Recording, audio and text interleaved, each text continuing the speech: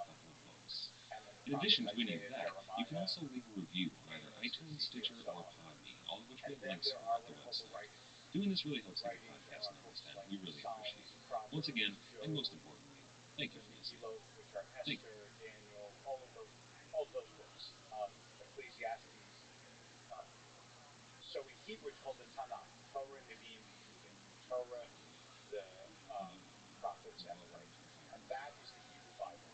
Sometimes that's also called the Torah, just to be confusing, but really the Torah generally refers to the Bible. Then there is the New Testament, which the Jews don't recognize as a sacred book. They recognize it as the book of another religion. And I sometimes say to Christians, in order for them to really grasp this,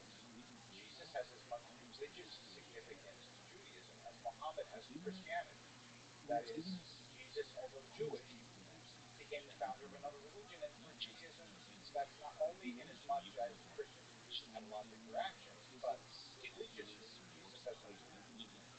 Said many beautiful things, said some things I don't like. like leave your father and mother and follow me. I don't like that as a religious model.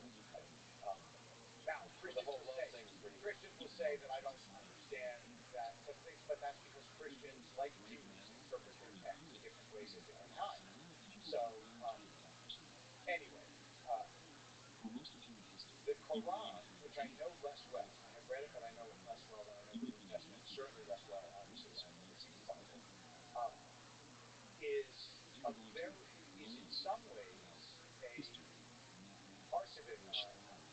I don't say this word. I say this word because I can't find a better descriptive word, but Muslims will not accept this. Is a takeoff on the Torah in some way. That is, it's the same stories as the Torah, but they're different. Now, Jews will say, and I think the Jews will say this, that that's because Muhammad heard those stories from Jews, and also heard Midrashim, which are rabbinic interpretations of those stories, and he wrote those down. Muslims will say, no, the Jews got it wrong, and Muhammad came along to correct the record and tell the real story. But they're all telling the story on the same structure. The Hebrew Bible part, the Abrahamic part, they all tell the story of the same characters that tell them. Obviously, Christians accept the Hebrew Bible as sacred scripture. Um, the Muslims, no, many of us do not. What is common to all of them is that all of them are monotheistic faiths.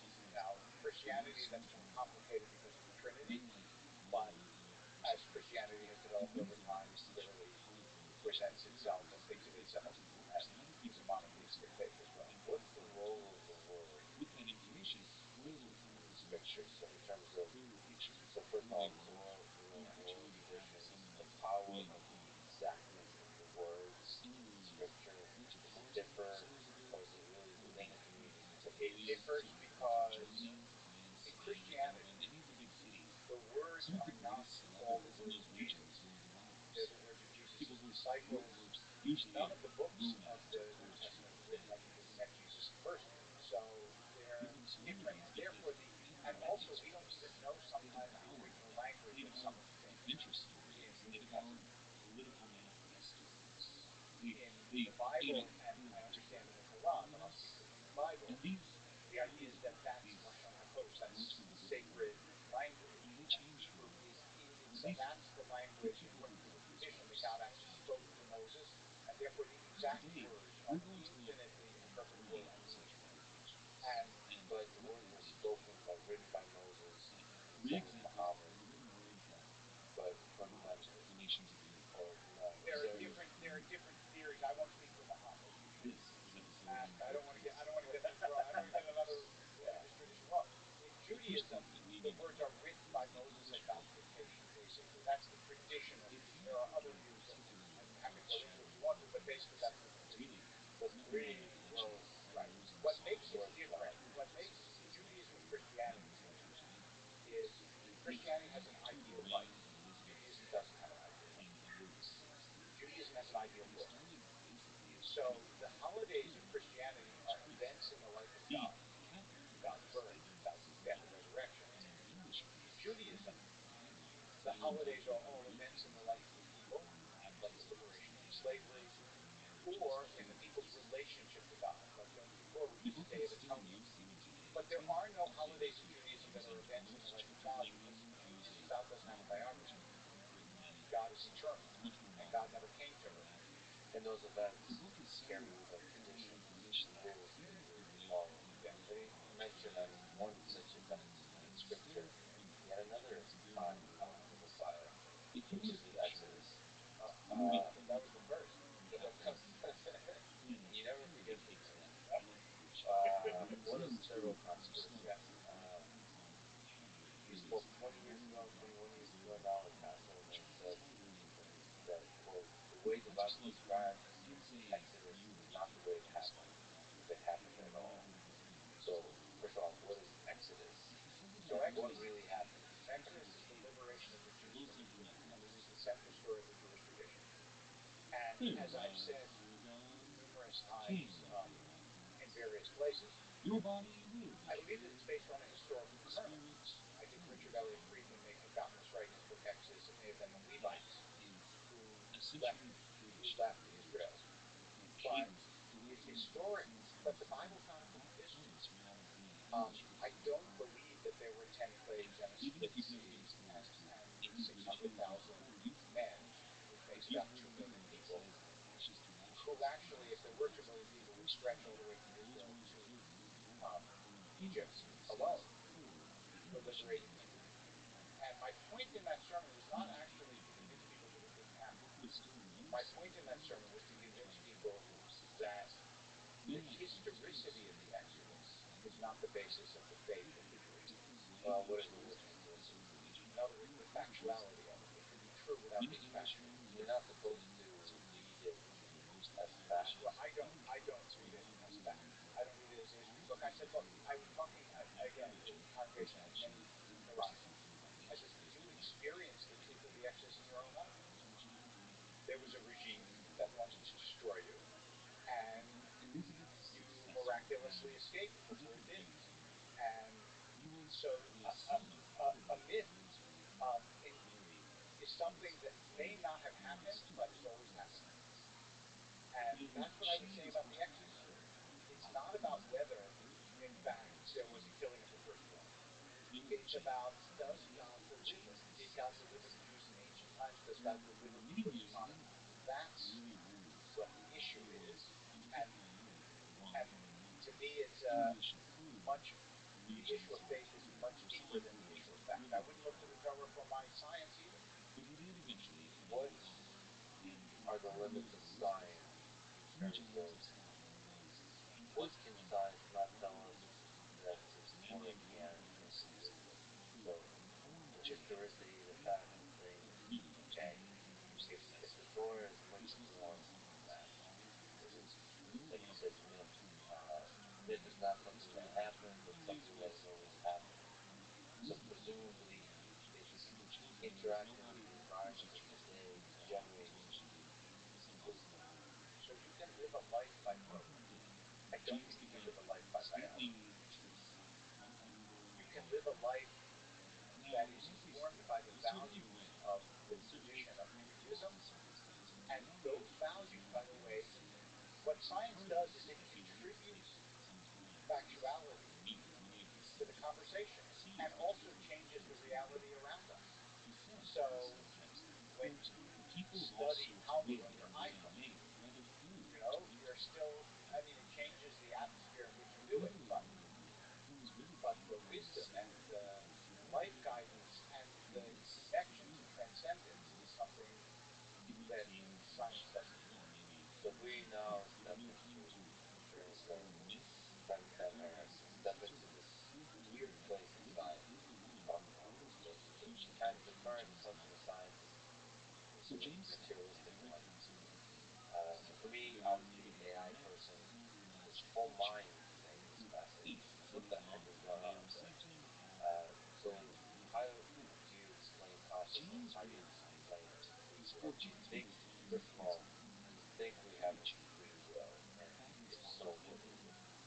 This is where we had the debate earlier that I mentioned with teachings where I think actually neither he nor the moderator understood what I was saying, which is, I'm sure, my inability to express it.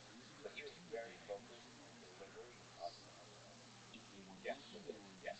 But what I was trying to say is, if we're entirely biological creatures, if we didn't choose our genetics and we didn't choose our environment, then there is no space for free choice. I don't understand where it comes in. And I kept asking them that question, but I didn't get an answer because I don't think there is an answer. I think if you're a thoroughgoing materialist, free will is impossible. There could be randomness, but randomness is not free will. It's randomness. I think you need a spiritual, non-material belief in order to get free will. And that's why I believe in free will.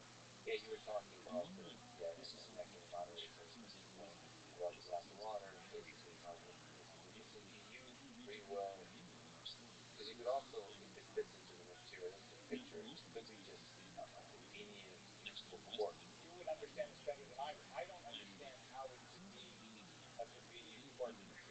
I don't understand how to explain it. Well, there's to study perception, we all used to have an illusion. Like our mind plays tricks on us to make our life easier, to fiction it so we can survive better, and all those kinds of things. And so the feeling of joy is Oh, the illusion. it Yeah, can be an that I illusion. understand. Right, but actual free choice, free will. I don't see where you get it if you're a materialist. I think you have to have a spiritual component. And by the way, this I think this is also Sam would agree with this. I think you wrote about not having not having free will. Um, and I think if you don't have a God and you don't have a soul, that free will is a logical possibility.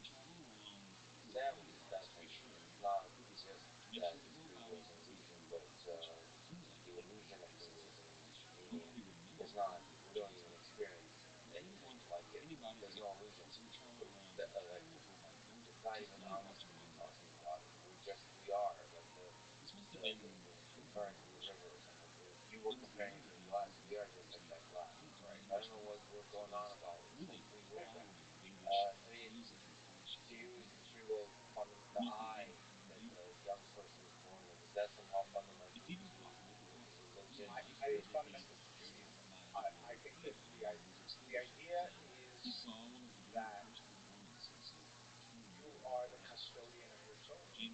And even though I grant that there's a certain over emphasis in modern society on the individuality of the soul, that is, we are more interconnected than I think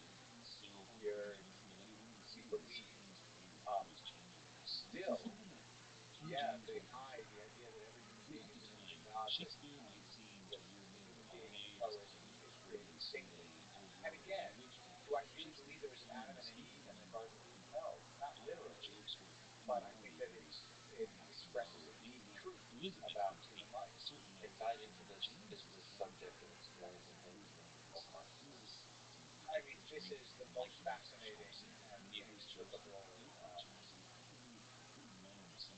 discussion. And again, this is a discussion I've had, privileged to have with Daniel Dennett, who could not make any, you can imagine, any headway on my but it was delightful and brilliant to talk to. Um, I, for me, consciousness is a real thing. I don't know if it is. I mean, I kind of like the panpsychic, view that there's an element of consciousness in everything. That's just constitutive of reality. Um, but I don't. I'm not wedded to it. But I think that it exists in different degrees in all sentient creatures. I think that anybody who has a pet knows that they have some kind of consciousness. Except the cat. Since I don't have cats or dogs, I'm not going to. Another reason you And would I'm be outraged. and I'm going to be well. I'm going to be allergic to both, but I'm very fond of dogs. The thing that so perplexes me about this and is the denial of the reality of consciousness from people who are fully aware that they're conscious. I don't know how you divest yourself of the most present quality of being a person in your discussions about what it is to be a person. We just don't really have a good sense of what's everything. Right. We kind of divest yourself in that way. Or maybe everything is like this. Maybe we're over dramatizing this whole thing. Like every it seems like every living thing, perhaps especially if you're spiritual, thinks that it's the center of the universe. Right. And so here we are telling ourselves these dramatic big stories about us being special and so on. And maybe it's kind of worthless for us to know both about the uncertainty and about our place in this whole thing. Any statement you make about something like consciousness has, I think, a sort of equal level of humility. You're saying that you know we don't have it is as naive as flex, but the person saying we don't have it is as intellectually arrogant as my saying we do. So I think for me, humility comes in admitting that we really have just the tiniest part of the puzzle. And as you get older, at least my experience has been not that you get more answers, but that you just see a bigger puzzle. So to me, there's less to the question for fascinating, but there's also the engineering practical question. Perhaps I'll ask you a religious one too on this point. So we turn back to real life. So, how to engineer consciousness? Or I'll just even ask you a very simple question, which is when you have robots that exhibit capacity for suffering, I find myself thinking that when I see that, I feel something. Exhibit the capacity to suffer, or they exhibit behaviors that evoke in you a sense that they are suffering. We're on the same page. From my observation perspective, it sure as heck seems. You think they're feeling pain? I don't know. I'm observing them. Okay. It's like when I watch a movie and there's people on screen, like some of them are dressed like Batman. Uh, But you can make the distinction. Like if I have a doll and I bend the doll over and it makes a sad face, I know that that doll is not actually in pain, even though I am observing pain.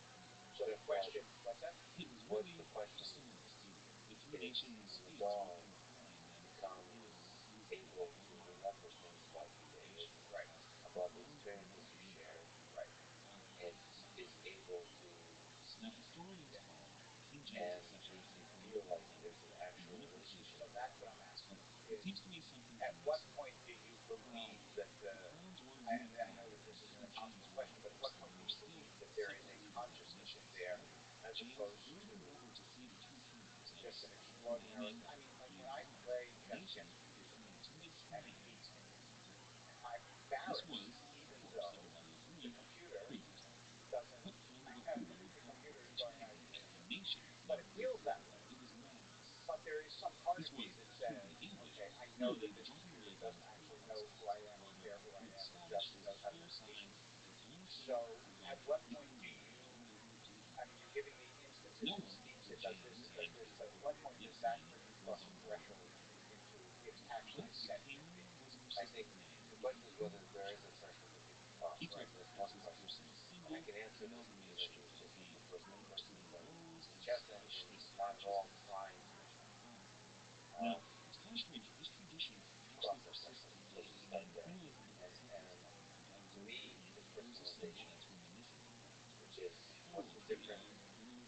Like a friend to me means you've shared all these memories, and the way they look at you, what they say, the things they say, is the way that they've shared those memories with you.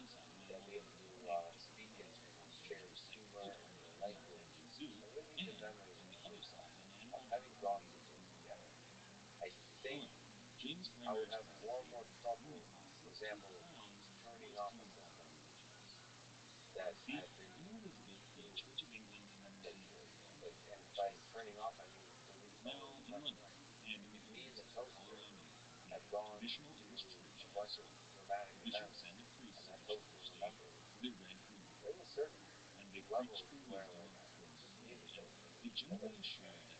And to talk about sentience, I don't know, but I don't know.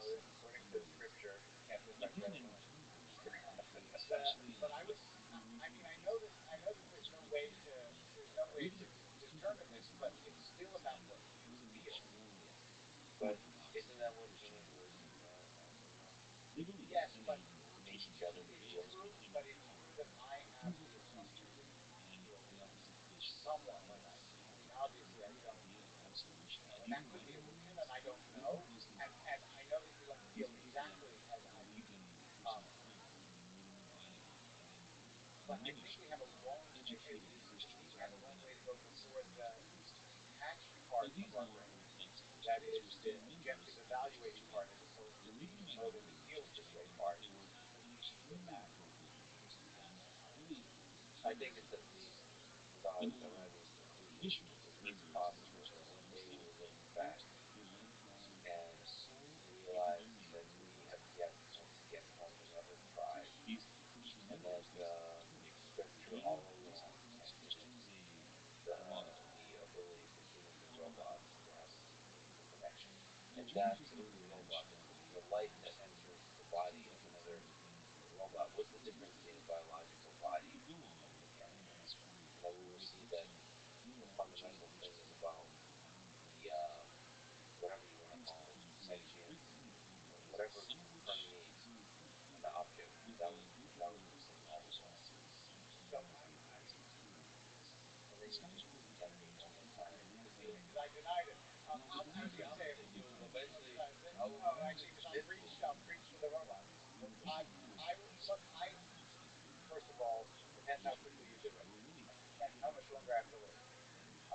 I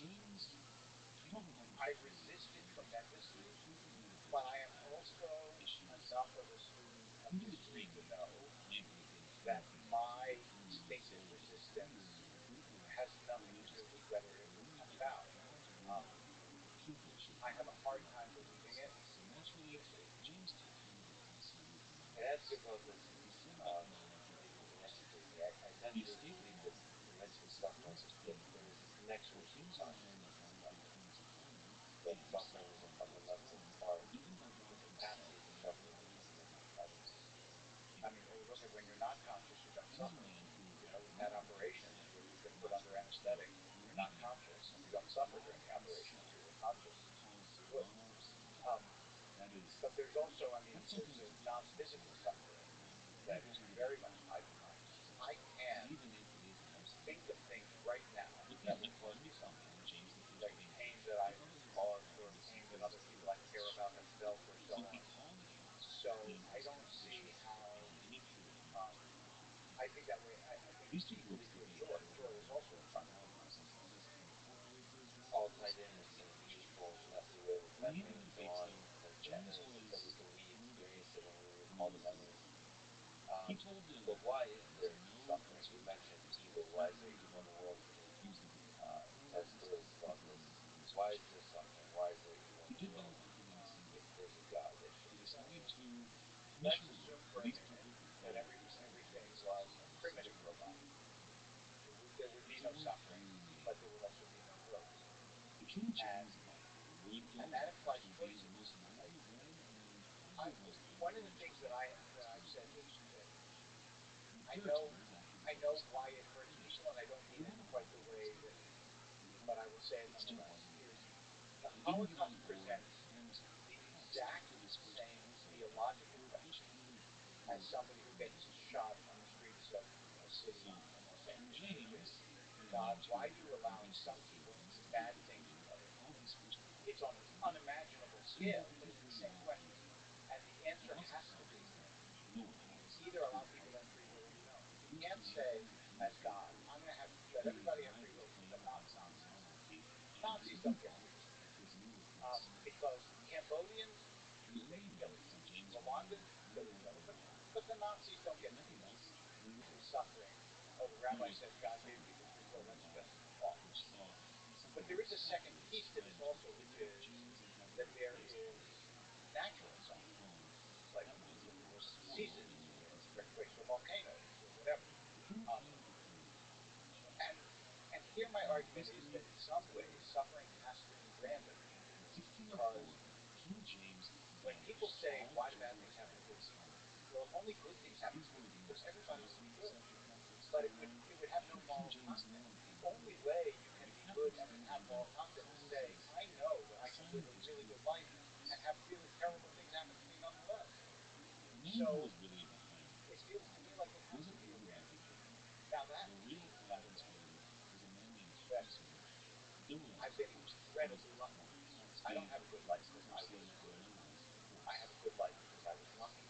And that implies not that I should feel guilty about it, but that I have a tremendous responsibility as a result to other people who aren't so lucky. Tremendous responsibilities to study the lessons of history, to tell the stories of those who were less Yep. lucky, and to draw enough wisdom from them so that we have less suffering.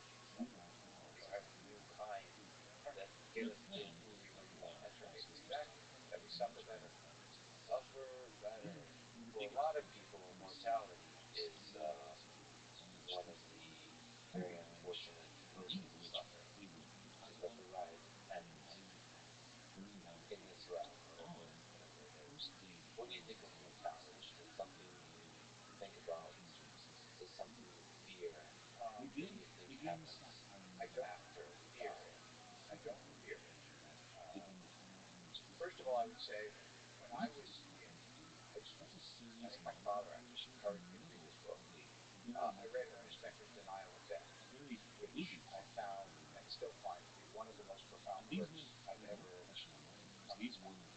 And he convinced me that a lot of what our society is about are ways that we avoid encountering our own mortality.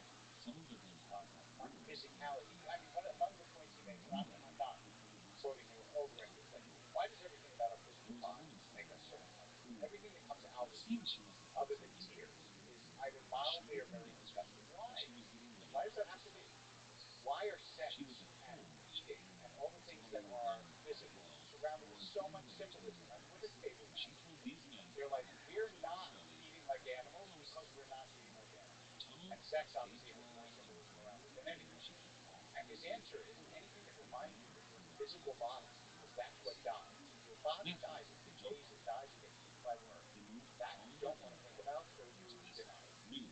Um, I think that part of religion is confrontation with your own mortality, but also a certain transcendence of it, because the idea is something about you is eternal. What exactly, I don't know. Um, and you asked, what do I think happens after we die? So I don't know any better than anyone else does, but I'll say two things about it. Um, one is that every image of what it's like is foolish. Like Mark Twain has, I think in Letters from Earth, he says, we're going to lie on grease shields, and this is a horrible idea, but we just want to do 5 minutes while we're alive. But you think you'll be happy for the rest of eternity doing it after you're gone. So I don't know. This world doesn't survive, so why should the next world? I have no idea. But I really like this parable that's told by a guy in a book on death and mourning, by a rabbi in a book on death and mourning, about twins in a pool. He says that one of them believes that there's a life outside and the other one doesn't. So the one who doesn't says, look, this is the only world we've ever seen, the only world we've ever known. Why isn't there something out there? He says, now imagine the one who believes is born. Back in the womb, his brother is mourning a death. But outside, everybody's celebrating a birth instead of having to say die. I love that image. Yeah, the grass is always greener. When you start the eternity thing is an interesting one, and yet another concept that I feel humans are fully equipped to Yeah, comprehend. Is eternity fundamental somehow to all of this discussion? I think it is. Well, partly because God is supposed to be eternal, and therefore it moves the mind in that direction, even though it is completely unfathomable. You know, Because sometimes I would say eternity, you said, we feel it. Sometimes in moments, the truly joyful moments, it feels like an eternity, intensely so. Maybe eternity is more about stopping time versus extending time indefinitely. And it's something that we fully can't comprehend how to conclude. all I would say is the the older you get, the more you're struck by the fact that time does not freeze. You know, people will sometimes say to me, "You haven't aged a day," and then I'll look at an old picture of myself, and I'll say, "That was very kind of you, but that's not true." You know. So yeah, I mean, I love the idea of seeing eternity in a grain of sand, is how Blake put it. I love that notion.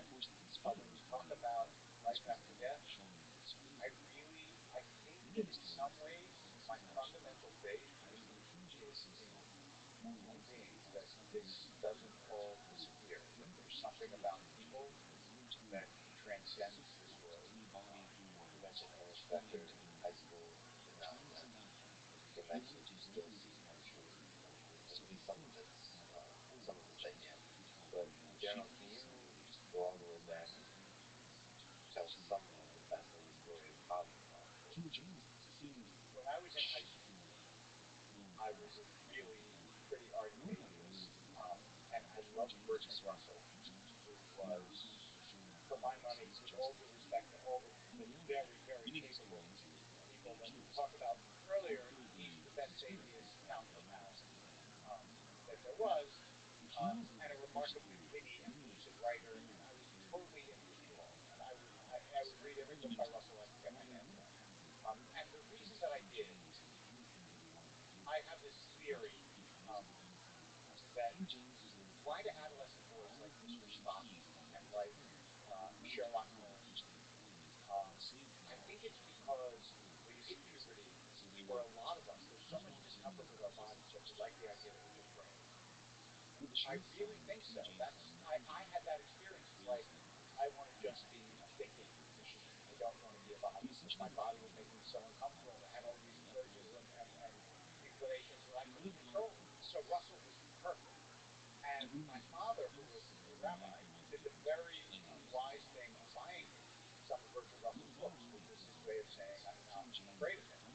Um, and actually, there was another rabbi. I was at summer camp, and I was sitting on the porch of I remember exactly, and I was reading Bertrand Russell, and this guy came up to me and he said, "What are you reading?" I was maybe 16 or 17. I said, "Bertrand Russell," and it was Spoiling for a Fight. And he said, "I'm glad you're reading it." I said, "Why?" He goes, "How old are you, David?" And I said, "Whatever I was, 16 or 17." He said, "Well, I'd rather you grow out of them than grow into them." And you know what? He was actually right because when I started to read about Russell's life, I realized that all of that rationality didn't shield him. He had an incredibly messy life, multiple marriages, endless infidelity, family members he didn't speak to didn't speak to him. His he was raised by his grandparents, but his parents had died. Really not a happy or remarkable life, but not a happy life. And so I started to believe that maybe it was possible that people who had faith were not just stupid and needed crutches, but saw something deeper than Russell did. And the more people that I met that were like that, um, it's funny because I always thought, okay, my father is a rabbi, that's great, but nobody else. And I think what happened to me was not a logical decision to come to faith. It was a sort of opening of my heart that this world is way much more than my mind can capture. And I kind of felt my way to God. And in the moments, my faith, there was a rabbi named RabbiRothschild. He said he was an instant. His faith waxed and waned. So sometimes I had more, sometimes less. But in my feelinger moments, when I had more. So, with your heart open, Yeah. what would you say the feeling nger moments is the most beautiful part about in your faith? I think the most beautiful part about Judaism is that even though it is filled with humor and wit, it takes life and it takes the soul seriously. It really believes that this matters and that we matter and what we do matters. And I think that that's incredibly important, and especially in a world in which young people feel so much like they don't matter. That's an unbelievably powerful message. I mean, it's don't. I want to say like almost to every young woman under 30 on TikTok, you don't matter because you're rich. That's not why you matter, and I hope you know that. You matter because you have a soul. And to every young man who's like nihilistic and doesn't think and just thinks that if they make enough money, their life will be fine, I want to say the same thing. It's really, that's not ultimately, you matter because you're in the image of God. And Judaism really deeply, deeply believes and preaches that. And I think that that's a message that has so much to say to the world. It's like you have to take people so seriously, and for all of the difficulty in figuring out all these social questions and what they need. I just don't want to dismiss people because I disagree with them politically, socially, culturally, because I think they matter. So ultimately, Judaism is a wealth of meaning Yeah, for I really believe that it does. I really do. And its meaning, and I want to emphasize this, is not political. The deepest meaning of Judaism is not political. Well, there is spiritual value behind it. Exactly, but that's why I want to emphasize it. The deepest meaning is on a soul level. It's not on a voting level. So that combined in the human ability was a justification to the criteria. He was. He actually was. He discovered that in his 30s, that his mother was Jewish. Yep. He has a beautiful essay about it, discovering in his 30s that his mother was Jewish. Yep. So so remarkably enough, he actually was Jewish. His autobiography, which is great, I just want to say, like, what you discover there, I don't know if I'm giving too much away by telling the story, spoiler alert, what you discover there is that his mother ran away with a minister or a priest and they died in what seemed like a suicide pact. And so I read it, unfortunately, after he passed away, but I would have wanted to ask him, do you think that has anything to do maybe with the hostility? Yeah, my father, I mean, both my parents, but my father was a rabbi, was such a wonderful, warm, and loving man. So I associate a religious figure, with goodness. I'm sorry to return to darker topics, but I really wanted to ask you this. With the current events or recent events, I mentioned Dallas. What lessons do you draw from the Dallas conflict? Well, the week after that, we had active shooter training in my synagogue. So one of the things I drew was that security for synagogues is important. And the second is that the reality of anti-Semitism, which I had thought had waned when I first began my rabbinate, I thought it's not going to be such a big issue.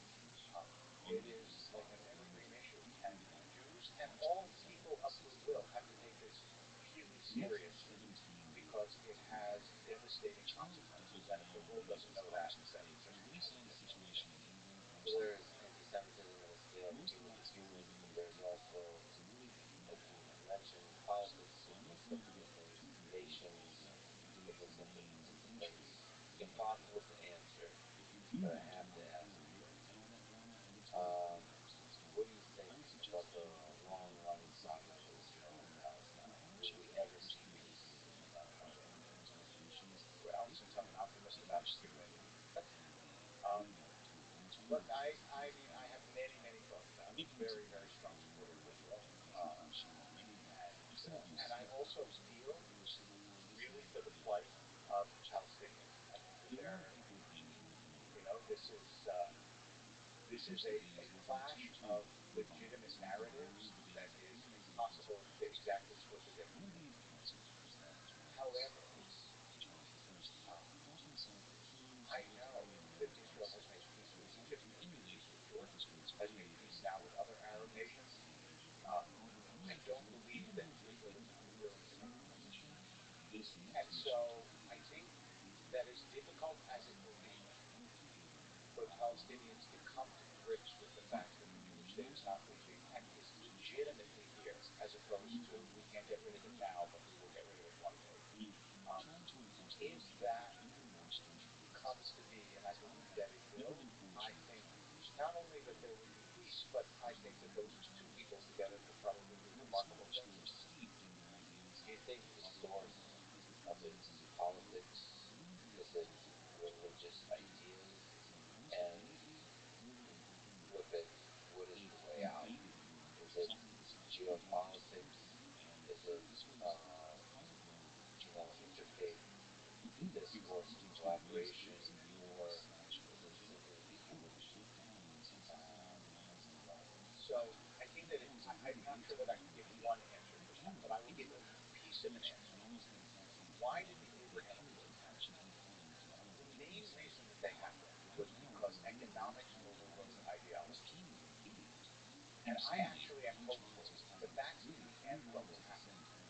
That people will say, you know what, we could have such a better life if we put aside ideological animosities and just created this different kind of Middle East together.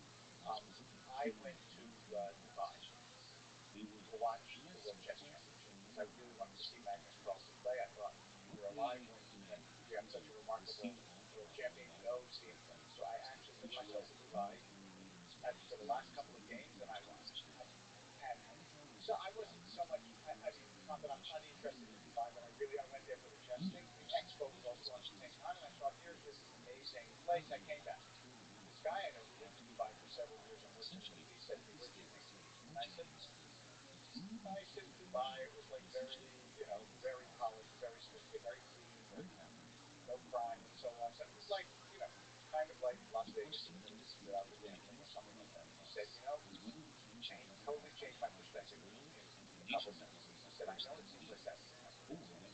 He said, "Fly there for 10 days. it is a miracle. And I thought, oh my God, you're right. It's like what human beings can do if they just put aside their ideological shackles is remarkable. And I'm hopeful that one day that'll happen. Economics allows for a higher quality of life. It is no longer just a playground. As you said earlier, there's more resources to play with, and unfortunately, I'm feeling more willing to play with. Yeah. And maybe that is the solution. And maybe from a technology perspective, innovation, engineering helps us make everybody's life better. And when with that, when people's lives become better, they start to be have more time to be empathetic with And they people have around more them. to lose. When you have more to lose, it actually makes you, I think, countries are less willing to go to war when they have more to lose, and families want peace when they have when it's good at home. So I think there's an element of that as well. And some of it, again, taking us back to the other aspect of our conversation, is how we're conducting ourselves in conversations online. Because I think actually, I'm a big fan of the idea of social media that is a way for us to connect together. I think there's a lot of really strong ideas how to use that well. And clearly, the initial attempts at kind of um, opening it up wide to some of the lesser aspects of human nature to take over when combined with different forces like advertising and virality and all those kinds of things. But overall, I love the honesty of the topic. Yeah, I part of me, maybe because I don't participate in it, like if somebody is being mean to me or being aggressive with these kinds of things, I enjoy it because it's human nature. But I enjoy it because I don't respond. I think if I responded, I would get pulled into the situation and become but I love the like I'll talk to people. In fact, I still do this clubhouse almost thing. I say, oh right, that's right. I think that's how we first met. Well, yeah. Well, I was such a fanboy. When I first heard you, I was like, I can't believe I get but the Israel Palestine topic was something that is a very deep-seated way to discuss on how race relations is something that needs to be discussed. And I now go to Clubhouse with passive Russian, and there in Russian, the key to discussion is on basic behavior problems, as meaningless or meaningful as laundry just people just screaming and calming down and going through the process. That's to me key because that emotion is there, and if it allows someone to have a voice, I think ultimately it's healing. So that felt really healthy to learn how to do that on scale. Social media, I wish that it were not as algorithmically biased towards conflict. I don't think that that's healthy, but I think it brings a lot of blessings into people's lives if they use it wisely. It's like anything else; it can be awful, but it can. I've connected to all sorts of people that I never would have known, and that's been wonderful. Let me ask you the big question of advice. Okay. What advice would you give to young people today that are in maybe high school, college, thinking about career, thinking about life, out of? So the first thing that I would say is that life is longer than you think it is. Even though I understand the impulse to be in a rush, uh, you will have many unfortunately, more even than people of my generation do. Unfolding. That's such a funny word. It's Beautiful just, word. but it feels that way. It's like different aspects of your life will come, will show you different possibilities that you don't imagine at the moment. Um, and I think the second thing that I would say is, I know that this is very old fashioned, but I would say don't, if, to the extent that you can't read, don't just, and not just on social media, read books. Learn things that will give you a broader context for your life than just today or yesterday or the day before. And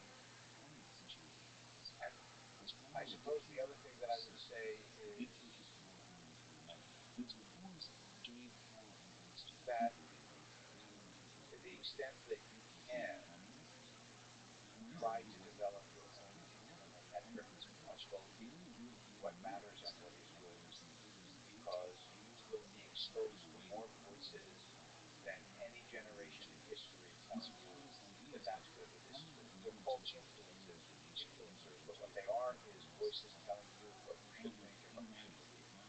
And so having some internal space where where you'll be able to say, for example, I know this person is doing that, it looks great, but that's not me.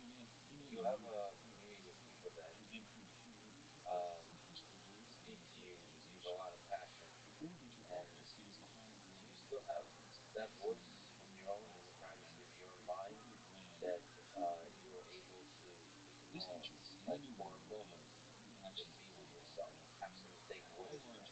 Absolutely. And I think it's partly because I grew up without that. I grew up with a lot of space in my life, and so I had the chance to develop that voice. That's why it's harder for kids today than it was for me.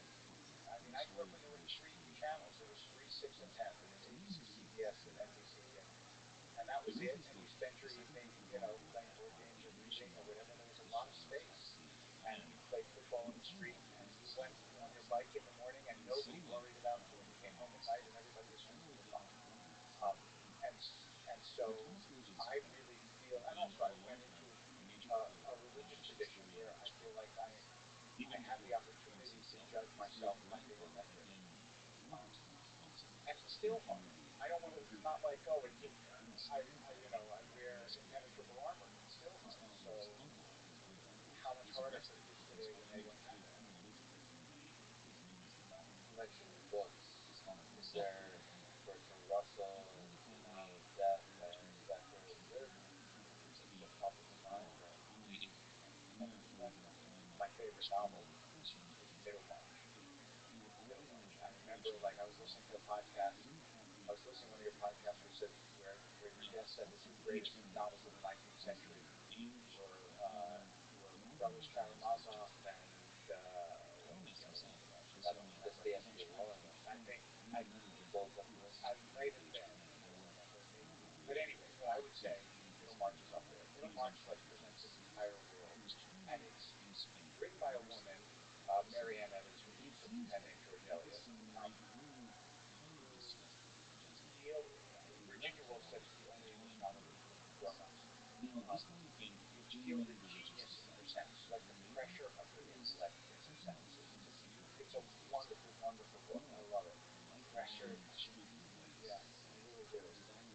Um, I love Saul Bellow, especially Herzog, but it's a very different kind of thinker person's novel. I read a lot of mystery, a lot of other kinds of fiction and literature, but in terms in terms of the books that most you mentioned one of them, which is Viktor Frankl, Man's Search for Meaning, um, and I also really really love Heschel's The Sabbath. I think it's a beautiful book. It's a very short book, just as Frankel's book is. What do you take from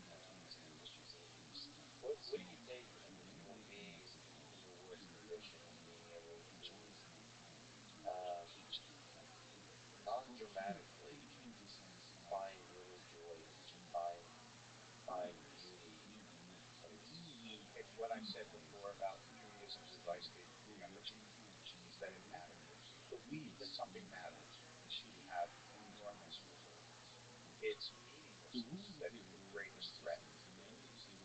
When people are like deeply depressed, whether it is chemical depression or what they feel like is personal meaning, and meaning, and now obviously chemical depression falls apart where chemical needs, but meaning is the great antidote. Um, we can talk about what kind of meaning matters. There are kinds of meaning that are awful, but meaning is the great antidote to the sense that life is just nihilistic and purposeless and that destructiveness. I think it is phenomenal. Yeah, so maybe the heroic action in Nazi Germany in the Holocaust in the camps is the even not the action, but just the realization that every life matters. So here's this really wonderful story that Hugo Grint, who was a rabbi in England, died, I don't know, like 15, 20 as a child, he was with his father, and it was Hanukkah, and you're supposed to light the candles. And his father took the margarine ration because it was the oil to light the Hanukkah candles. And Hugo said, "This is scandalous." He said, "That's unfood." And his father said, "What we have learned, my son, is you can live for 3 weeks without food. You can live for 3 days without water, but you can't live for 3 minutes without cooking." Well, oh, Let me ask you, since meeting, what's the meaning of this book? What's the meaning of life? You're the perfect person to ask this question. I Rabbi, I believe the meaning of life is for human beings to grow in soul. That's why we're here. You can do that in infinite numbers of ways, but you're supposed to return your soul like more burnished and beautiful. Then you got it. I mean, it's going to have some nicks and cuts, um, but that's what it means to deepen and grow in. And you do that more than anything else. You do that by learning how to love. I mean, that's the principal way I think we should do it. you know, it's interesting because for a human in a relationship, to be a man of faith with God, it feels like love is so richly part of human society that it's not just love of God, it's No, the love of each other. right. Yep. There's no question about this. The idea, I mean, in Judaism, that was actually the great innovation of the monotheistic idea. In pagan societies, it was all about how you treated the gods. Monotheism said, no, God cares how you treat each other. So it's, in fact, the mystics use the same kind of um, word in Hebrew, debekut, which means clinging, that is used about Adam and Eve. About it says, therefore, a man will leave his father and mother and davaki with his wife, and davaki means cling. So there is an analogy there, absolutely. Yeah, I kind of think of human civilizations that Muslim, Hindu, and they're all huddled together in a cult. Yeah, This is fundamentally human. This is just darkness all around us of uncertainty and fears that we're it seems like everything is so fragile, and we're just kind of all huddling together for one. That's all we got is each other. So we started with the big question of what is God, and what is meaning. Rabbi Wolfie, I've been a huge, as I've told you, huge fan of yours for a long time. It's such an honor I'm to talk really to you today. so happy to be here, and thank you so much for the conversation. Thanks for listening to the Conversation of Being Flipped. Support the podcast. Please check out our sponsors in the description. Now, let me leave you with some words from J.C. Tunner. The only whole heart is a broken one. It is a lamp for lighting. Thank you for listening. Hope to see you next time.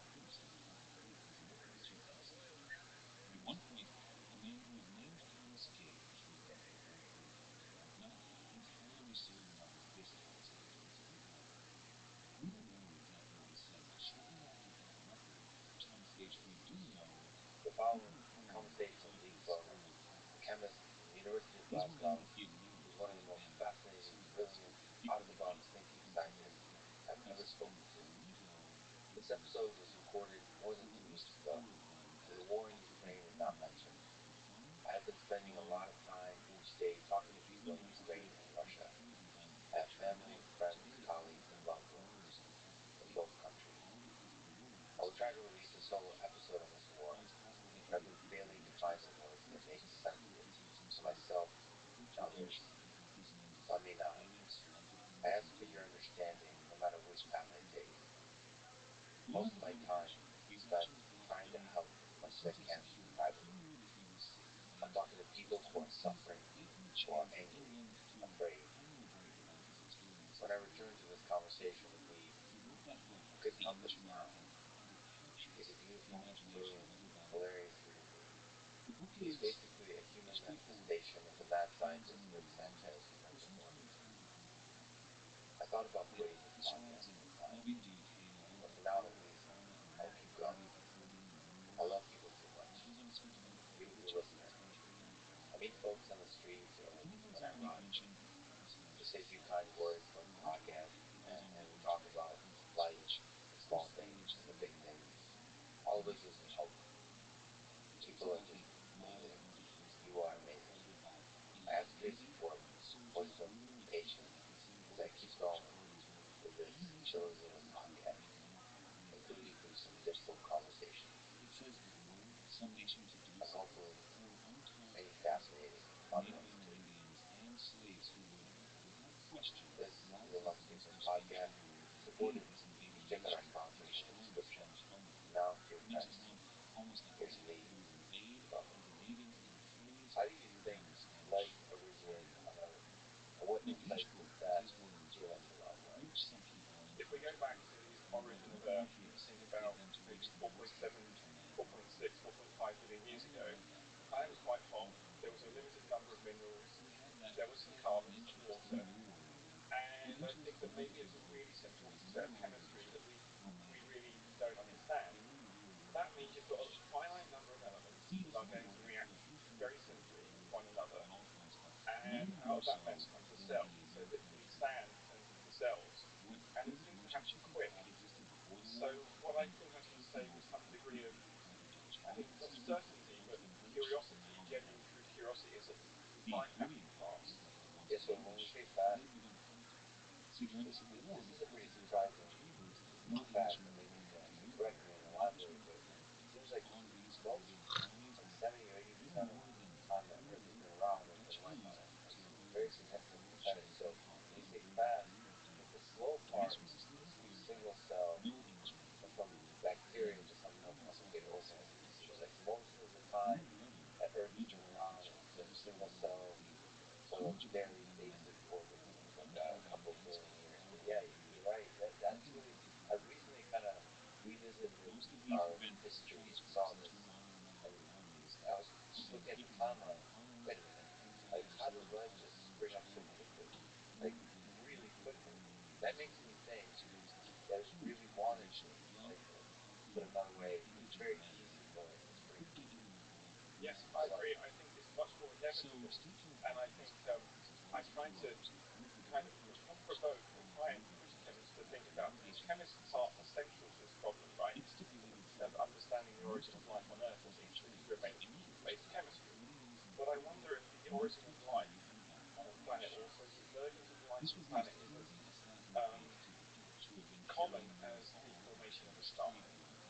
And if you start framing it in that way, it narrows it to look at the universe slightly differently. Because, and we can get into this, I think, in quite some detail, but I think to come back to your question, I have little idea of how life got started, but I know it was simple. And I know that the process of selection had to occur before the biology was established. So the selection built the framework from which life kind of grew in complexity and capability and functionality and autonomy. And I think these are all really important words that we can unpack over the next while. Can you say one of the words again? So you said selection, so natural selection, the original A/B testing. And so then complexity, and then put the degree of autonomy and sophistication. Because I think that people misunderstand what life is. Um, some people say that life is a cell. Some people would say that life is a virus, or life is an on-off switch. I don't think it's that. Life in the universe is developing a memory, and the laws of physics have a way. Well, there are no laws of physics. Physics is just memory-free stuff. There's only a finite number of ways you can arrange fundamental particles to do things. Life in the universe is developing a memory. So it's like sewing a piece of art slowly, and then you can look back at it. So there's a stickiness to life. It's like the universe doing stuff. Yeah. And then when you say memory, it's like there's a stickiness to a bunch of the stuff that's building together, Yeah. so that you can, in a stable way, like trace back the complexity, and that tells a coherent story. Yeah. And I think, yeah. Okay, that's, by the way, very poetic. Thank you so much. Life is the universe developing a memory. Okay, and then there's autonomy, you said, and complexity we talked about. What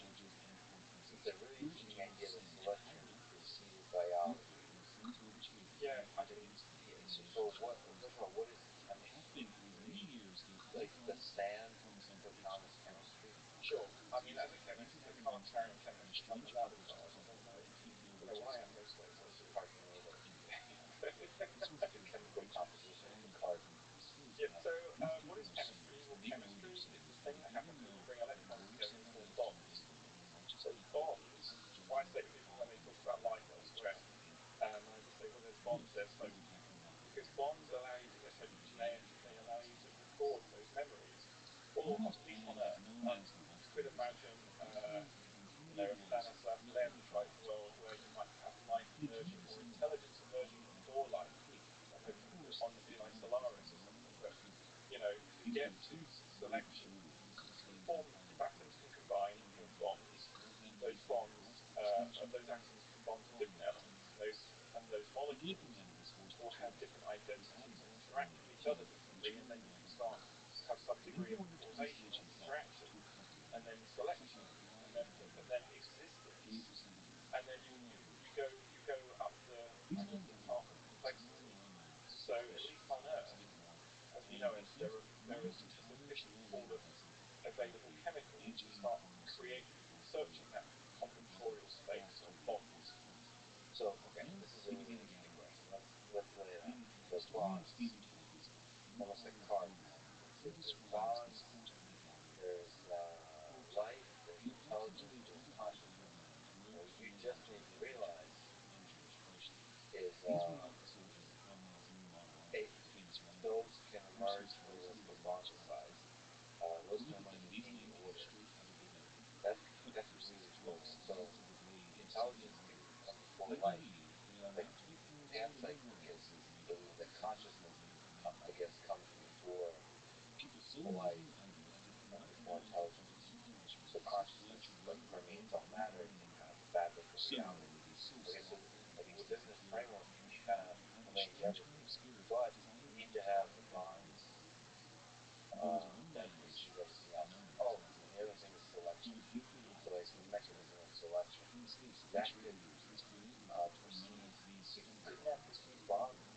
Whatever the how selection. So I would say that there is an elegant order to it. That bonds allow selection, allows the emergence of life, allows the emergence of multicellularity, and then more information processing, building state machines on the way up. However, you could imagine a situation if you had, I don't know, a neutron star or a sun or a ferromagnetic loop interacting with one another, and these oscillators building state machines, and these state machines reading something out in the environment. Over time, these state machines will be able to literally record what happened in the past and sense what's going on in the present and imagine the future. However, I don't think it's ever going to be within a human comprehension that type of light. I wouldn't count it out because whenever I know in science, whenever I say something's impossible, I don't wake up the next day and say that's wrong. I mean, there are some limits, of course. I don't see myself traveling faster than light anytime soon. But Eric Einstein said that it's possible, so he will say you're wrong. sure, but I'm an experimentalist as well. So I have two superpowers, and my stupidity, and I don't mean that as if I'm like absolutely completely witless, but I mean my ability to kind of just start again and ask a question, and then do it with experiment. I always wanted to be a theoretician growing up, but I just didn't have the intellectual capability. But I was able to think of experiments in my head. I could then do it in my lab, or when I was a child outside, and then those experiments in my head and then outside reinforce one another. So I think that's a very good way of grounding the science, right? Well, that's a nice way to think about theoreticians. Is they're just people who run experiments in their head. Yeah. That's exactly what Einstein did, right? But you're also capable of doing that in the head, in your head, inside your head, and in the real world. And the connection between the two is when you first discovered your superpower, stupidity. I like it. Yeah. Okay, what's the second superpower?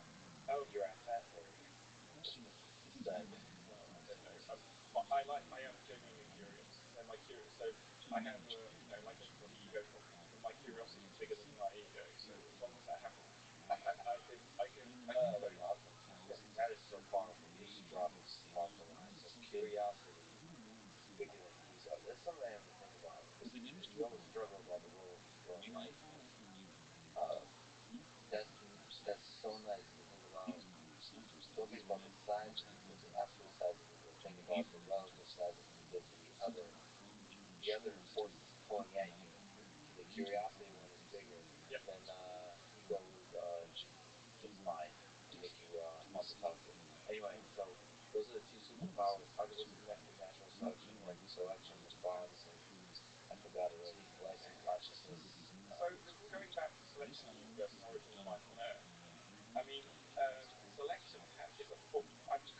selection as a force in the universe, not a fundamental force, but a directing, but it is a directing force because existence, although existence appears to be this evolved, the existence of what? Why does we can get to this later, I think, but it's amazing that discrete things exist, and you see this cup. It's not the it's complexity is cup and word, but it's pretty functional. This cup, um, the complexity of this cup isn't just in the object; it is literally the lineage of people making cups and recognizing that, seeing that in their head, making an abstraction of the cup, and then making different ones.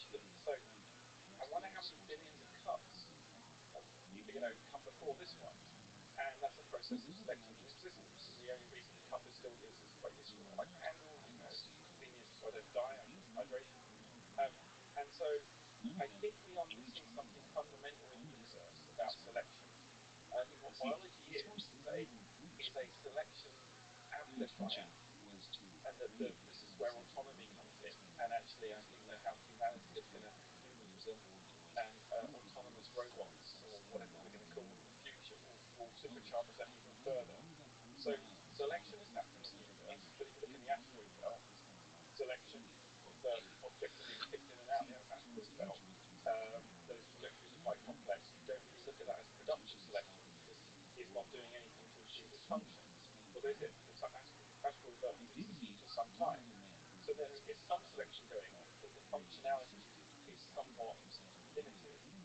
On Earth, at the formation of Earth, interaction of chemicals and molecules in the environment gave selection, and then things could happen. If you think about in chemistry, we have an infinite number of reactions happening, but they don't all the reactions that are allowed to happen don't happen. Why? Because of energy barriers.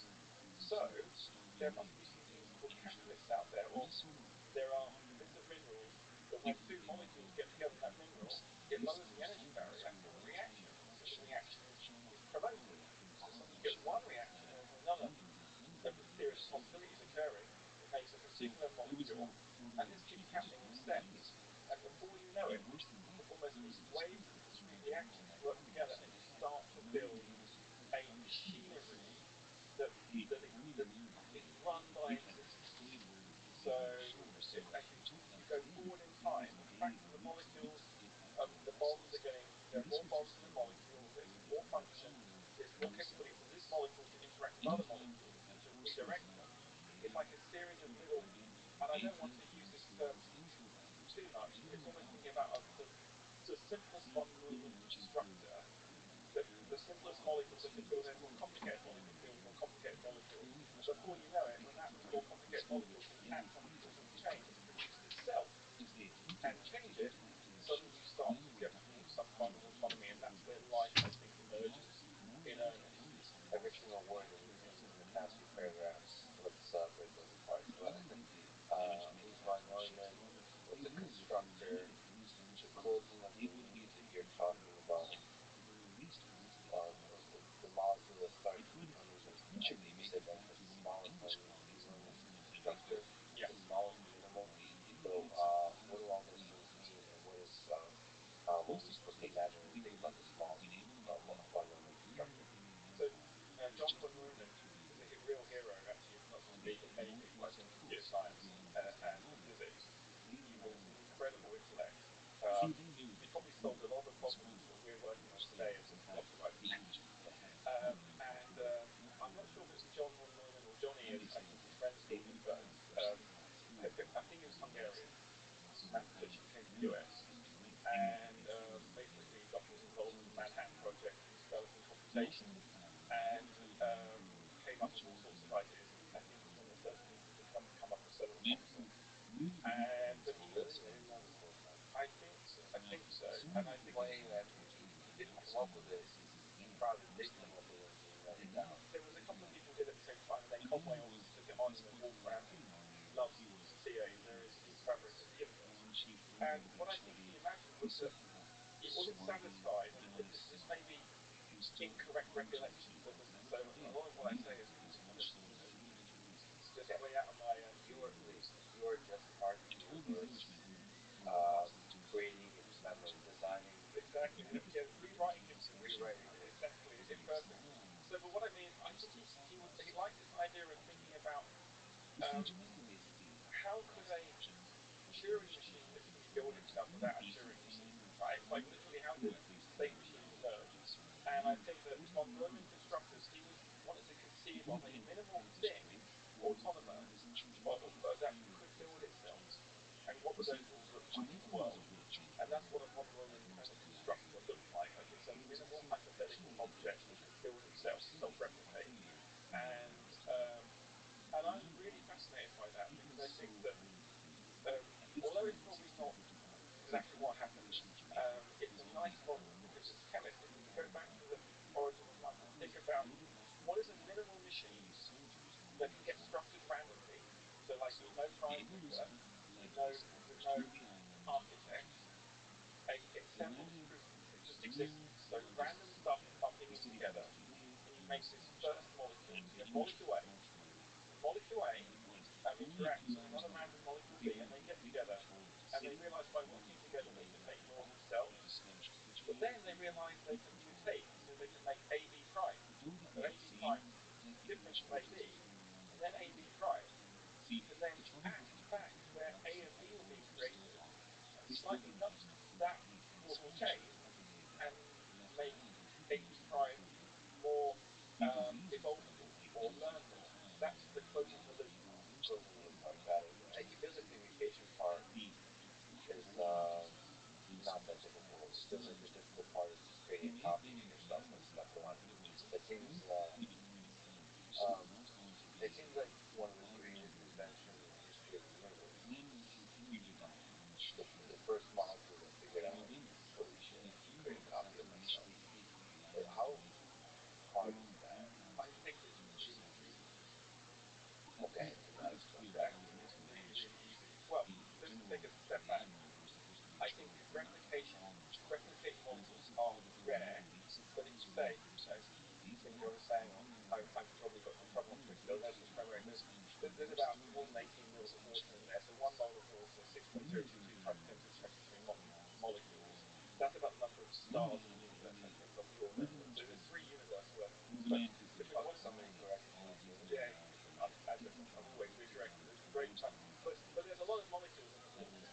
And so there's a lot of so although it's for you and me really hard to conceive of, if existence is not the default for a long period of time, because what happens is the molecules get degraded.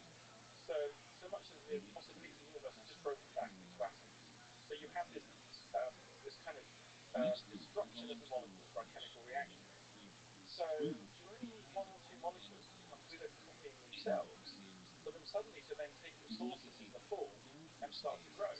And so then replication actually over time, when you have bonds, I think is much simpler and much easier.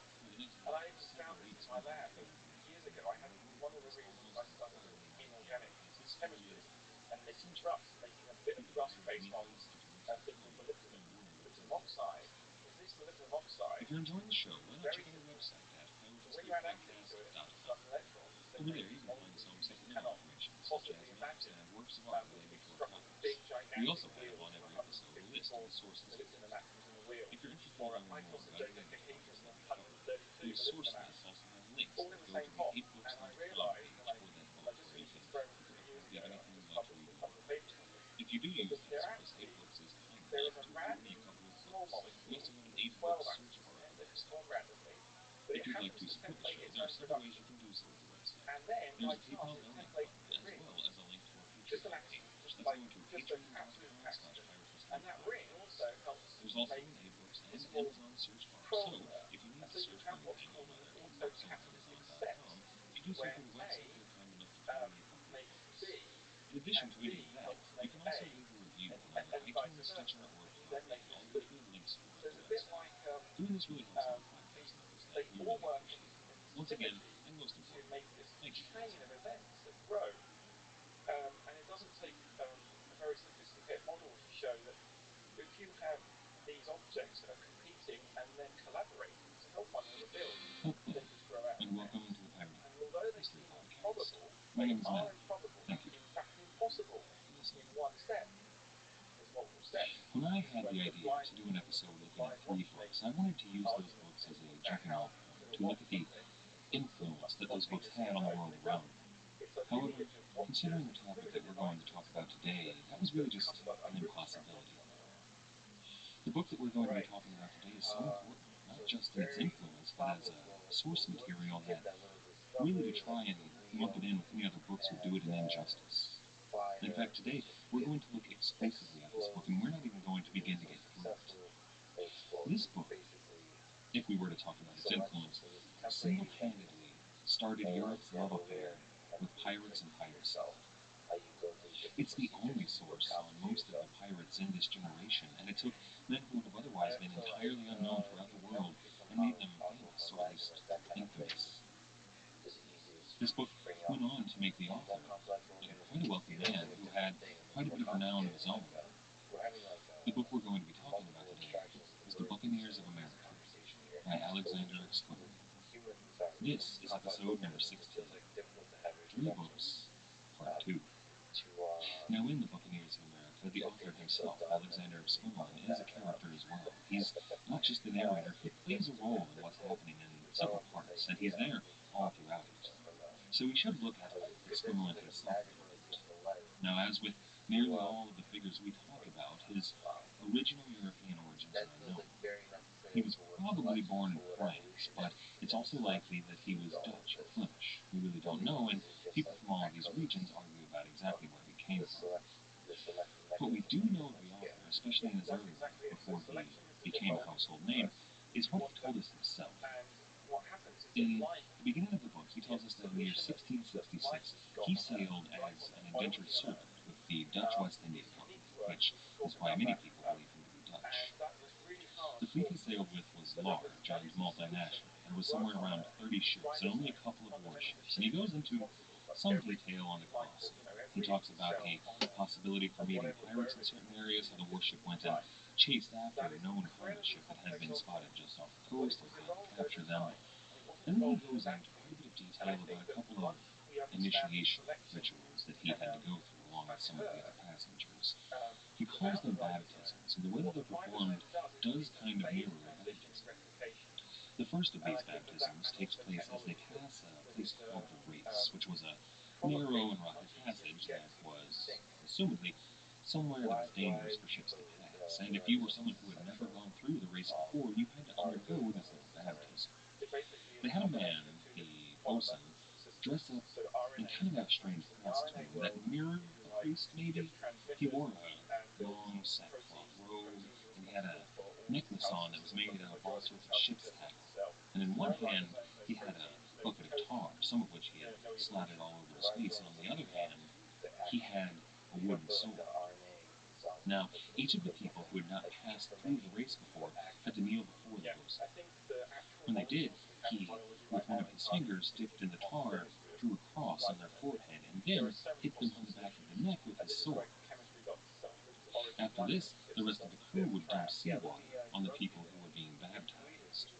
And then, with their sins washed away, they would get incredibly drunk. However, not on the ship's wine. The people who had never made this voyage before had to bring brandy and wine of their own that would be drunk up at this ceremony, and everybody had a grand old time on their wine.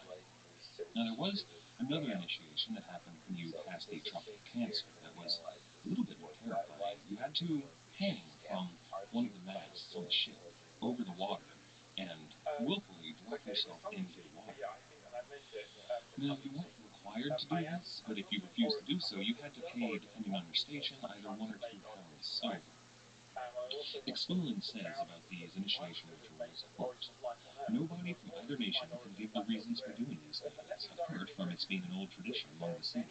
Some say that the matter was so ordained by the Emperor Charles V, but it is not to be found in his book of laws.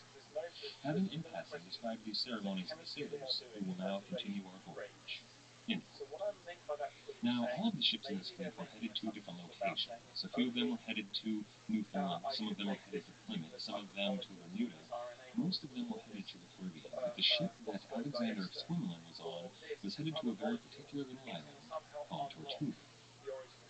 Now, the next 2 or 3 chapters of Exquemeling's book are dedicated almost entirely to describing the flora and fauna of a place like Tortuga and the coast of Hispaniola nearby.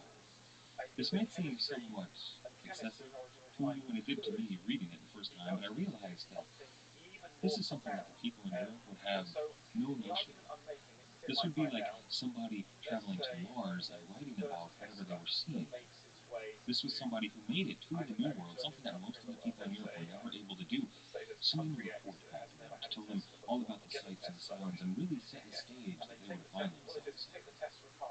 You and I, we've all seen video or pictures of the Caribbean if we haven't been there ourselves, but for the people in Europe, this was an entirely alien world, and Exquilin really wanted to set the stage as much as possible. Now, this couple of chapters also discusses the locals on the island of Tortuga, the men who lived there for some time, those people who hunted boar or chopped timber, those people who used the old native cooking custom as the bukan, those people that would be known as the buccaneers.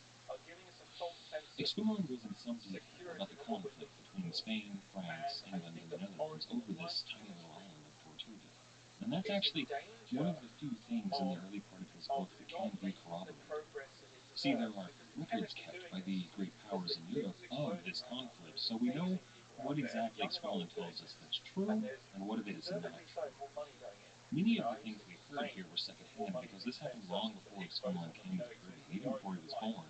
But he gets the gist of it right. Some of the names, some of the dates aren't exactly correct, but he gets essentially what happens there, at least on the road to the end. So that can give us an indication that Exquilin knows what he's talking about, even if he doesn't get all of the facts exactly correct.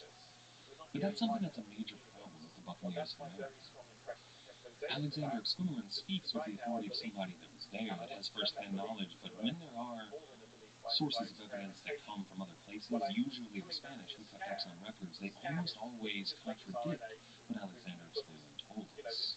So we have to take everything he said with a grain of salt. Unfortunately, for so much of what we're going to be talking about, there are no other sources about it. There are going to be pirates in this story that he's going to go into some detail talking about that don't appear anywhere else in any other narrative. There are no other records of these people, so they may be complete fabrications of his imagination. Now, they probably weren't. The things that we know he talked about turned out to be mostly true, but we have to assume that since we can't find any other proof, that they're not exactly historical facts. You see, part of the problem is that Alexander Exquilin was working off of eyewitness accounts, or at least the tales told by some pirate he met in a tavern. See, he didn't have access to court records or the governor's mansion in any of these places. He merely had to talk to people who were there, who hopefully knew what they were talking about. But we can't know any more than he did whether or not these people were telling accurate tales. To give a picture of these contradictions that we can't exactly know if they're true or not, I'll give an example.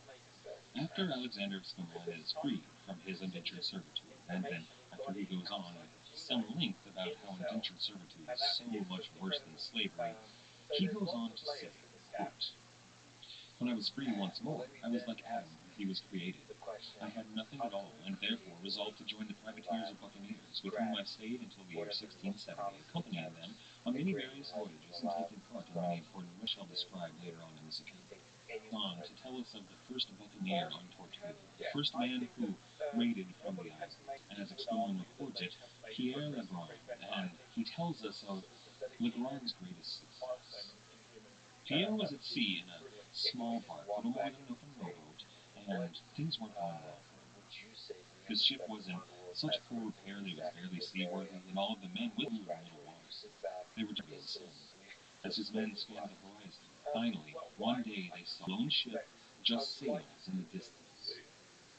Legrand sailed his small bark towards the ship. Clearly, it was a Spanish merchant vessel that had become separated from its convoy and didn't have any protection out on the high seas. So as night fell, Legrand ordered his men to board the vessel. He told them that the Spanish aboard were unprepared for an attack and unlikely to repel, although he did say that they had, at worst, a 50-50 chance. He had his men swear an oath of loyal endeavor, and then Legrand ordered the ship's carpenter to bore a hole in the ship's hull.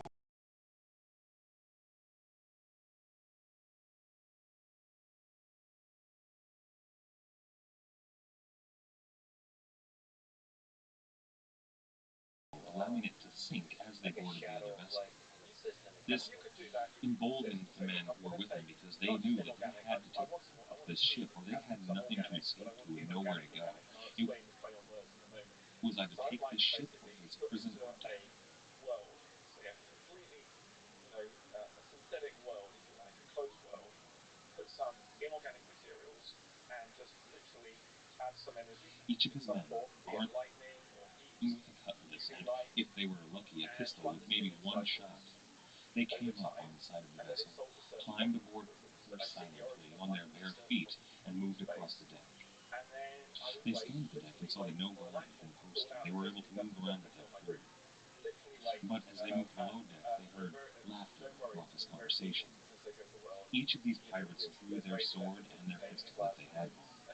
Then the pirates burst into the captain's cabin, where there were a number of men sitting around the table playing cards. The pirates moved so quickly that they didn't have a chance to react. Many of the men who were still holding their cards or their mugs of ale, suddenly they had a cutlass to their throat, and the captain had a pistol clapped against his chest. Legrand ordered the captain to surrender his ship. The captain must have thought quickly, thinking if there was any hope of repelling these pirates when he heard a sudden report coming from the arms chamber. The smile on Legrand's face told him that the men in the arms chamber had been taken. The ship belonged to the pirates, and the captain had no choice but to surrender. The crew of the small vessel was led on board and clapped in irons. As they looked around, they saw surrounding the ship nothing but empty ocean. There was no way that these pirates could have boarded their vessel, unless, as the captain assumed, they were demons sent from the sky.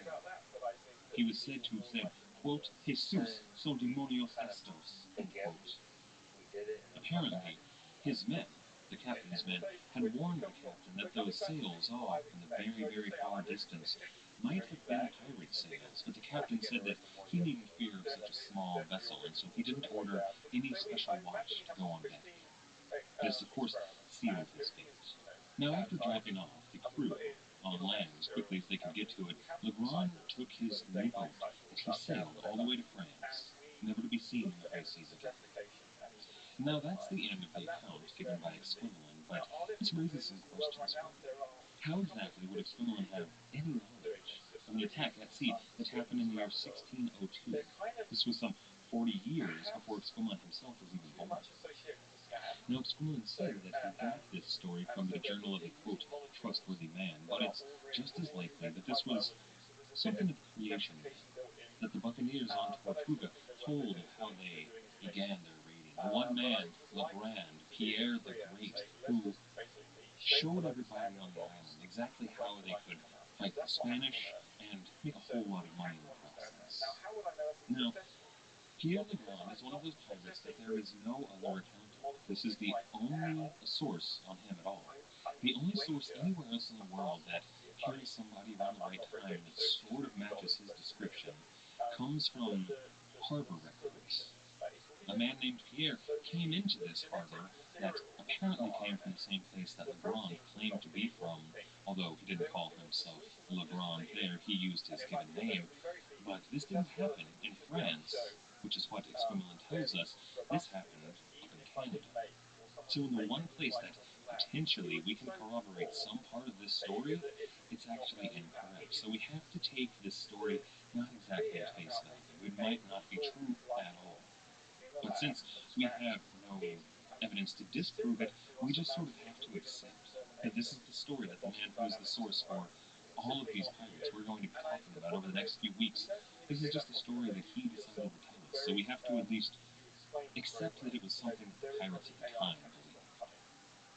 Now, after talking about the origin of the buccaneers on Tortuga, Exquemelin goes on to talk about several of the other well-known buccaneers of the time. He talks about a Dutchman, a couple of Englishmen. He goes on to talk at length about a French pirate who was very active in the area, who we will talk about later. But this all happened after Exquemelin arrived in the Caribbean in 1666. When we left our story off last time, him and Venables had just taken the island of Jamaica in the year 1655. Now, we mentioned a couple of times last time that on board that voyage, one of the soldiers in Oliver Cromwell's Western design was a young man named Henry Morgan, which of course is the prime subject of Alexander Exquemelin's work. He goes into a great deal about his time with Henry Morgan, so we're going to look at some of that. But If you try to look at it in a narrative flow from the year 1655, when Morgan arrived in the Caribbean, the puzzle isn't exactly complete. McSween writes in his introduction to Captain Morgan, quote, Henry Morgan was born in that part of Wales known as Welsh England. His father was a well-to-do farmer, but Morgan, having no liking for farm work, decided to go to sea. He reached a port where ships leave for Barbados and signed on for the voyage. On arrival, he was sold as an indentured servant in the English manor. Having served his time, he went to Jamaica, where he found several buccaneer ships ready to put to sea. He joined the expedition and soon learned their manner of life. After making 3 or 4 voyages with the buccaneers, he and his comrades had made enough money out of the loot and dicing to buy a ship of their own. Morgan was made captain, and they went marauding along the coast of Campeche, where they captured several ships. End quote. Now that short paragraph, that brief introduction to the man who would be known as Captain Morgan, is all that Exquilin writes about the first 25 years of Henry Morgan's life, even the first 6 years of his time in the Caribbean, the time that made him Captain Morgan. So today I want to take a long, hard look at that paragraph to fill in some of the gaps and correct some of the inaccuracies. I'd like to do this by taking that paragraph sentence by sentence. Exquilin begins, quote, Henry Morgan was born in that part of Wales known as Welsh England, end quote. That much is essentially true. Now, I had trouble finding out exactly what he meant by Welsh England. They were, at the time, united, so perhaps that's what he's talking about. But yes, Henry Morgan was born in Wales, probably in the county of Monmouth, although people in Wales argue divisively over where exactly he was from. Exquilin continues. His father was a well-to-do farmer, but Morgan, having no liking for farm work, decided to go to sea. Now that is essentially correct in spirit, although there are a couple of pretty serious issues with it. Mostly the fact that it's incomplete. There's a lot more to that story. See, Henry Morgan was the son of a man named Robert Morgan. Now, Robert did own a farm, but neither he or his son actually got their hands dirty tilling the soil. They had many other men working for them to do that work. You see, the Morgan clan was an old and distinguished family. Robert sent his son off to school because he wanted him to become a lawyer. Henry later said, quote, I left the schools too young and have been more used to the pipe than the book, end quote. Now, the people in the part of Wales that Henry came from were renowned across the British Isles for their military prowess. And very little else. The English had a lot of fun at the expense of the Welsh, but they didn't ever take them for granted when it came to their power on the battlefield. And Henry Morgan almost certainly would have learned quite a bit about the pipe. You see, he was a teenager during the English Civil War. He probably would have been a little too young to actually serve, but men who were members of his family, both of his uncles, his father's brothers, were involved deeply in the Civil War, on opposing sides, as it turns out. His uncle Thomas was actually somewhat well known. He was one of the top-ranking officers in Cromwell's New Model Army. He was kind of the right-hand man to the top general in that army, and Thomas Morgan himself was a decorated war hero and something of a mild celebrity. Now, his other uncle, Edward, would have had quite a bit more influence on the young Henry Morgan. Edward was a colonel in the royalist side of the Civil War, the Cavaliers, and he was posted at a pretty key position there in Wales. Now, Henry Morgan, to say that he was more used to the pipe, almost certainly had some experience with them. And this suggests to some historians that likely he served under his uncle, not as a soldier, but as something of a squire or an assistant, or somebody who was essentially just there to help him out and kind of learn the trade. So, Henry Morgan, growing up as a young teenager, would have learned things like siege warfare and artillery, and the rudiments of battlefield tactics and how to lead men into battle. Now, as he grew a little bit older, 16, 17 years old, there's a possibility that he even did fight. Probably not as a grunt soldier, but somebody who led a small battalion of men, somewhere probably around 10 men. There's no record of that, but it seems quite likely. Now, Exquilin says that part about how Henry Morgan went to sea, and while that's true, he didn't go to make his fortune on the oceans. He went as part of a military expedition under Penn and Venables. Now, Exquilin goes on.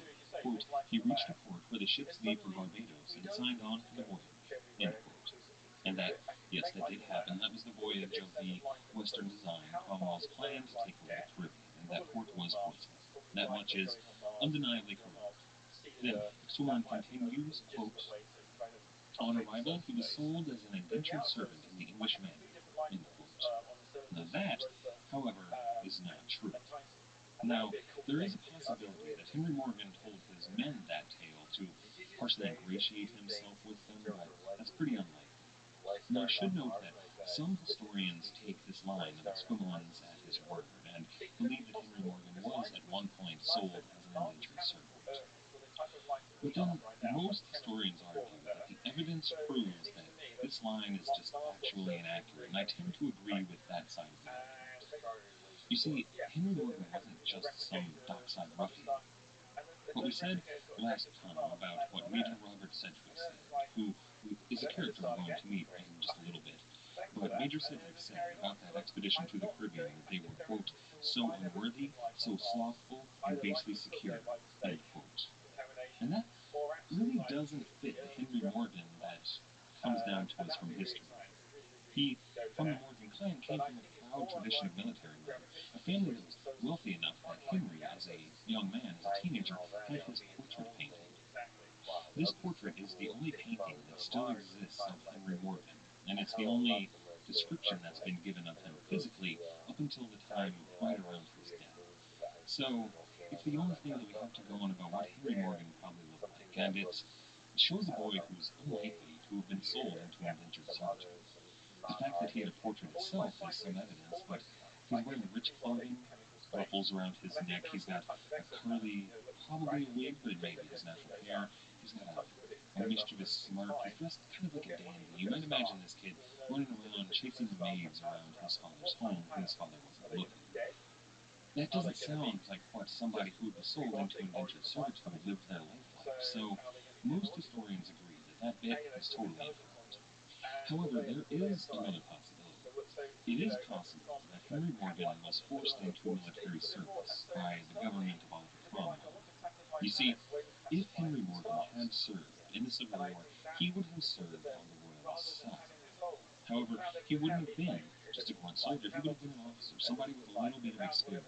So, if he had served, it's quite likely that he would have been pressed into service to go across the world, something that nobody from the New Model Army wanted to do, but they needed some experienced soldiers to keep these ruffians that were going to the Caribbean a little bit in line. Esquimalt, his passage goes on, quote, having served his time, he went to Jamaica, where he found several buccaneer ships ready to put to sea, end quote. Once again, no, that's not how it happened at all. See, assuming that we agree that he didn't serve his time as an indentured servant, that part just isn't true, and he did go to Jamaica, but he didn't just arrive in Jamaica, he was one of the first Englishmen ever to set foot on the island in that invasion force, so instead of finding some buccaneers to put to sea, all he would have found there were a couple dozen poorly defended Spanish plantations. Moving on, quote, he joined the expedition and soon learned their manner of life, end quote. Now this is true. However, there's so much more to this story with how Henry Morgan learned the life of a buccaneer. You see, Henry Morgan's first months in Jamaica, in fact, the lives of all of the men on that expedition, well, they were horrifying. You see, the English had taken that town, the capital of Jamaica, with no fighting at all. But there was far more to come. There was still going to be quite a bit of resistance over the island. So the men, these Englishmen, they had sleepless nights sleeping on the beach. You see, the Spanish soldiers that had been at the garrison there fled into the hills in Jamaica. And while there weren't many of these soldiers left, Jamaica was their home. These soldiers had lived there their entire lives, or at least for many years, and these English soldiers had never been there before. They didn't know the island at all. So the soldiers, naturally, well, they feared attack from the Spanish, coming from an unsuspected direction. However, it wasn't just the Spanish that had the fear. The Spanish had freed their slaves, who had gone to join up with the communities of Maroons deep in the wilderness that did not want the English there either. So the escaped slaves and their Maroon brethren were fighting against them. And then the Maroons and the Spanish were both allied with the local Taino people, who knew the island even better than the Spanish did, knew all of its nooks and crannies, and These three might be a groups, way to sort survive of that. loosely connected allies, led a very successful Yeah, guerrilla I think operation something against the English. statistically when it comes to But even when looking for the life in the soldiers were universe. completely safe, they would be sleeping on or near the beach, and they would hear thousands of crabs that were coming ashore. Then the scuttling of these crabs, as reported, sounded almost exactly like the rattling of cartridges that would be carried on a Spaniard's belt. So they spent all night hoping that it was just the crabs and not the Spanish, unable to sleep because the possibility of attack was so real. So as the men spent their sleepless nights and long, unpleasant days, their stores of food began to dwindle, and all of the men on the expedition started to go hungry. Romantic view of The the Spanish had universe taken is a lot of the food really with them, taken destroyed away what food they from could before logic. they left, and so So the what I'm Englishmen saying is had almost nothing I left. have no idea. Now, Jamaica is, of course, But a rich having said place that, with lots of there is no wildlife, but reason hunting to on the island, for the Englishmen at least, suppose that life is as it was a hard as dicey we first proposition. thought it was. You see, So many if we times just when take people would go Earth as hunting a for either boar or marker, tortoise, well, and if too because I many think that men life went to is a go hunt much more those boar or general tortoise, phenomenon they than would just scare our the animals biology, away. and I think that However, humans there are were just too full of few fun. men going hunting. And in terms of the reason for Well, the most Slightly of those paradox hunting is not parties that that only had a few men with them never they're returned. not out there, it's just that The we only can't news that the interact men with back at other base life camp would have of because that they're so hunting party different. would be the And I'm not vultures they saying would that they're see circling necessarily in like the sky deeper into the island. mythologize or So other, the men weren't hungry. The men I'm just saying spent that their nights consumed by fear, perhaps and then, in August, there a are few very months few after they'd taken the universal island, facts in the Admiral universe, Pym and General Venables, with and several maybe hundred of the top officers it's in the not crew, it's well, quite they set the sail our and returned to technologies are England. quite divergent, It would and turn so out, I as they think kind that of it's very expected, that hard Penn to and know Venables would be from thrown actual into the alien Tower life of London for because failing of to our take understanding. Hispaniola. However, that wasn't a concern for Yeah. Henry Morgan and the other soldiers that were left in Jamaica. The men were all alone on a foreign island, halfway around the globe from their homes, and they were surrounded by hostile eyes from the tree line, from the Taino, the Maroons, and the Spanish. They were going hungry, and they were growing desperate, and then, as things began to get worse and worse for them, the men began to get sick. The yellow fever and malaria that are still to this day notorious killers of people that are unused to the Caribbean, well, they began to take their toll on the men as they had on Hispaniola on a daily basis. Now, these monks have very little record. There was essentially no authority on the island. However, it's likely, given his notoriety and popularity that would crop up almost immediately once records did start taking shape, that Henry Morgan was a leader among these men, someone who rallied them and got them what food they could find and organized their defense as best as he could. But there were only about 2,000 men left, and then, even though there weren't that many Spanish soldiers, they didn't know how many natives or how many Maroons they were, so this seemed like a pathetically small force. But then, a few months later, after about 6 months on the island of people dying, going hungry, and living in fear, a ship from England finally arrived there in what was called Caguay Port. The men on the island must have rejoiced. The ship carried the island's new governor, that man we talked about earlier, Major Sedgwick, who, when the operation had left English shores, had said of the men that they, quote, desired rather to die than to live, unquote. He found when he got to Jamaica that if that was their wish, it had certainly been granted. The men were dying left and right, and he I realized think that that the there are a number Jamaican of expedition was artifacts, in and it doesn't a paradox dire situation. perhaps based on So he the wrote assumption that back to Lord there's Cromwell, the Lord if Protector life in did England. emerge He from the told him, universe that was quote, similar to you our life, must in a manner and there's only begin one the work solution. over again, end And I quote. think that what we've got to start to do But is go Sedgwick out did and what he look could to for improve the selection, island. He protection, organized their rather than defenses, and he evolution gave them protection, whatever rather form than of health life care he could protection. find. Then he And secured hunting I and think that fishing once we grounds for the start to men. do that, we might These start were to see military really operations that he interesting used things. to secure And certain we've not been tracts doing of this for very land long. that had plenty of game on them in the And we meantime. are living in an And he expanding gave command universe, of and that what makes the ships problem they a little had bit there harder. in Jamaica to a man named William Hoodson. This made him But the admiral of what was known and would go on to be known for centuries as the Jamaica Station. Well, I don't know. There are Then, two movies in that came out January in 1656, 6 a months ship of one called the another. Marston Moore sailed into Madagascar harbor, and and her Christmas. captain, a man named Madagascar was a Christopher very Mings, expensive was named blockbuster, sub-commander with Brad of the Pitt in Jamaica it, Station, and who would go on to be saying there is Vice no life Admiral and of their it's all, fleet. life on Earth is And all then, precious, and after Cosmos about is a 9 UK months, the production island of which basically Jamaica began to take came on into something Earth resembling one day and it discovered civilization. in the UK. And something that It was quite, kind of it surprised was a me, but fun I film. found really interesting and began to But I happen. really love those two You films, see, the and men who would and call at the same time, Jamaica their those home two films, at the would time those films were coming occasionally out, I be was working on a captured by the paper, Spanish. And the Spanish record an architecture over and paper, over and again that they used the it was same so hard to defense publish whenever this they were paper, being interrogated and by it their was Spanish almost jailers. depressed. I They got would so say, depressed that it wasn't them acting of their own volition, they were actually under orders from the Jews. You see, now I'd heard about this before, but I always just kind of chalked it up to being a clever lie. I thought that since probably the only people that the Spanish hated more than the Protestant English were the Jewish people around Europe. Aside from, I guess they probably hated the Arab people in the Middle East more than any of them, but only slightly more than they hated the Jews. However, it turns out that many of these immigrants from Europe, these Jewish immigrants, played a major role in this era of Caribbean piracy. Now, if you recall, way back in the 1490s, after Ferdinand and Isabella took Spain back from the Caliphate of Cordoba, they called an inquisition aimed to cleanse their realms of any non-Catholics. Now, of course, they targeted thousands, maybe millions of Muslims that were still living on the Iberian Peninsula, but they didn't stop at the Muslims. For years, the Inquisition scoured the lands for any Jewish families that were living there. They whipped up mobs and violent pogroms that would execute or exile any Jews that they found. Now, as you might imagine, most of these exiled Jews, and certainly any that were still living there secretly, well, they fled the country as quickly as possible. Now, most of these people went to Portugal or Germany, many went to the Netherlands, some went to England. However, for a lot of Jewish families, that wasn't far enough. They decided they had to get out of Europe entirely. In fact, they had to get into a different hemisphere. However, they would have still found most of the New World in the early 1500s controlled by the Spanish. Naturally, places like New Spain, which would be modern-day Mexico, or Terra Firma down south a little bit, were just completely out of the question. They were centers of power for the Spanish Empire.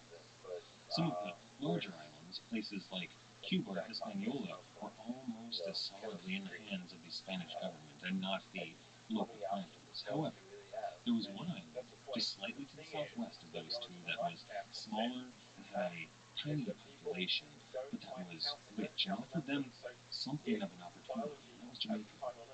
Now, to be sure, Jamaica wasn't perfect. There was still a governor and a garrison there, but they had a lot less interference from Europe and from the higher-ups in the Spanish government. So, the Jews in Jamaica were able to just keep their heads down. They took to calling themselves Portuguese, and they practiced their religion in private, and nobody bothered them. However, in 1655, when the English took the island, that man Venables made mention in his journals of a surprisingly large number of Portuguese nationals that had not fled with the Spanish.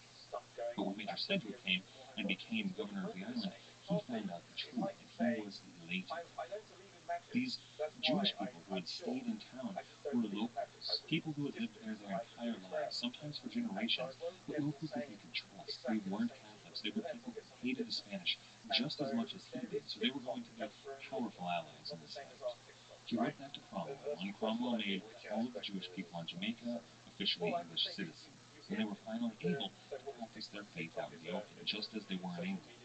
Now, Sedgwick had plans to make use of these locals, but they happily obliged. I mean, can you imagine living in a place at the edge of the world, hiding in the shadows for centuries, and then all of a sudden a new tolerant government who was at war with your previous overlords shows up?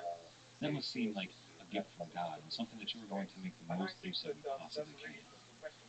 So, several of the prominent men from their community, along with William Goodson, Christopher Mings, and a few of the higher-up officers, joined a council that was going to help the new governor govern the nation.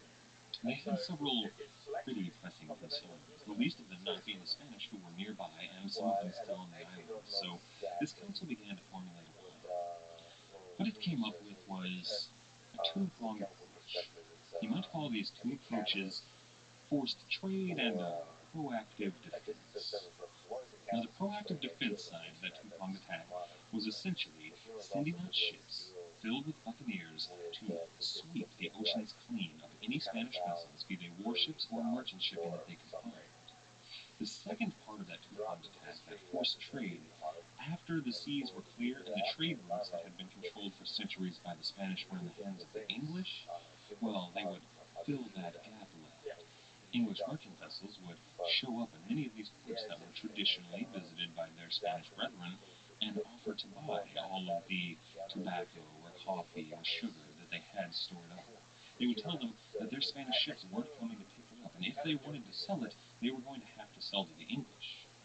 Now, if any of these patriotic Spaniards living in the colonies decided they didn't want to settle to the English, they might just let it know that some of those notorious pirates that these people had heard about roving the high seas might just pay their little town a visit. Nearly all of them sold their goods to the English, who then made a huge profit selling them back in England. This dealt a blow not only to the Spanish, who they were at war with, but to the Dutch, who had a monopoly on trade in the Caribbean, who they had been at war with only about 2 years prior. However, they weren't able to begin this plan immediately. What they needed, they had some ships, not enough, but they didn't have nearly enough men to enact this plan. So some of the locals suggested that this man Ming, and probably some of his top aides, which almost certainly included Henry Morgan, set sail and go to a little island just to the northeast called Tortuga, where they could recruit as many of the buccaneers there as they needed. And it must have been a sweet offer when they got there. Tortuga was a dangerous place that was in the hands of usually the French at this period in time, which was fine by most of them, but it was still contested and deep in Spanish waters. However, this island, Jamaica, it was previously Spanish, but now they had a fort, they had a good harbor, and they had a government, an official English government that was going to do all they could to protect these pirates. A government that would make use of them to be sure, but that these pirates could rely on. At least they had one port and potentially a series of ports that would be a friendly empire. But before they could begin this plan in earnest, in May their governor, now General Sedgwick, passed away. His replacement, who showed up a few weeks later, passed away almost immediately. So, finally, they appointed a man named General Edward Doyle, who had been there since the 1655 invasion. He had been there the entire time. He was as local as any Englishman in Jamaica got. Now, the new governor's first order of business was to fight off an invasion from those Spanish guerrillas who were living up in the hills. There were two invasions. The first one was bolstered by about 300 Spanish soldiers from the island of Cuba, so there were in total somewhere around 400 Spaniards and around 100 native and African guerrillas, but they were fought off pretty easily. However, then another invasion occurred a few months later that was somewhat larger. That one involved some actual fighting, however, with very little loss of life. The English came out on top, and the Spanish guerrilla force fled back to Cuba. So, finally, Christopher Mays, along with almost certainly Henry Morgan and several of the other most notorious names to come, set out and began their practice of forced trade and proactive defense, which amounted to little more than piracy on the high seas and raiding any of the Spanish coastal towns that were within their reach. Most of the records about where they actually raided are kept by the Spanish around this time, but it looks like they raided Rio de la Hacha and Santa Marta, along with a few other old thieves. And it was during this time that what Squimlin said about Captain Morgan learning the ways of the Buccaneers during this last few months, 1656 going into 1657, he would have truly learned what it took to be a buccaneer on the Caribbean Ocean. So let's move on with that passage from Alexander Squimlin. He writes, quote, "After making 3 or 4 voyages with the buccaneers, he and his comrades had made enough money out of loot and dicing to buy a ship of their own." End quote. This is correct, at least in spirit. In the year 1659, or maybe 1660, Henry Morgan was finally, it is recorded, captain of his own ship. However, whether he bought it with his own money or took it from a Spanish captain is unclear. However, we do know that in 1660 he did take 3 ships, which he sold to 3 of his closest and most trusted friends. The Dolphin, the smallest of those vessels, he sold to his friend John Morris. Robert Sertle took the largest, which was an 8-gun, 80-tonner that was called the Caguay, and then his friend John Lawrence bought the Pearl. Oddly, however, we don't know the name of Captain Morgan's own ship at this time. But these 4 captains, this Captain Morgan, Captain Morris, Captain Searle, and Captain Lawrence, they become probably the most popular and maybe the most feared pirates operating in the Caribbean at this time, at least out of the port there on Jamaica. They were men who were a terror to the Spanish, but back in port they were extremely popular, lots of fun, and apparently spent their money for other men's pleasure. They ingratiated themselves very well with the local brethren on the coast who had moved into the port of Jamaica. And in that passage, that one single paragraph written by Alexander Expomelin is concluded. It reads, quote, Morgan was made captain, and they went marauding along the coast of Campeche, where they captured several ships. End quote. This little sentence encompasses what is arguably the greatest raid that the Caribbean had seen since the time of Francis Drake, and what is most certainly the largest pirate fleet ever seen in the Caribbean, rivaling those of the Greek and Roman pirates and even the Barbary pirates. Now, sources do differ here on a few of the times of some of these raids, however. Reputable historians, people who are scholars on this period, disagree exactly on how many and when these raids occurred over the 18 months or so between late 1659 and early 1661.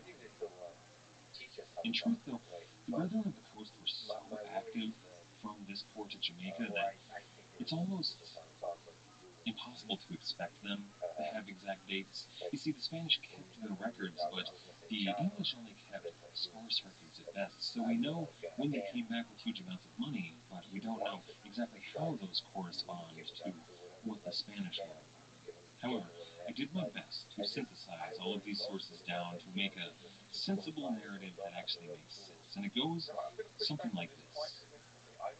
In late 1659, Captain Ming led a series of raids on the Spanish Main. These are likely those raids that Captain Morgan and his compatriots earned their ships on, or perhaps used their ships on. However, Captain Ming did quite well. Now, when he got back to Jamaica, he sent a boat ashore asking the governor for letters of marque to make all this official. He did this, of course, after the fact, which was common practice at the time. These Jamaican officials were unbelievably corrupt. Now, he got these letters of marque. However, when he came ashore, he had no money to send back to England. You see, Cromwell's protectorate operated much like Elizabeth's Admiralty had a few decades before. Men were welcome to pirate their way all across the seven seas, but the only way that they were allowed to do so by the English government is if they paid their dues after the Admiralty in London. Piracy was officially sanctioned as long as they didn't attack England or her allies and paid their share. But Captain Ming did do that. He blamed his men, the Brethren of the Coast, on why he didn't have any money, saying that they had taken all the money and divvied it up among themselves, but the governor there wasn't having any of it, so he was sent back to England to face trial. Oliver Cromwell certainly wasn't going to be happy about this. But instead of stand there in the tower, or perhaps the hangman's noose he must have feared he faced, something much better awaited Ming when he got back to England. Oliver Cromwell, the usurper, had passed away. King Charles II had been restored to the throne of England, and the House of Stuart was back firmly in control. Now, King Charles had promised to return Jamaica to the King of Spain. However, the testimony of this vice admiral of the Jamaica station really swayed him. He learned that this pirate, or what Charles might have considered this upstanding young gentleman, well, Jamaica was a profitable place, a place that King Charles would be wise to hold on to. It was something that was said to be a dagger pointed at the King of Spain's heart, as well as a really great moneymaker for the English throne. So, King Charles, instead of punishing Christopher Ming, sent him back to Jamaica. He sent him on a new flagship, 46-gunner called the Centurion, which arrived in the spring of 1661. However, Captain Ming here wasn't the only surprise on board the vessel. The new governor, a man named Lord Windsor, descended the gangplank. General Doyley, who was the former governor, was replaced effective immediately. The port of Kagway, where they had been for years now, was renamed Port Royal. Also, the name of the fort, which had been Fort Cromwell, was changed to Fort Charles. And Captain Ming himself was to take over that role of admiral of the Jamaica station from William Wilson. And Christopher Ming had a lot of work to do. Historian Stephen Talty writes, quote, On September 21st, 1661, Morgan and the other adventurers were given a hero's send-off, with wives, whores, and merchants lining the shore to cheer the boys away. It was the middle of hurricane season, which runs from June to November, and the ships tacked to Negril in Jamaica and then headed north for Cuba at 3 knots. Their goal was the former capital of Cuba, Santiago, which was on the southeastern side of the island, probably the closest major Spanish port to their home at Jamaica. Now, Captain Ming sailed the Centurion, which was the flagship. There were a host of other brethren vessels with him, though, including Captain Morgan and his friends. Just off the coast of Cuba, they encountered a friendly vessel, captained by none other than Oliver Cromwell's no-good playboy nephew, Sir Thomas Whetstone. Back in England, he had been a man who liked to dice, chase after women, and spend as much money as he could get his hands on, but he had to run away from several of his creditors to the Caribbean to try and earn his fortune. So he was here with a ship full of natives and a few Africans, and only one or two other Englishmen on board, and the fleet of Christopher Mings was going to make use of him. You see, these natives and these Africans had quite a bit of intimate knowledge of the island of Cuba, so they had a council of war on board Ming's flagship, the Centurion. The harbor there at Santiago was guarded by an opposing castle, the Castillo de Mora, and their gun batteries were aimed squarely at the very small entrance into the harbor. So these buccaneers fought. But while they discussed, they had even more vessels arrive, latecomers from Port Royal, and even several vessels that were coming from Tortuga, swelling their numbers. So they decided that the best place to land was about 2 miles down the coast, at a little village called Aguadores on the mouth of the San Juan River. The locals there were only a few people living there, fled as soon as the brethren marched into town. So for several hours, the brethren of the coast had their fill of all of the goods that they could have in town. And then they went ahead and burned the entire village down. Behind them, the village was burning, which kept them warm through the night as they slept a peaceful night. However, in the morning, they got up and marched towards Santiago. Now, the locals had run to Santiago and warned them that there were a large number of English, Dutch, French buccaneers who were coming for Santiago, so they had time to prepare, but it still wasn't even nearly enough. You see, at the fort there in Santiago, the man who was in charge of the garrison was the same soldier who had been in charge of that guerrilla operation against the English in Jamaica. Now, exactly what happened here is unclear. Perhaps he worked out a deal with the English, or perhaps he had just learned his lesson and didn't want to fight these buccaneers anymore, or perhaps he was terrified. He had been unable to defeat the English any time in the past, so this man, the Spanish commander, turned and fled. Many of the soldiers that were manning the walls fled with him. The governor did show up and managed to rally what soldiers were left, but it wasn't nearly enough to stop the English. Within only a couple of hours of musket fire, they had taken the fort. They spent a total of 5 days ransacking the town of Santiago. They had their run of the town, taking anything, any women, any goods, any food, any drink that they cared to take for 5 whole days. And then, as they left one of the richest towns in the Caribbean, they found the gunpowder store in the fort, lit a fuse, and marched away. 700 barrels of gunpowder blew up the fort and burned down the town of Santiago, which they said didn't recover for a full 10 years. Back in Jamaica, they were seen as heroes. You can imagine that these men who had stolen thousands of pieces of eight were suddenly very rich and making all of the merchantmen, tavern keepers, and whores back in Jamaica extremely wealthy as well. Now that must have made all of these local merchants very happy, but the buccaneers and the brethren of the coast, as well as pirates all throughout history, are notoriously bad about keeping any money in their pockets. They spend it freely. But they also realize that they're going to need more very shortly, and their commanders know the same thing. Christopher Mings was eager to get back out there on the ocean. However, while they had been gone, their lord, Lord Windsor, had retired, and the new lord, the new governor of Jamaica, was a lot less willing to sign these letters of marque that would allow them to attack the Spanish settlements. However, it was on Christmas Day, 1661, that the new governor finally relented. According to Alexander Explainer, quote, "The English celebrate Christmas with a great deal of eating and drinking, and at that season the masters let the slaves have whatever they ask for." End quote. This sounds to me quite a bit like the old pagan Roman tradition of Saturnalia. That's actually exactly what the Romans did, so perhaps that's how Captain Mings got the new governor to relent and sign the letters of marque that he needed to go attack the Spanish again. The day after Christmas, Ming began to assemble his fleet, made up of English vessels, Dutch marauders, some French Huguenot allies, and then the usual ragtag brethren of the coast from Tortuga. In all, more than 20 ships left Jamaica and were joined by several more en route. This was that fleet that was the largest pirate fleet ever seen in the Caribbean.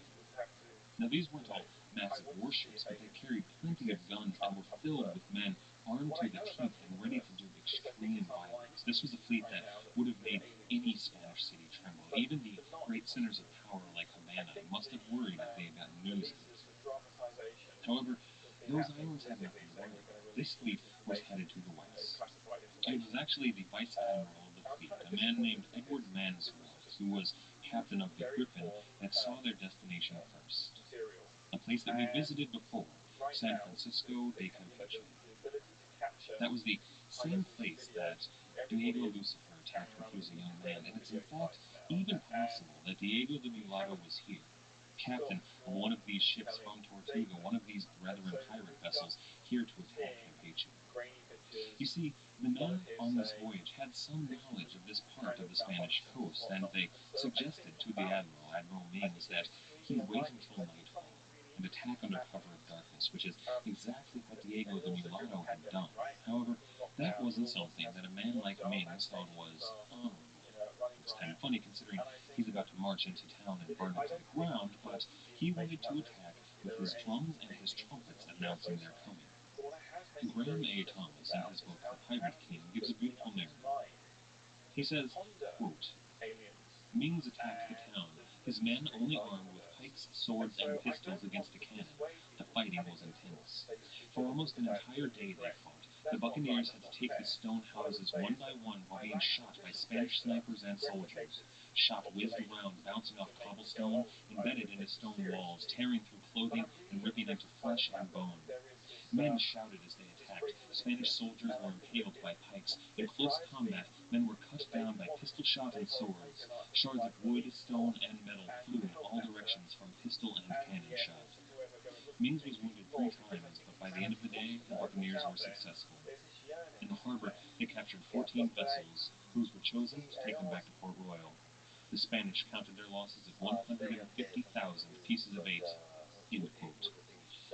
That's a low-end estimate. The highest I've read, translated into modern American dollars, is that the buccaneers in Campeche stole $75 million worth of goods.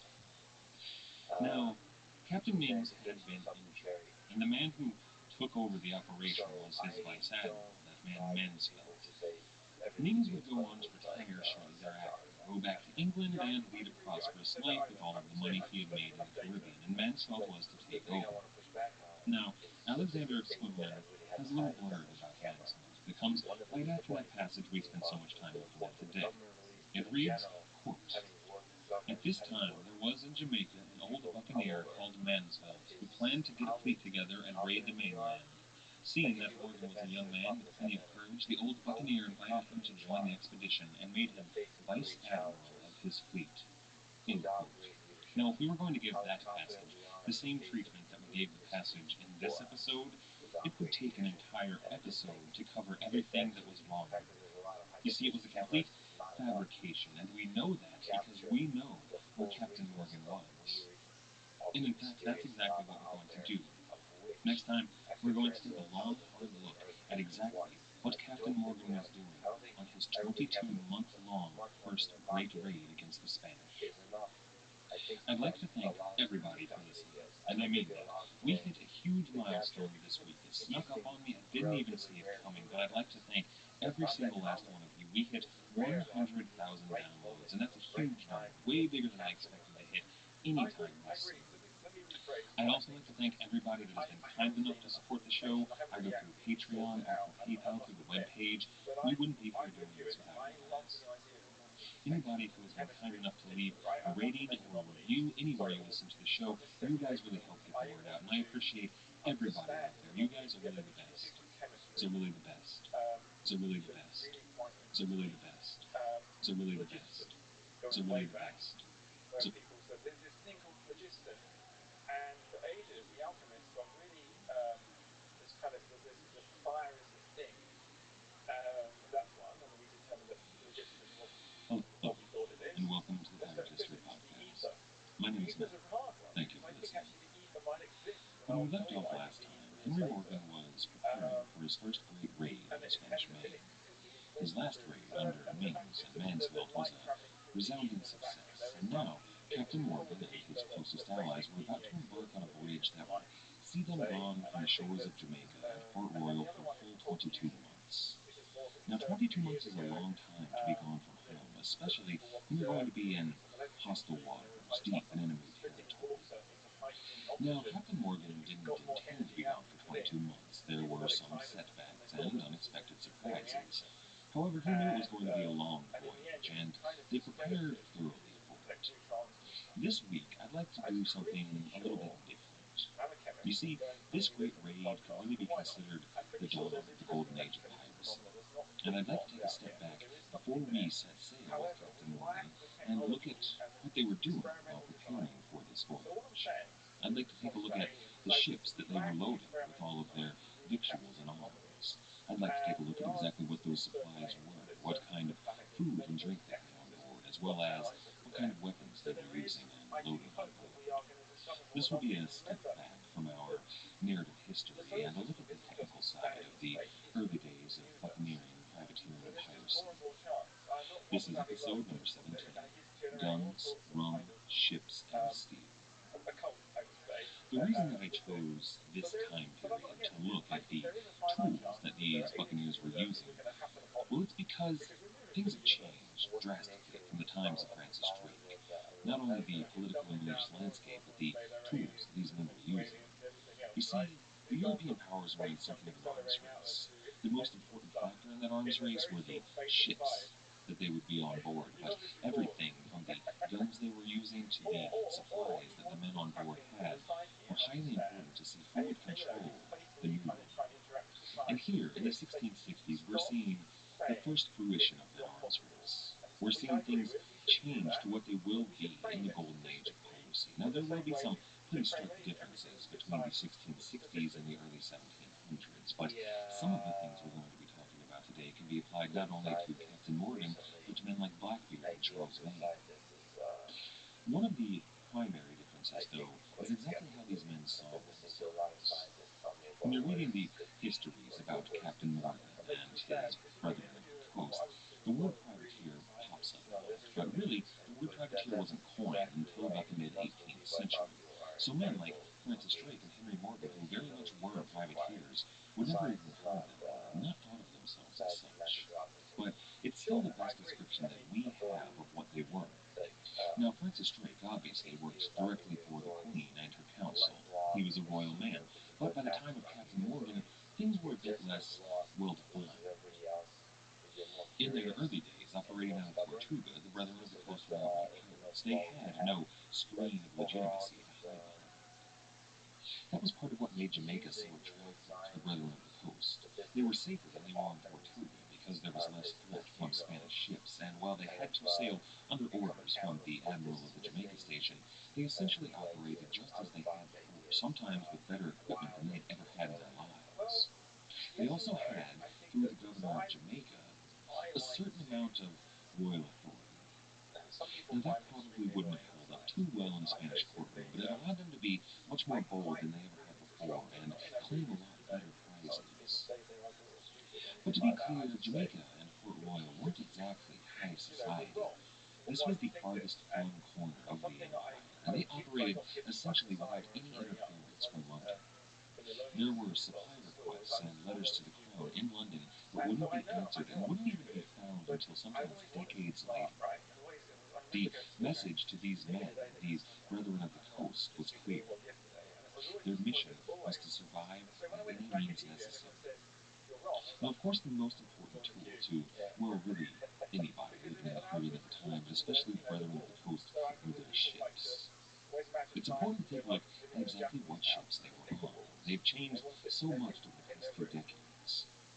For many, many years, the most powerful ship sailing the high seas was the Spanish galleon.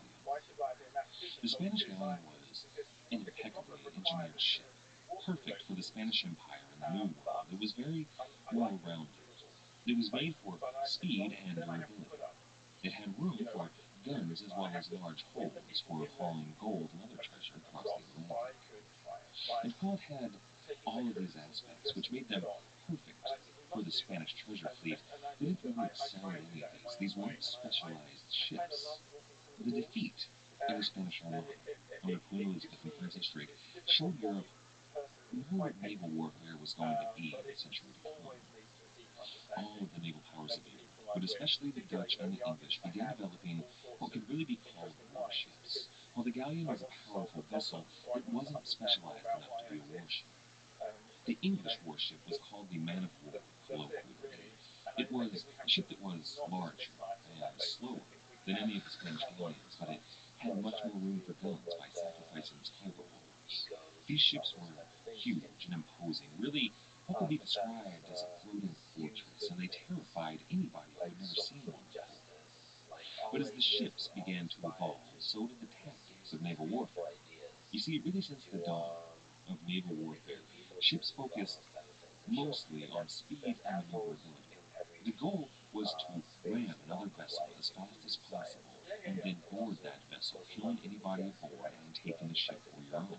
That was how the Greeks and the Romans did it, and really, that was how the Spanish and the English did it up until about the time of the Armada. But now that that time had passed, we were seeing things like durability and firepower come to the fore. The European powers were moving towards something that they called the line of battle. This was a deeply complex naval military maneuver in which two fleets would come into contact on the high seas and then form up in these big, long, straight lines and then shoot at each other. And that's basically it. The reality is that the focus became more and more on hitting the other ship with cannons. However, it's really, really hard to hit a moving ship on the sea, so these admirals and captains just sort of sailed about 100 or so ships and shot cannonballs at the other side's ships until one side sunk more than the other. Now, of course, eventually, naval tacticians would come up with much more advanced stuff, like what's called crossing the T.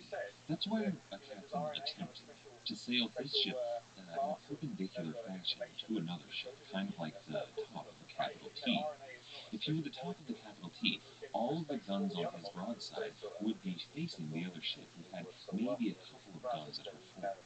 So they would be able to catch that ship in a hail of cannon fire of her being able to respond with hardly anything at all. It was a devastating tactic, but it didn't come around until some time later. Around the time of the 30 Years' War back in Europe, the line of battle was really the height of naval tactics, so there really wasn't much to it. You see, it was these broadsides that made a big difference. Ships had always, of course, had guns on them, but now they were packing more and more guns, as much firepower as possible on board their vessels. They called these ships, due to the line of battle, ships of the line, and broke their ships of the line down into different classifications. A first-class ship of the line would have been a terrifying sight to any enemy navy. These ships had 3 or 4 decks on them that were devoted entirely to cannon.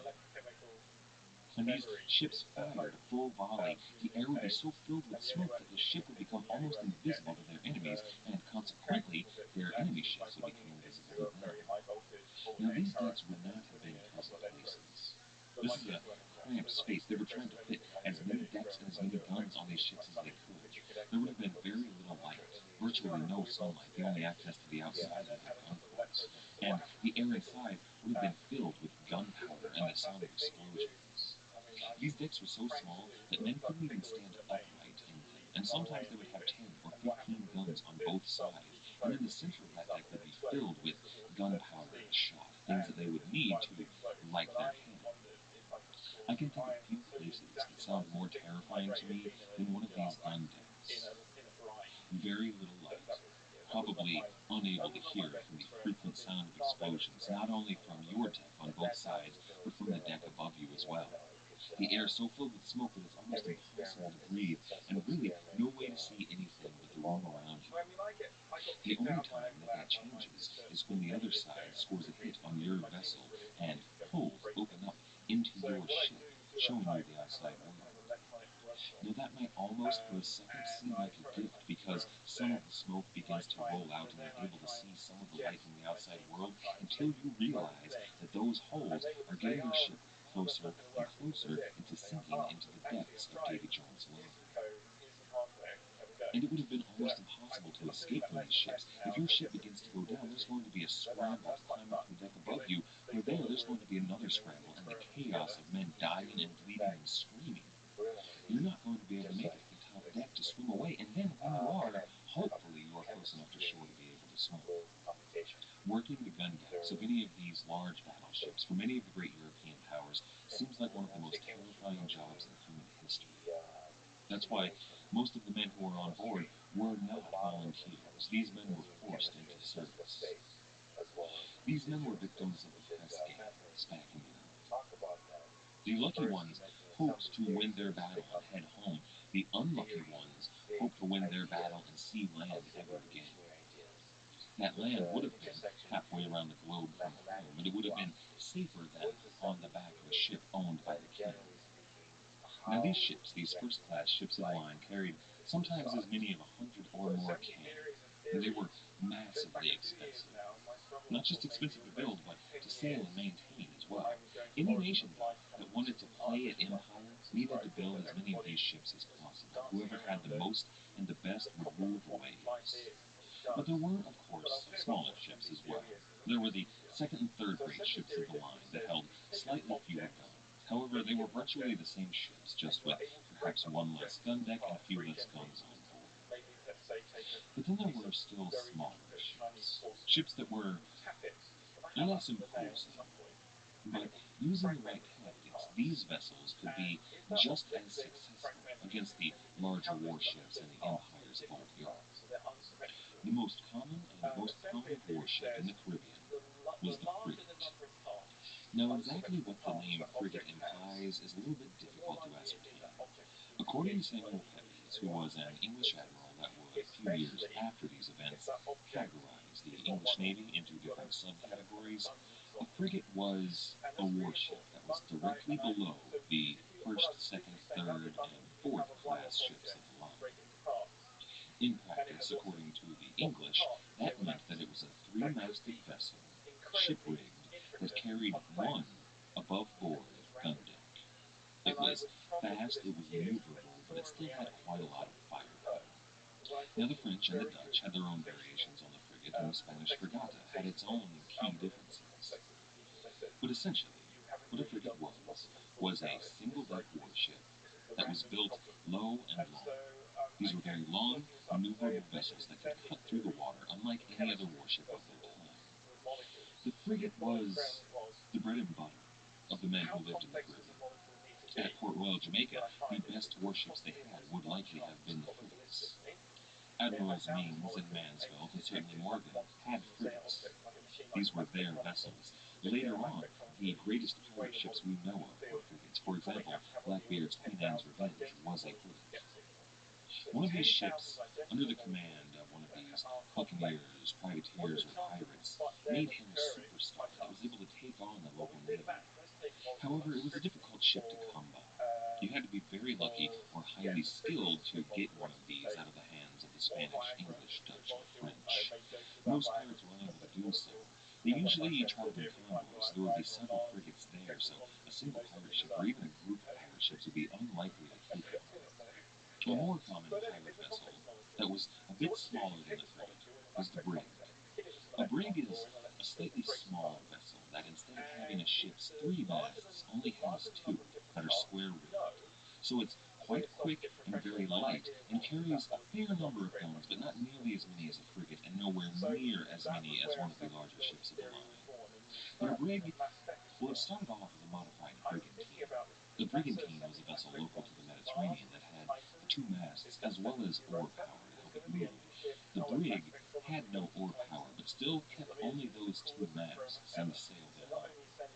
They were useful ships to the pirates, but not that common in the Caribbean during the golden age of piracy, so only a few notable pirates actually sailed on brigs. The most common type of vessel employed by most of the pirates in the Caribbean was the sloop. A sloop was a small and sleek vessel. It didn't have a ship's rigging either. It had fewer sails that were rigged to catch the wind. They would be able to go where larger vessels wouldn't be able to follow, up an inlet or a river, or perhaps across one of the many Bahamian sandbanks where any larger ship would run aground. These were vessels for pirates who preferred to take what they could and run, while pirates who had a frigate had the ability to stand their ground and frighten away any potential hunters that didn't have a larger vessel or fleet. The sloop was the quintessential pirate vessel. It carried enough guns to frighten merchant ships, sink smaller vessels, and anybody that it could not defeat run away at the fastest pace possible. It had a small amount of cargo space, but not enough to carry cotton or sugar or tobacco, at least not enough to make any money. It did have enough room, however, for the necessaries, rum and guns and gold. Now, Captain Morgan himself most likely sailed a frigate. He was, at this time, second in line to the admiral of the Jamaica station, so he would have sailed a ship that was a little bit more worthwhile. However, the other three men in his fleet, those friends that he had sold his vessels to, were sailing either a brig for one of them, or the other two what really should have been classified as a sloop. Now, the sloops would have been carrying just enough to sustain the men on board, but the larger vessels, the frigate and the brig, would have had cargo space allotted for, well, anything that they managed to take from the Spanish, as well as all of their necessary victuals, most notably the rum.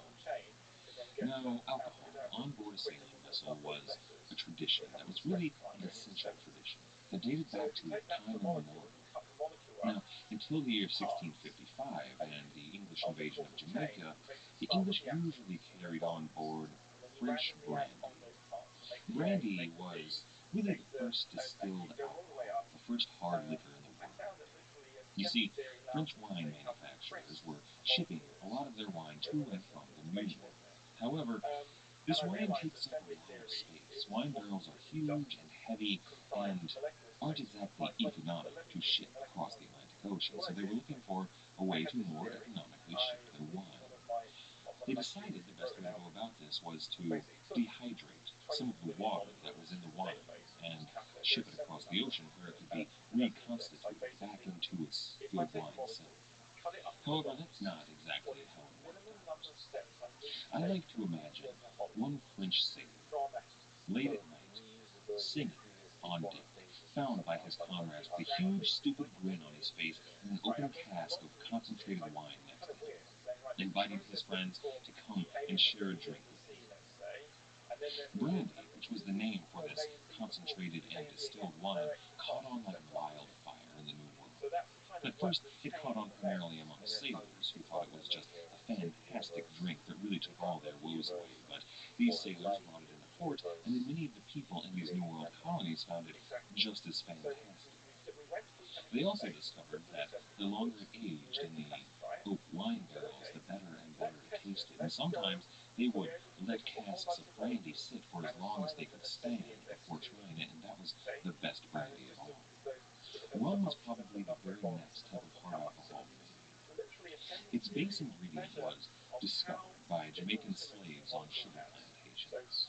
You see, the process of refining sugar creates a byproduct called molasses that the plantation owners had no use for. Now, the process of refining sugar is an extremely dangerous and often painful, if not deadly, occupation for the slaves, so the slaves needed something to take their woes away. They took this molasses, which the slave owners didn't need, and fermented it. This created a thick, sweet, and highly alcoholic drink. But the Europeans decided to take it a step further. They took the process of distillation, which they used for brandy, and applied that to this molasses-based alcohol. This was the basis of modern rum. The island of Jamaica was rich in sugar plantations and also had several rum distilleries. The Englishmen, upon seizing Jamaica, found themselves swimming in this stuff. They had not only all the raw materials needed, but all of the infrastructure to produce as much rum as they could drink. So in effect, the English colony of Jamaica became the center for Caribbean rum production in the 17th century. Now, obviously, they shipped and sold this rum all over the world, but the Royal Navy put it to good use there in Jamaica. Under their Jamaican pirate admirals, they began a policy of serving a ration of rum called a tot or a toddy to their sailors every day. This traditional ration was probably not given to them initially to give them something to drink, but to keep them from drinking too much. Now, years later, George Washington, during the American Revolution, would order a tot of rum given to his soldiers, and the English Navy would actually continue this practice of giving rum to their sailors until the year 1970. Now, while the Jamaican pirate admirals put this into full effect, the tradition actually dates back to the time of Francis Drake. If you recall in one of our previous episodes, Drake actually discovered a drink that the natives used when his men were coming down with scurvy. It combined a medicinal tree-bark tea that the natives employed and lime juice, which Drake then decided to mix with a small amount of rum. This was really the world's first cocktail. It was called, at the time, the El Drake, and it was the basis for the modern mojito. Now, Richard Hawkins, the son of the famous John Hawkins, made it official naval policy to have all of the ingredients for making the El Drake on board to cure men who might come down with one of the terrible diseases at sea. This was the precursor not only of the El Drake, but of a drink that wouldn't actually be invented for about a century yet, a drink that would become ubiquitous on board naval vessels. That would be grog. Now, grog would come after the time of the golden age of piracy, but essentially what it was a drink that took rum and lime juice, very similar to the El Drake, and mixed that instead of with medicinal tea bark with a light beer, so that it would hydrate, protect against scurvy, and keep the men nice and drunk so that they could do their work free of pain. This sounds like a spectacular drink. To be sure, the hard-drinking buccaneers with Henry Morgan were loading all of the ingredients for the El Drake on board their vessel.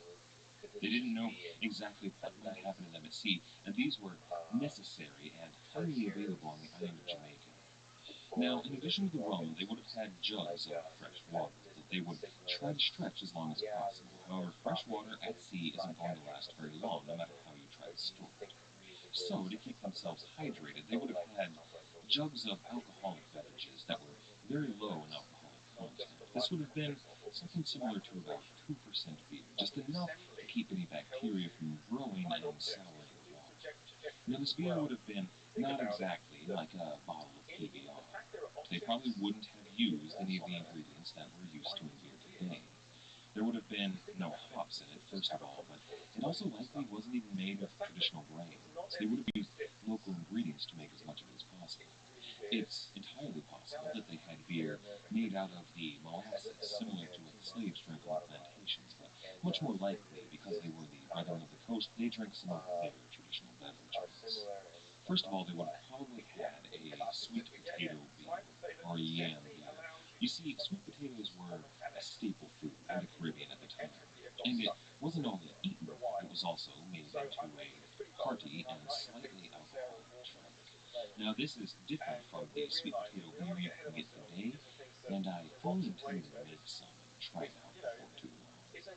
The other drink they probably would have had that I also very much want to try would have been a palm wine made from local palm trees that sounds thick and creamy and almost sickly sweet, but much more alcoholic than the yam beer.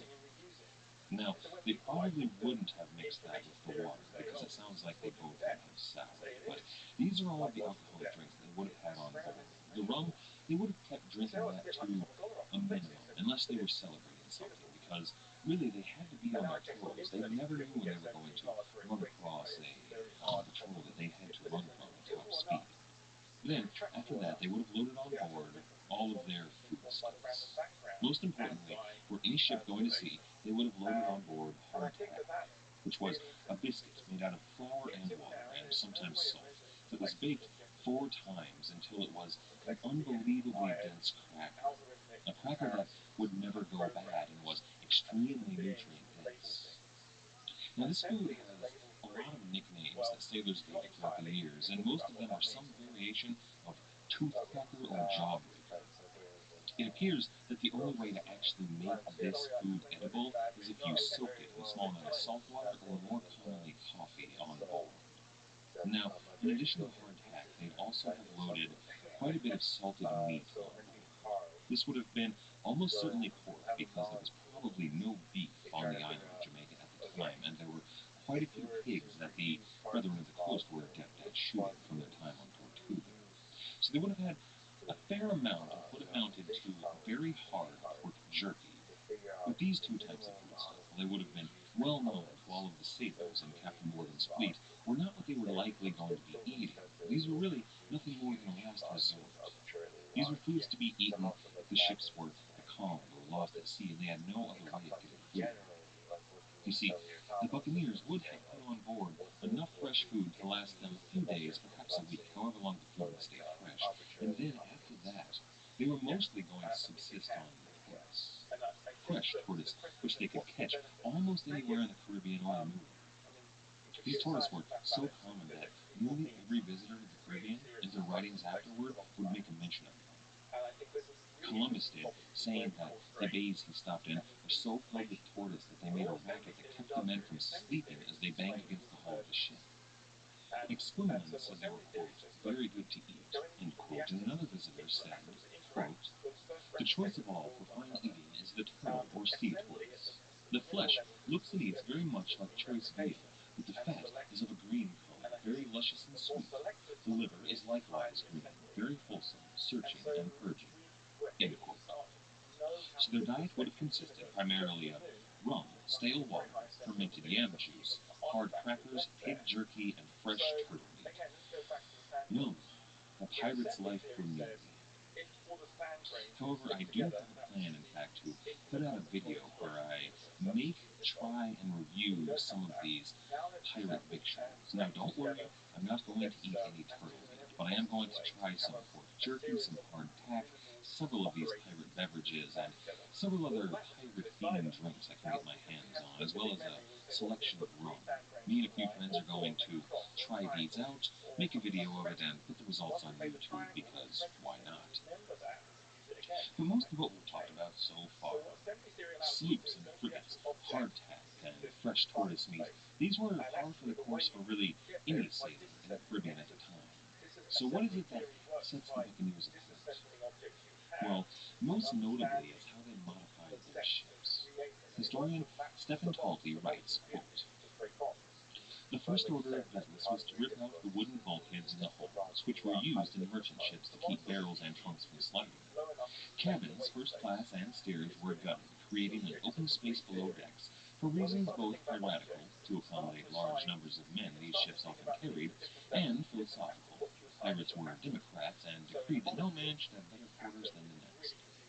Carpenters would reinforce the deck to support extra cannon and cut slots in the hold for guns, or mount them fore and aft as chasers, cannon that could be fired on anyone trying to pursue or escape them. Above board, the forecastle and any superstructure behind, in seamen's terms, abaft, the mainsail was removed, as were the cabins, roundhouses, and the stern, creating a clear deck ideal for boarding vessels or stashing excess numbers of privateers, captives, or booty. Finally, the rig of the converted vessel could be altered by stepping the mainmast aft for increased power in the wind. Pirates adored speed. An extra notch could mean the difference between riches and fame. Like grease monkeys cackling as they dropped a supercharged V-12 from their father's vintage olds, the brethren took a stock mercantile vessel and made it into a thing built to fly. End quote. Now, the thing that truly set these ships apart is partly what Stephen Talty was talking about there, the rigging. The rigging is called today Jamaica rigging, which was, at the time, the fastest rigging in the world.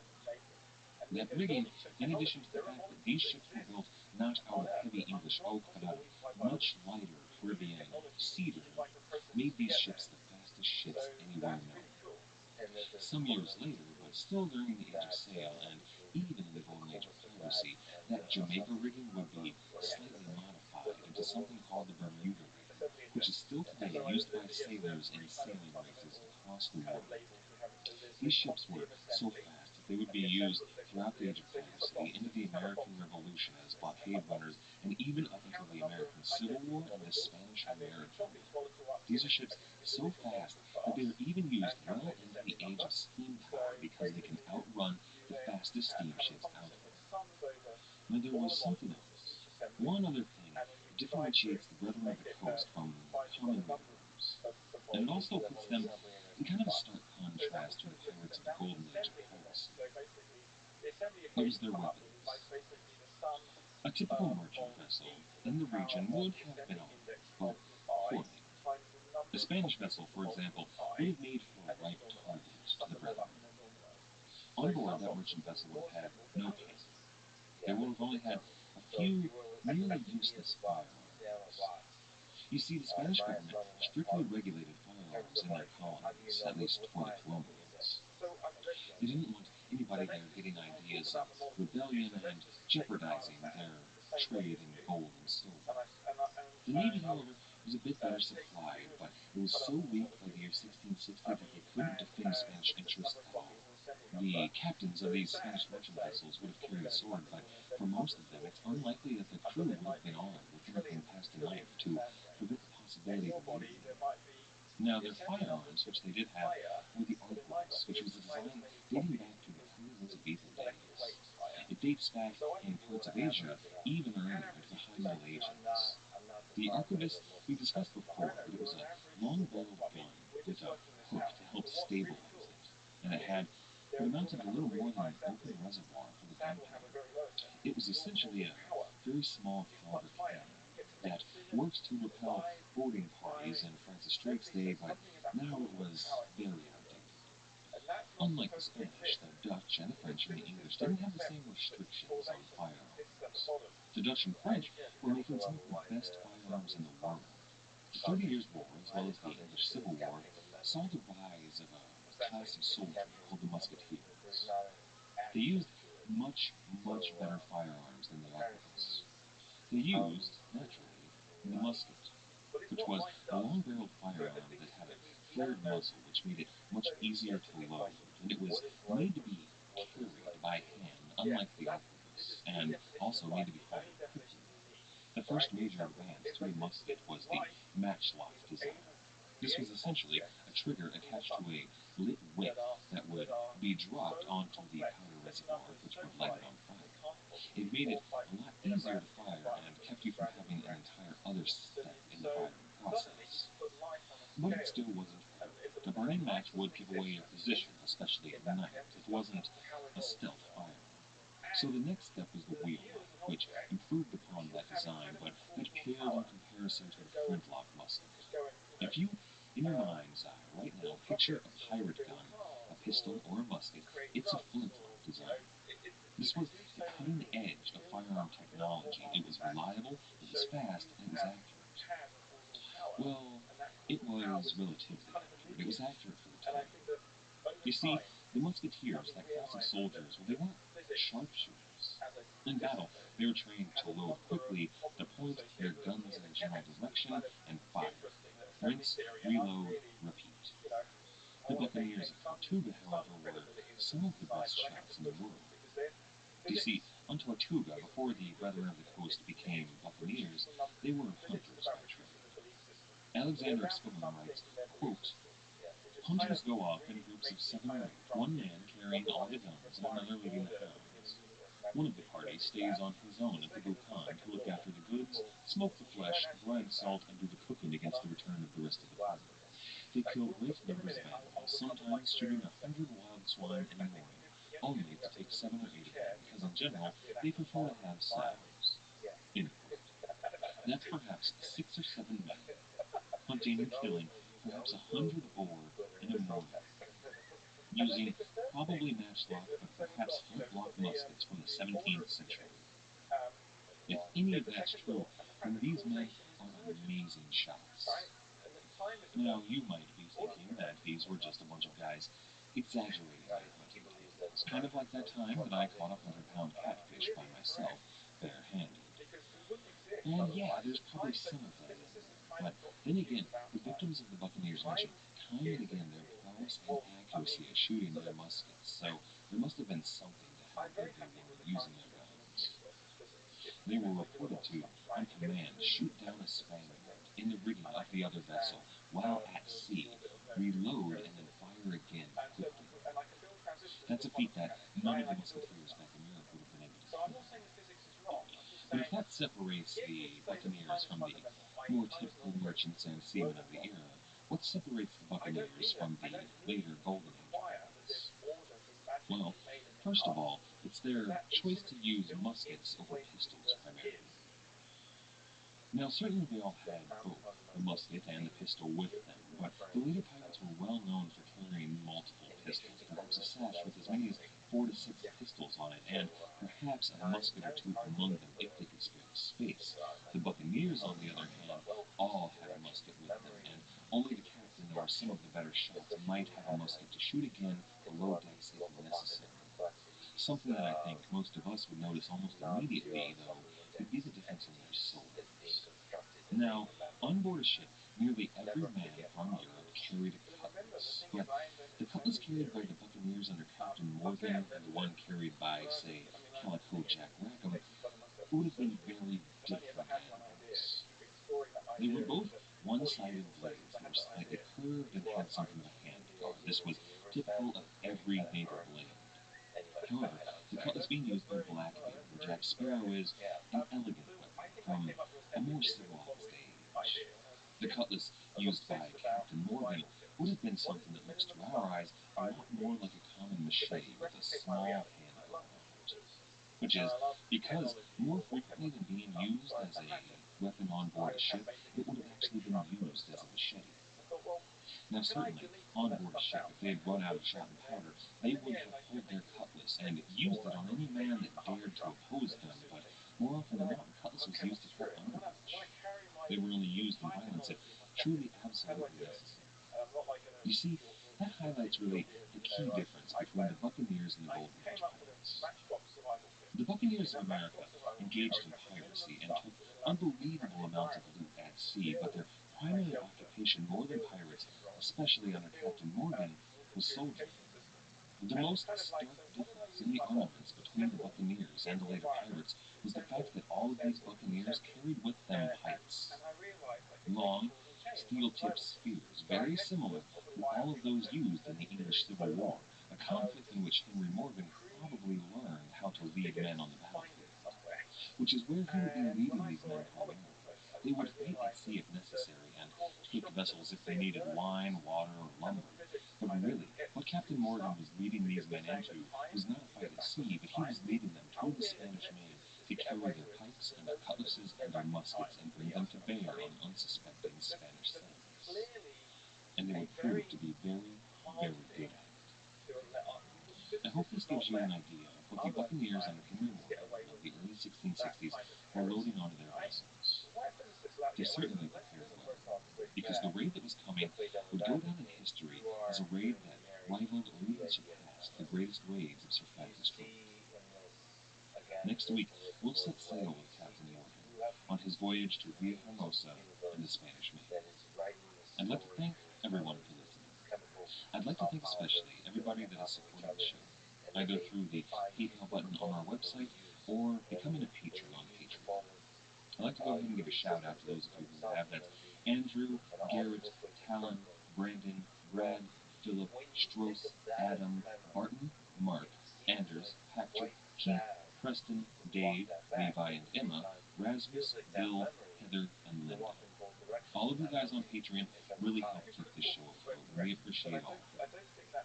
There was a hiccup in the first major reward planned for those of you on Patreon. However, we are back on track. We've been noticed working on that map of the Caribbean, which is looking spectacular. In the next few days, I'm going to post pictures of it to Patreon and to Twitter and to Facebook, and then I'm going to go ahead and send everybody who has pledged their support on Patreon thus far a copy of that. If you'd like to support the show, there are many other ways to do it. We really appreciate everybody out there who has left a review or a rating on iTunes, Podbean, Stitcher, or any of the other places people listen to the podcast. Our theme music was, as always, The Old Captain by the fantastic band Brillig. If you're enjoying that music, I suggest you go on over and check them out at brillig.com.au. That's brillig.com.au.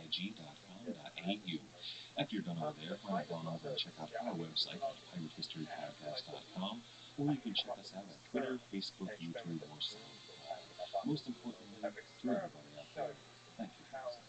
Assembly theory kind of Yes. is the way that the universe produces selection, and that selection gives rise to life, and also to say, well, hang on,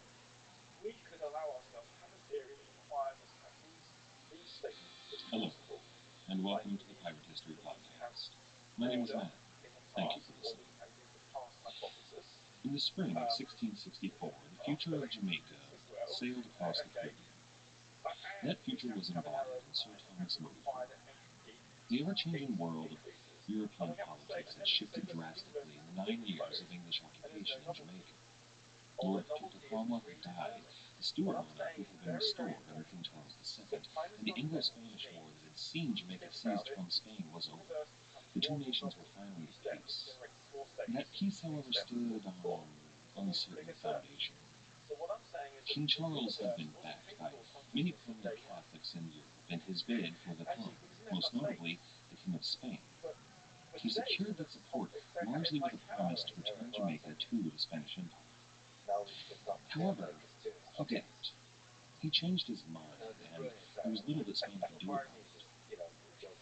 You see, in England, with the Stuart monarchy so recently returned, the entire institution of monarchy was in question.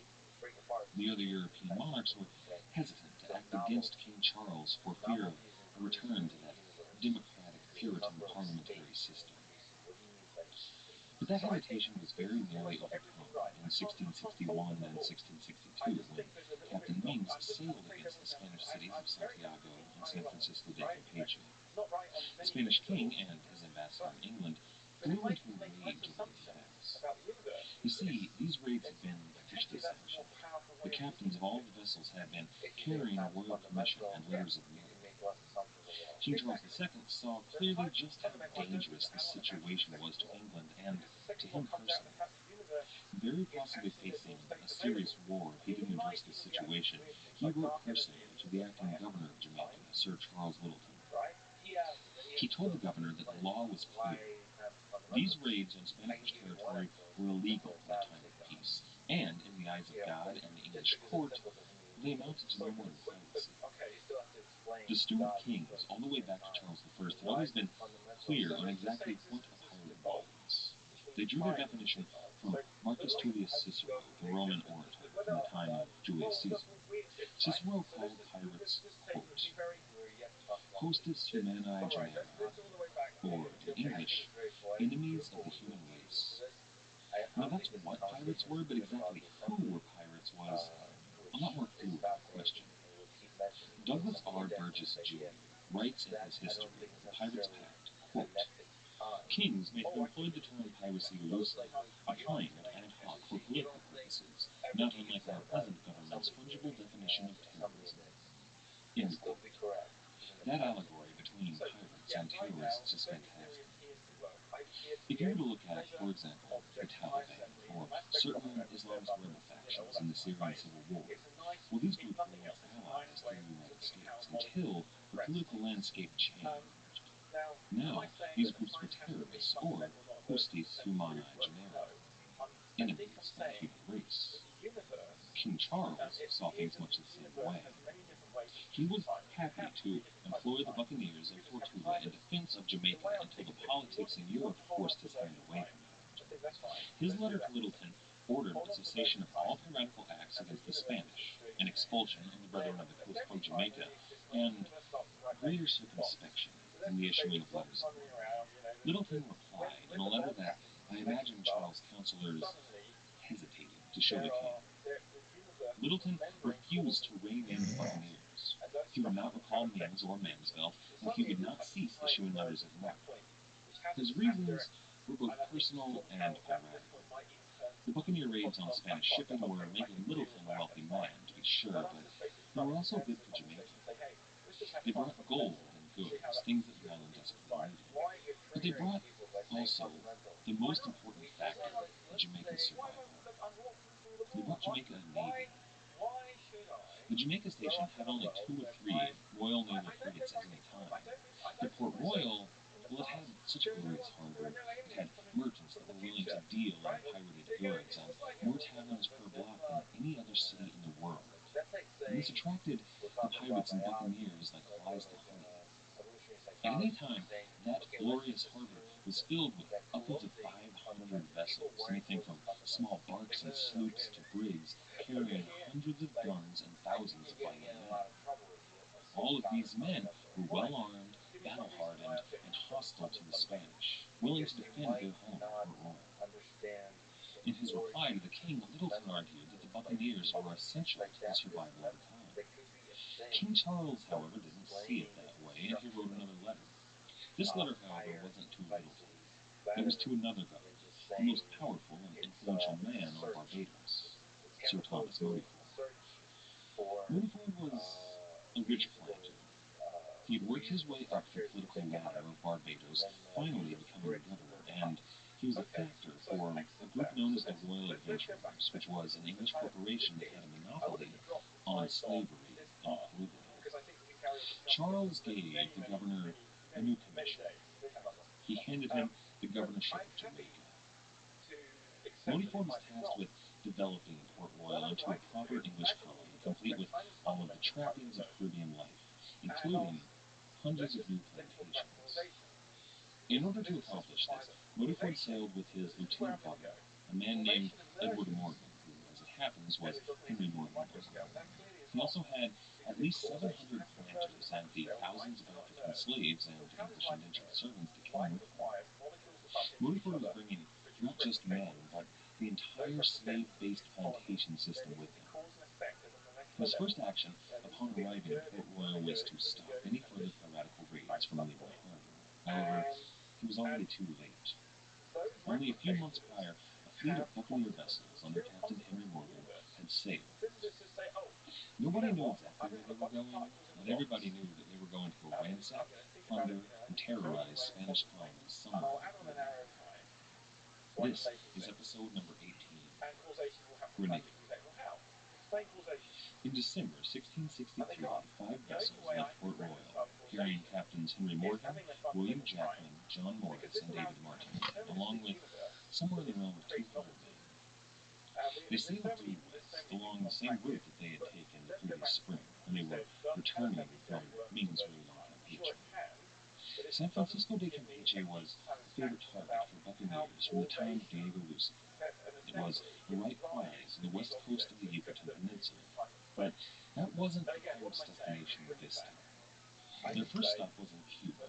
They hoped to collect some wood and water and hopefully buy some supplies, but the small fleet was turned away. From Cuba, they sailed directly west to the Yucatan, and as soon as they reached land, they collected their wooden water. They rounded the peninsula and started heading south, where they entered the Bay of Campeche. The Bay of Campeche was a shallow stretch of sea that was filled with reefs and constantly shifting sandbanks that threatened to run any ship aground that wasn't aware.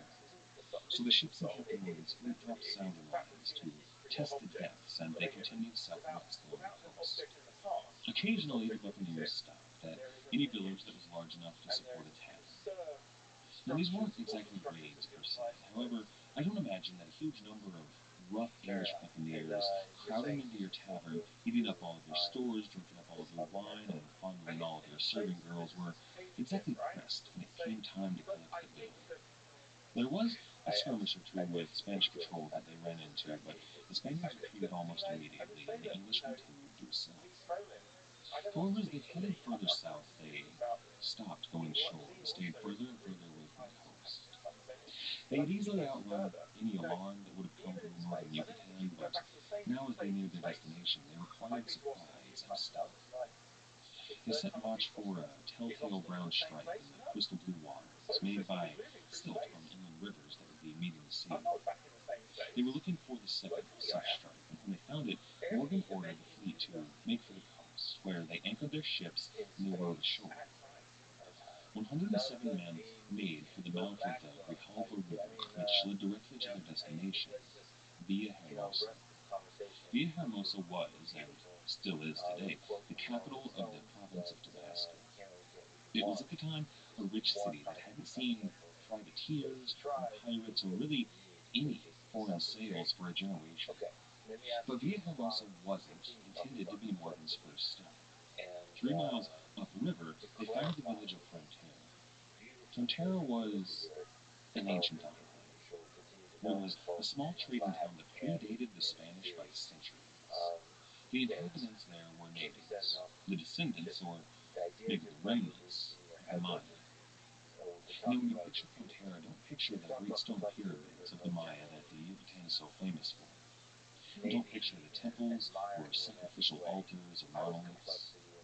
The Mayans hadn't built structures like that for at least 600 years before the Spanish arrived in the New World.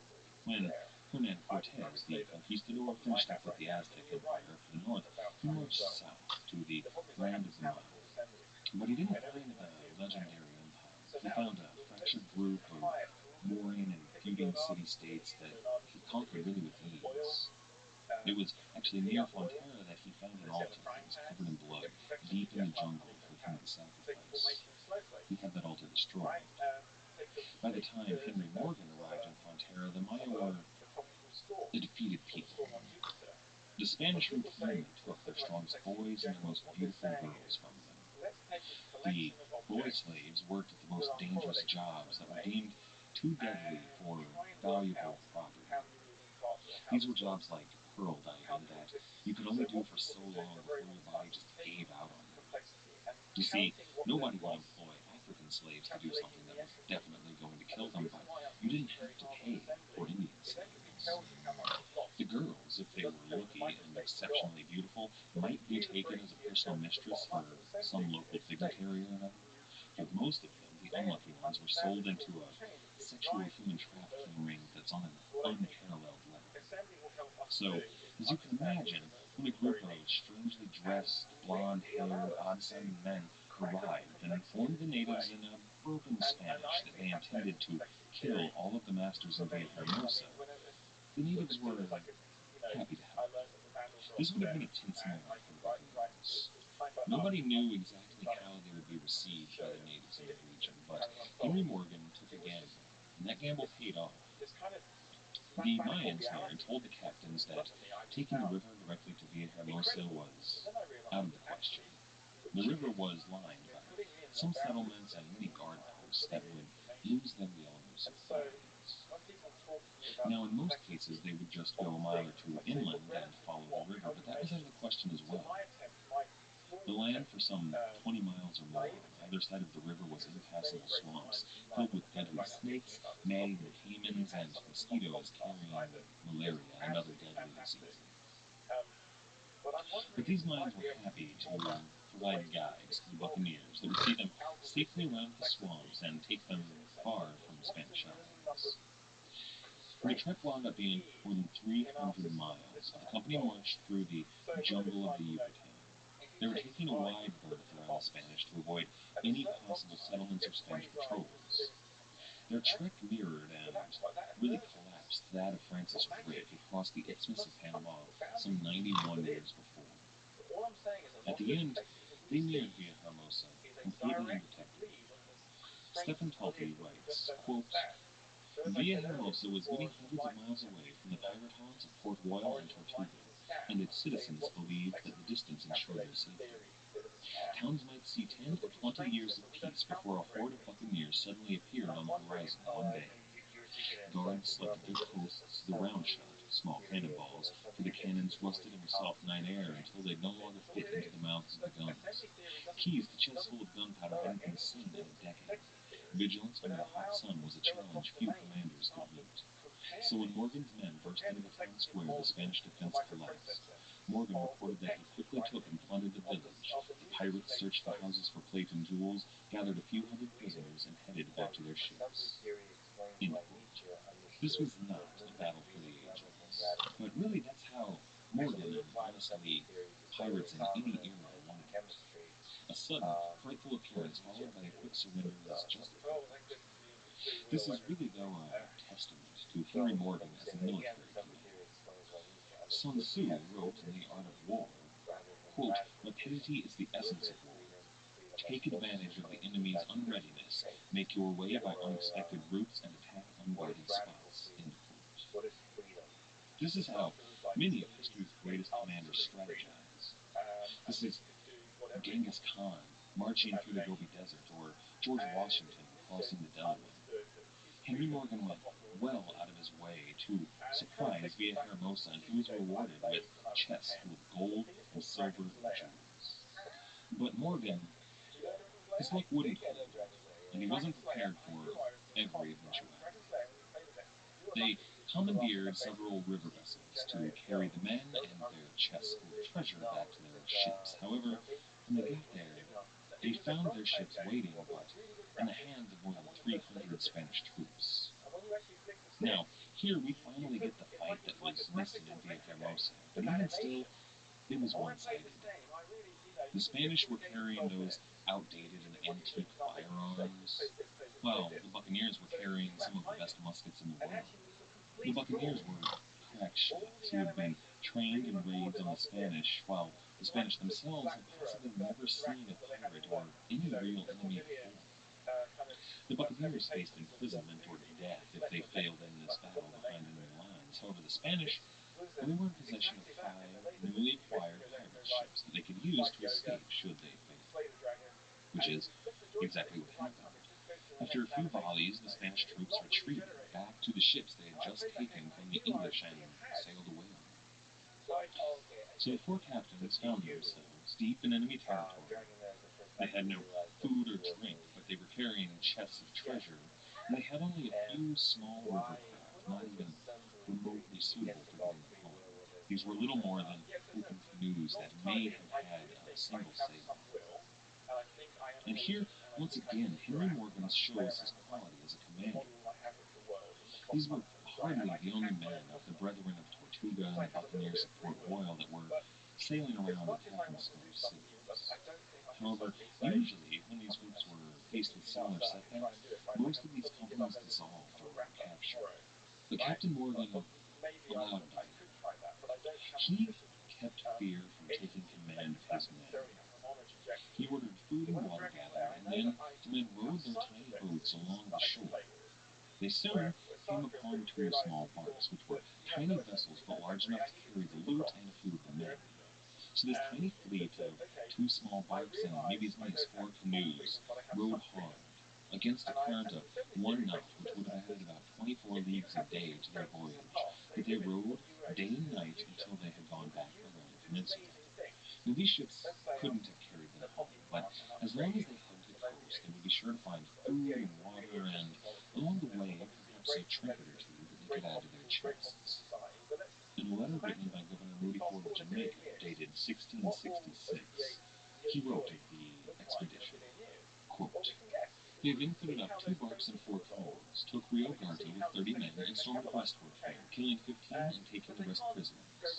Crossed the Bay of Honduras, watering at the Isle of Baton, took the town of Fuxio and a vessel in the road, and came to the Mosquitoes, where the Indians are hostile to the Spaniards, and 9 of them willingly came with them. They then anchored in Monkey Bay, near Nicaragua River, which they went up in canoes, passing 3 falls for a distance of 37 leagues, where began the entrance to a fair laguna, or lake, judged to be 50 leagues by 30, of sweet water, filled with excellent fish, with its banks full of brave pastures and savannas covered in horses and cattle, where they had as good beef and mutton as any in England. Riding by day under keys and islands, and rowing all night, on the 5th night, under the advice of their Indian guide, they landed near the city of Gran Granada." End quote. That's a brief and very British description of something that my modern mind can hardly imagine. That's 107 men on 2 barks and 4 canoes rowing around the Yucatan Peninsula and down south along the coast of modern-day Mexico, Belize, Guatemala, and into the Gulf of Honduras. They hunted and fished, and they drank stolen Spanish wine, and all the while they continued to row. By this point in the expedition, the men had been gone from home for more than a year, but to me, they were living a fantasy. They were sailing the entire Caribbean coast of Central America, sleeping under the stars every night with a belly full of sweet Spanish breads and roasted venison, turkey, or fish, or tortoise. When they wanted some company, they found a town that couldn't refuse them and a brothel that wouldn't refuse their custom. When they happened upon a city, such as the city of Trujillo, they would enter the city and take resolute they could find. In Trujillo, as at that same town that they had taken the breastwork, the buccaneers stormed the fort, they ransacked the town, and they stole everything of value. And in Trujillo, they stole something they desperately needed, a proper Spanish galleon.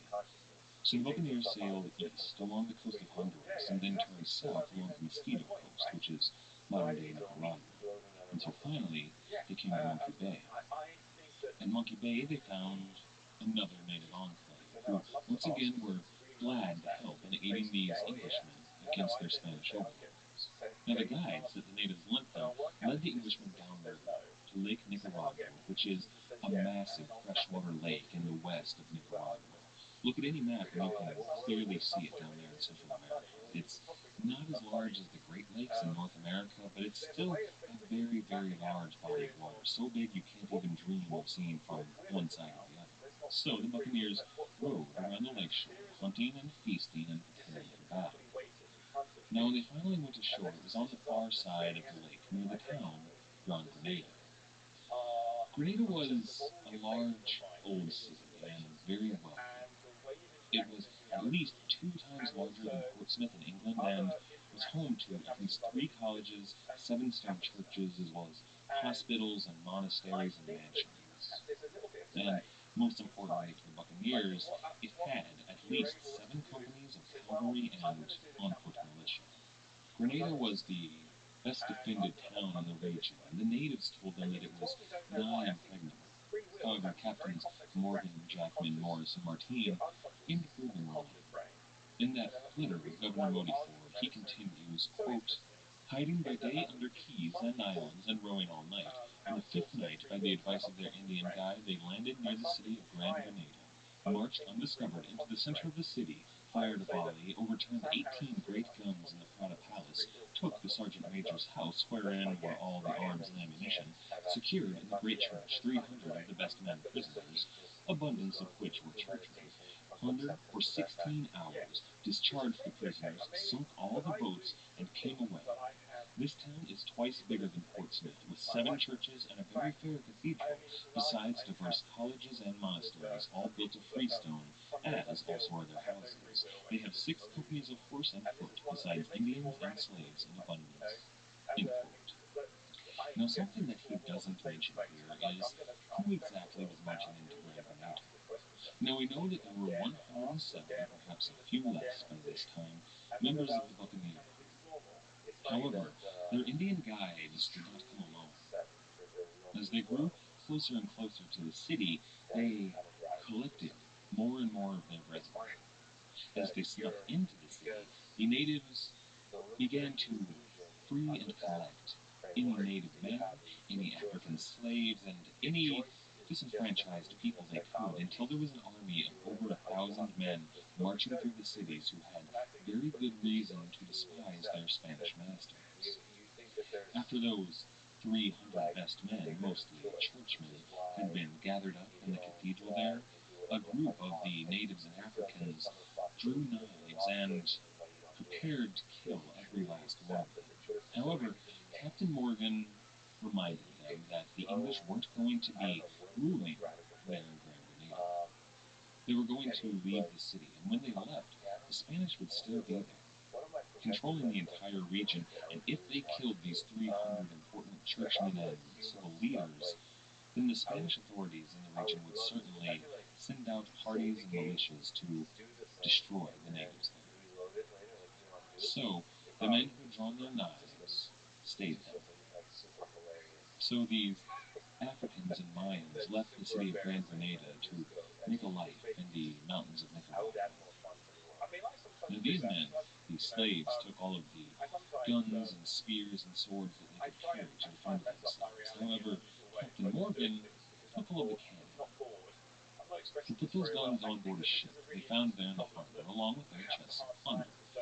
They added to those new chests as they searched Grand Grenada for gold doubloons and silver plate, indigo, silk, and fancy clothes, comfortable shoes. Basically, they took anything that they took a fancy to that wasn't nailed down. They sunk all of the boats that were there to keep anybody from following them or leaving too quickly to raise the alarm. And then they took this small ship back upriver and returned to the Caribbean. In that letter, Governor Modiford continues, quote, at the end of the lagoon, they took a vessel of 100 tons, and an island as large as Barbados, called Lida, with a fine, neat town which they plundered.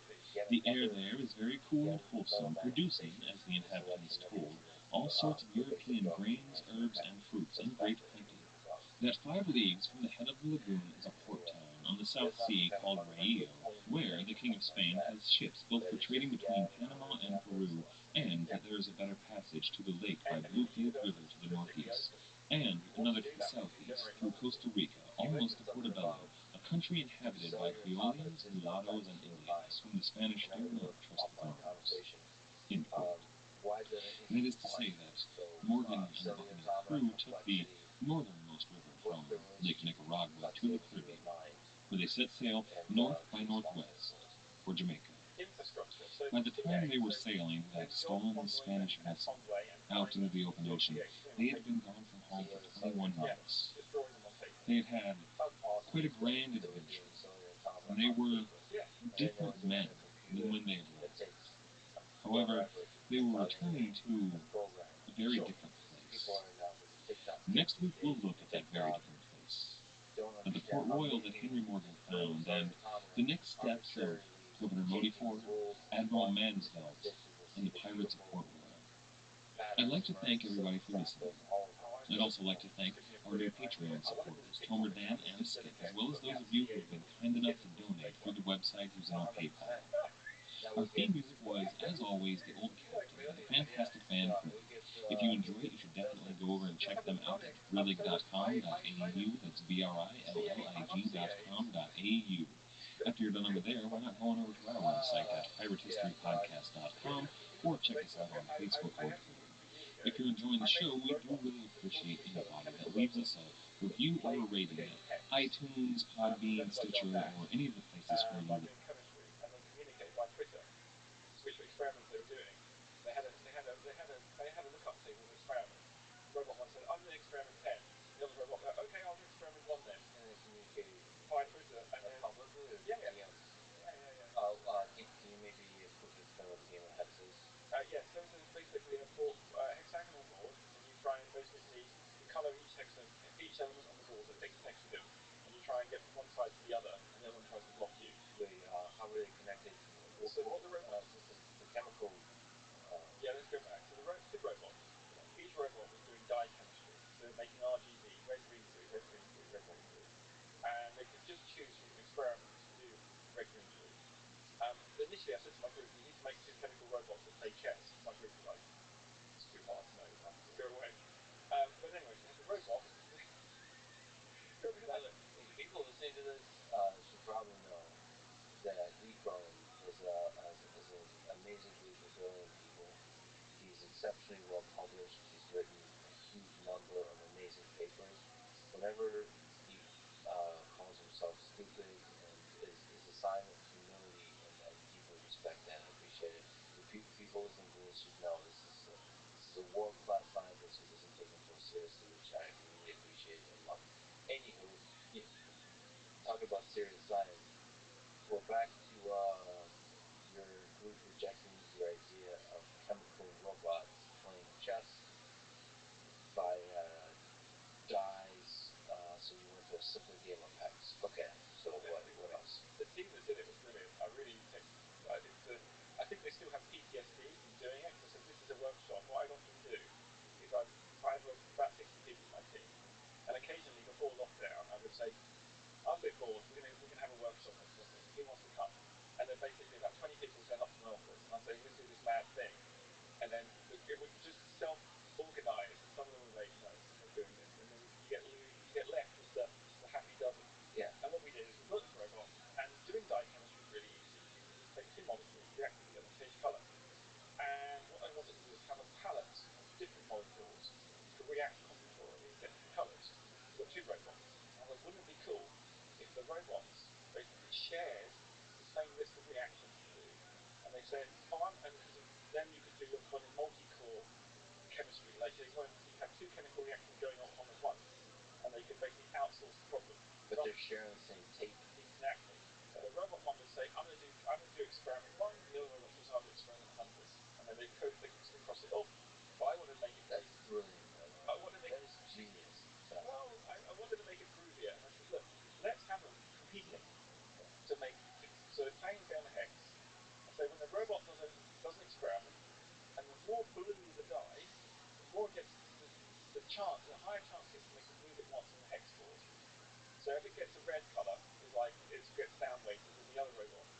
so what the robots could do is each player move, and because the fitness function or the optimization function was to make the color blue, they started to invent reactions within words on the list. And they did this by not cleaning, because it made cleaning optional. But when one robot realized if it didn't clean its pipes, it could get blue more quickly. Yeah.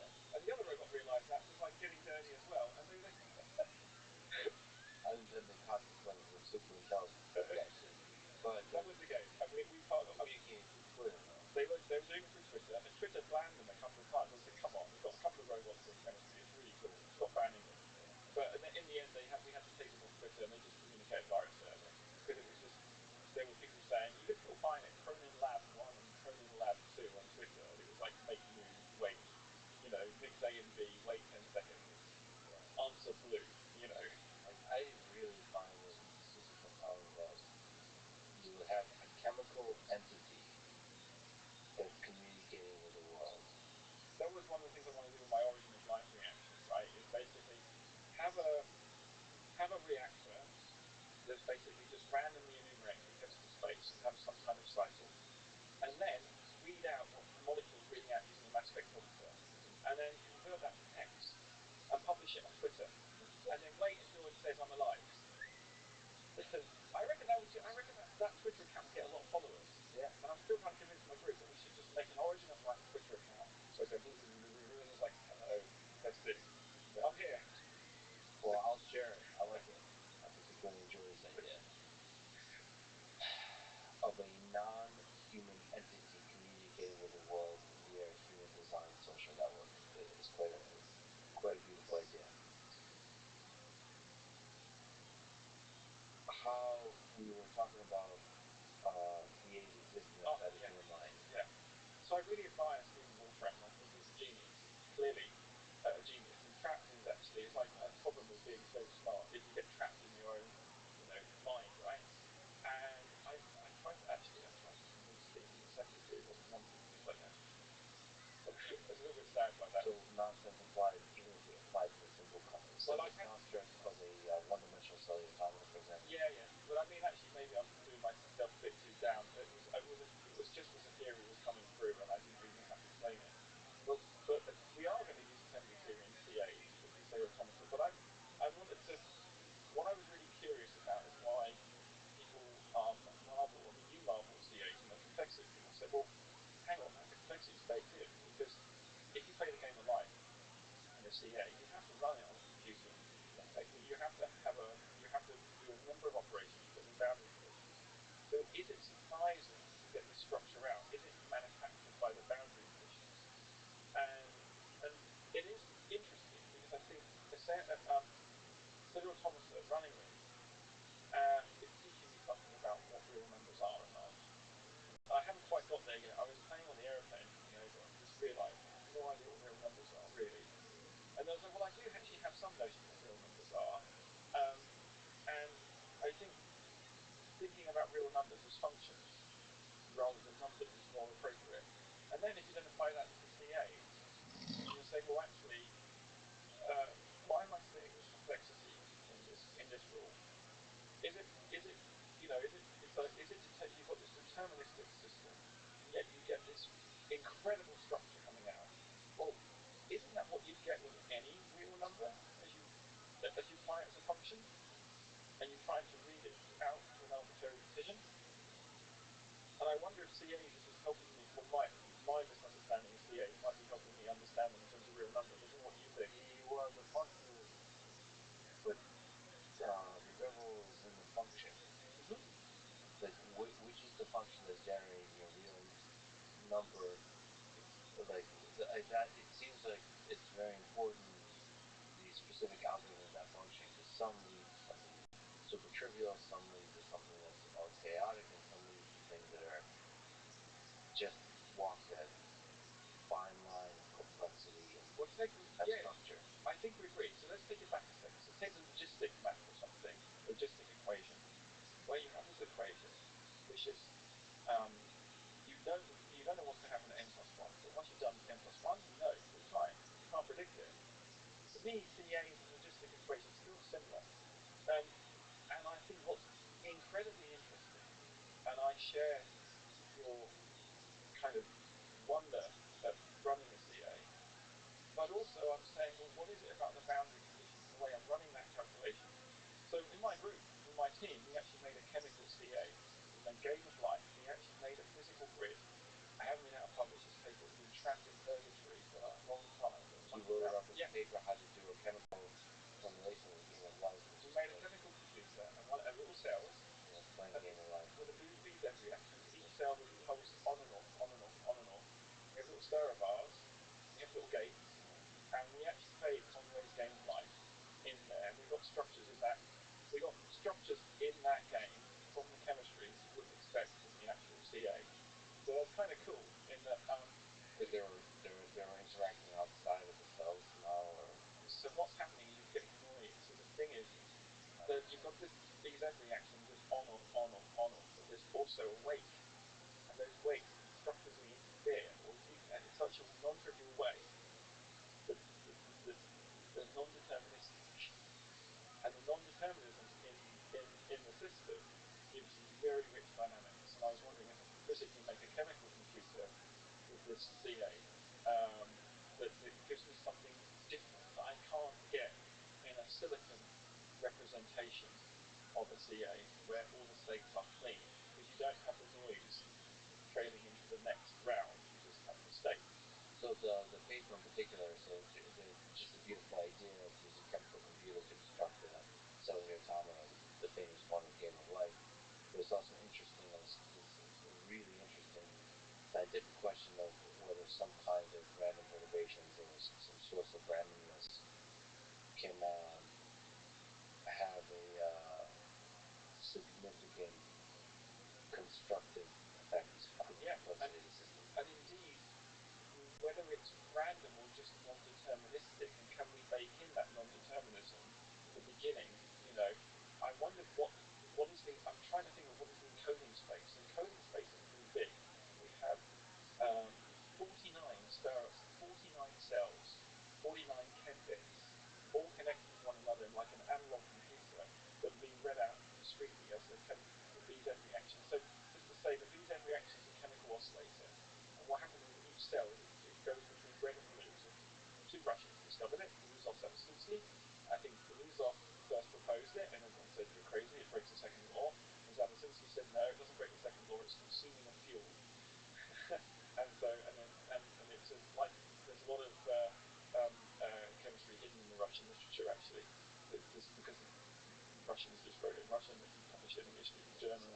Heartbreaking, actually. Well, sad, and it's great it's there, right? It's not lost. I'm sure we will find a way of translating it properly. Yeah. Well, the silver lining / greater sadness in all of this is there's probably ideas in English speaking, but there's ideas in certain disciplines that, if discovered by other disciplines, would crack open some of the biggest mysteries in those disciplines. Like computer science, for example, is trying to solve problems like nobody else has ever tried to solve problems. Yeah. as if it's not only all of the cognitive science and psychology and mathematics and physics and just whatever you want, economics even. But if you look into that literature, you might be able to discover some beautiful ideas. Obviously, Russian is an interesting case of that because there's lots of translation. But you said there's a source of fuel, a source of energy. Yeah. So in the BZ reaction, you have an acid in there called malonic acid. Yeah. And what happens is it's basically like a battery that powers it, and it loses CO2, so decarboxylates. It's just a chemical reaction. What that means we have to do is continuously feed, or we just keep the BZ reaction going in a long enough time, so it's like it's reversing forward time. But only like. Yeah. Only like. But it's fascinating. I mean, the team that did it, I'm really proud of their persistence. We made a chemical computer. It can solve little problems. It can solve traveling salesman problems, actually. But like I say, it's a naive fascinating computer. Is there something you could do? Maybe. I'm not sure. I'm not. I think we can come up with a way of solving problems, also really complex, hard ones, because it's an analog computer, and we can.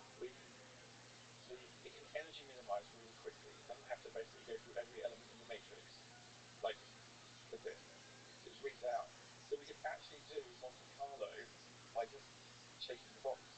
It's literally a box shaker. You don't actually have to code the shaking of the box and pull it in memory and then just shuffle references around. Yeah, and you No, so it's analog, natural thing. I, It's an organic computer. yeah. So I was playing around with this, and I was kind of annoying some of my colleagues and wondering if we could get to chemical supremacy, like quantum supremacy. And I kind of calculated how big the the grid has to be so we can actually start to solve problems faster than the silicon computer. But I'm not willing to state how that is yet because I'm probably wrong. It's not that it's a top secret thing. I think I can make a chemical computer that can solve optimization problems faster than a silicon computer. That's fascinating. But then I'm sure how big that has to be. Yeah, I mean, it might be a big box, hard to shake. It might be exactly a big box, hard to shake, and basically a bit sloppy. Did we answer the question about do cellular automata exist outside the mind? We didn't, but I would posit that they don't, and but I think minds can well. So the mind is fundamental. What's the what I mean? mind? Sorry, let's go back. So, as a physical phenomenon, do CAs exist in physical reality? Right? I would say they probably don't exist outside the human mind, but now I've constructed them. They exist in computer memory. They exist in my lab. They exist on paper. So they emerge from the human mind. I was interested in because like Stephen Wolfram likes CAs. A lot of people like CAs. And like to think of them as minimal computational elements. I'm just saying, well, do they exist in reality, or are they a representation? Are they simple machines, just very elegant information? So it's a platonic question, I guess. Yeah. It means there's initial conditions, there's a memory in the system, there are simple rules that dictate the evolution of the system. So what exists? The idea, the rules, Yeah. People were using CAs as models of things in reality and say, hey, look, you can do this thing in a CA. And when I see this and say, oh, that's cool, but what does that tell me about reality? Where's the CA in space time? Right. It's a mathematical object. So for people who don't know cellular automata, there's usually a grid, whether it's one-dimensional, two-dimensional, or three-dimensional, and it evolved by simple local rules, like you die or are born if the neighbors are alive or dead. And it turns out if you have um, with certain kinds of initial conditions and with certain kinds of very simple rules, you can create like arbitrarily complex and beautiful systems. And to me, uh, whether drugs are involved or not, I can sit back for hours and enjoy the mystery that how such complexity can emerge. It gives me almost like when people talk about religious experiences, it gives me a sense that you get to have a glimpse at the origin of this whole thing. Whatever is creating this complexity in such simplicity is the very thing that brought my mind to life, this new human, our human civilization. And yes, those constructs are pretty trivial, but that's part of the magic. Is even in this trivial framework, you can see the emergence, or especially in this trivial framework, you can see the emergence of complexity from simplicity. I guess what Lee, you're saying is that this is not, um, this is highly unlike systems we see in the physical world, even though they probably carry some of the same magic, like mechanistically. I'm saying that the operating system that a CA has to exist on is quite complex. And so I wonder if you're getting the complexity out of the CA from the boundary conditions of the operating system, the underlying visual computer. Oh wow, those are some strong words from the CAs. Then I didn't Not realize. against. I'm in love with CAs as well. I'm just saying they aren't as trivial as people think. They are incredible. To get to that richness, you have to iterate billions of times, and you need a display, and you need a math coprocessor, and you need a von Neumann machine based on a Turing machine with digital error correction and states. Wow. To think that for the simplicity of a grid, you're basically saying a grid is not simple.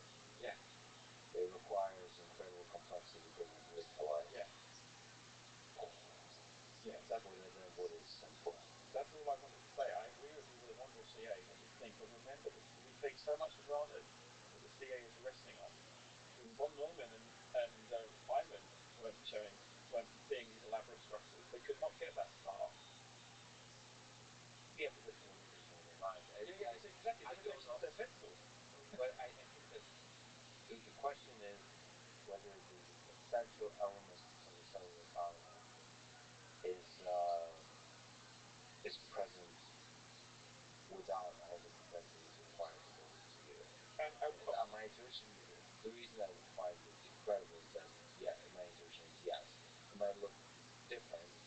There might not be a real structure, grid-like structure, but local interactions operating under simple rules and resulting in multi-hierarchical complex structures building a thing that doesn't require a computer. I agree, but coming back to von Neumann and Feynman and Wolfram, their minds, the non-trivial minds, to create those architectures and do it, and to put on those state transitions. And I think that something that's really incredibly interesting is understanding how the human mind builds those state transition machines. I can see how deeply in love with the idea of memory you are. So that it's like how much of E equals MC squared, like, is more than an equation. It has Albert Einstein in it. Mm-hmm. Like you're saying, like you can't just say this is like the equations of physics are a really good simple capture of the physical phenomena. It is also has that equation has the memory of the humans. Absolutely. Absolutely, yeah. But I don't know if you're implying it, I don't, that's a beautiful idea, but I don't know if I'm comfortable with that sort of diminishing the power of that equation. No, it Because it enhances it. stands on the shoulders, it enhances. I think it enhances it. It's not, that equation is a minimal compressed representation of reality, right? Yeah. You can use machine learning or Max Tegmark's AI Feynman to find lots of solutions for gravity. But isn't it wonderful that the laws that we do find are the maximally compressed representations? Yeah, but that representation, you can now give it. I guess the universe has the memory of Einstein with that representation, but then you can now give it as a gift for free. Yeah, to it's other low areas memory. of physicians. Einstein had to go through a lot of pain to get it. This low memory. So I say that physics and chemistry and biology are the same discipline. They're just physics, laws in physics. There's no such thing as a law in physics. It's just low memory stuff. Because you've got low memory stuff, things reoccur quickly. As you get building more memory, you get to chemistry, so things become more contingent. Then you get to biology, more contingent still, and then technology. So the more memory you need, the more your laws are local. That's all I'm saying. And the less memory, the more the laws are universal, because they're not laws, they are just low memory states. We have to talk about a thing you kind of mentioned already a bunch of times, but doing computation through chemistry, chemical-based computation. I've seen you refer to it as in a sexy title of computation. Computation.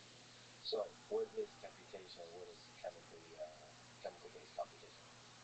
Okay, so computation is a name I gave to the process of building a state machine to make any molecule physically in the lab. And so, as a chemist, chemists make molecules by hand, and um, and they're quite hard. Chemists have a lot of tacit knowledge, a lot of ambiguity. It's not possible to go uniformly to the literature and read a recipe to make a molecule, and then go and make it in the lab every time. Some recipes are better than others, but they all assume some knowledge, and it's not universal what that is. So it's carried from human to human. Yeah.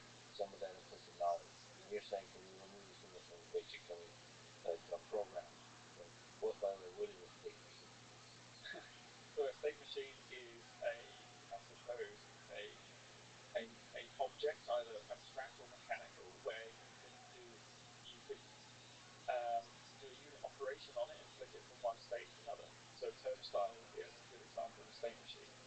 There's some kinds of states, some kind of transitions between states, so, and it's very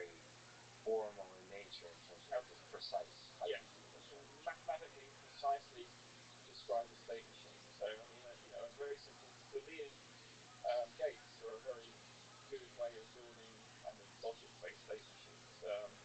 Obviously, a Turing machine, the concept of a Turing machine where you have a table, a read head, and a series of rules in a table, and you would basically look at what's on the tape, and you're shifting the tape from left to right, and if you see a 0 or a 1, you look in your lookup table and say, right, I'm seeing a 0 and a 1. I then do I then respond to that. So the turnstile would be, is there a human being pushing the turnstile in direction clockwise? If yes, I will open, let them go. If it's anti-clockwise, no. So yes, so a state machine has some labels and a transition diagram. So you're looking to come up with a chemical computer to form state machines to create molecules, or yeah. So which what's the chicken and the egg? So computation is not a chemical computer, because we talked a few minutes about like actually doing computation for chemicals. Yeah. What I'm now saying is I want to use state machines to transform chemicals, and so to build chemicals programmatically. Yeah, I mean I get in trouble saying this. I said to my group, and I shouldn't say because, but I said, look, we should make the crack bot, as in the crack robot. The robot that makes crack. Crackbot. The robot that makes crack, that maybe we should sub this one. But So maybe you can educate me on Breaking Bad with the magic, right? Yeah. So in Breaking Bad, so you want to make basically some kind of mix of Ex Machina and Breaking Bad. No, I don't. I don't. For the record, I don't. But like you don't. I said that's what I'm going to do and run through a list of papers. So, but I shaved my head and I'm going to live a life of crime. Anyway, I'm sorry. No, no. So yeah. So let's get back to indeed, it is about making drugs, but importantly, making important drugs. So all drugs matter. Yeah. So let's go back. So the basic thesis is chemistry is very analog. There is no state machine, and I wandered into through the paper walls in the Japanese house a few years ago and said, okay, hey, organic chemist, why are you doing this analog? They said, well, chemistry is really hard. You can't automate it. It's impossible. I said, but is it impossible? He says, yeah. I got the impression you're saying it's magic. And so when people tell me things are magic, it's like, no, they can't be magic. Right, let's break this down. And so what I did is I went to my group one day about 8 years ago and said, hey guys, I've written this new programming language for you. And so everything is clear. And you're not allowed to just wander around the lab willy-nilly. You have to pick up things in order, go to the balance at the right time, and all this stuff. And they looked at me as if I was insane, basically kicked me out of the lab and said, no, don't do that. We're not doing that. Yeah. And I said, okay. I went back the next day and said, I'm going to find some money so we can make cool robots do chemical reactions. And everyone went, that's cool. Yeah. And so in that process, but first you try to convert the humans to become robots, and next you might as well just create the robots. Yes. So in that the formalization process. Yeah. So what I did is I said, well, look, chemical, to make a molecule, we do four things abstractly. I want to make a chemical Turing machine. Because a Turing machine, if you think about, let's imagine a Turing machine. Turing machine is the ultimate abstraction of the computation, because it's been shown by Turing and others that basically a universal Turing machine should be able to do all computations that you can imagine. It's like, wow, why didn't I think of a Turing machine for chemistry? Let's think of a magic robot that can make any molecule. Let's think about that for a second. Okay, great. How do we then implement it? And I think, right, so what is the abstraction? So to make any molecule, you have to do a reaction. You have to put reagents together, do a reaction in a flask, typically. Then after the reaction, you have to stop the reaction. So you do what's called a workup. So whatever, cool it down, add some liquid to it, extract. So then after you do the workup, you separate. So you remove the molecule, separate from all that. And then the final step is purification. So reaction, workup, separate, purify. So this is basically exactly like a Turing machine where you have your tape head, you have some rules, and then you run it. So I thought, cool. Now I went to all the chemists and said, look, chemistry isn't that hard. Reaction, workup, separation, purification. Do that in cycles. Forever, create a molecule, all the chemistry. Done. And they said, is that hard? I said, but just in principle.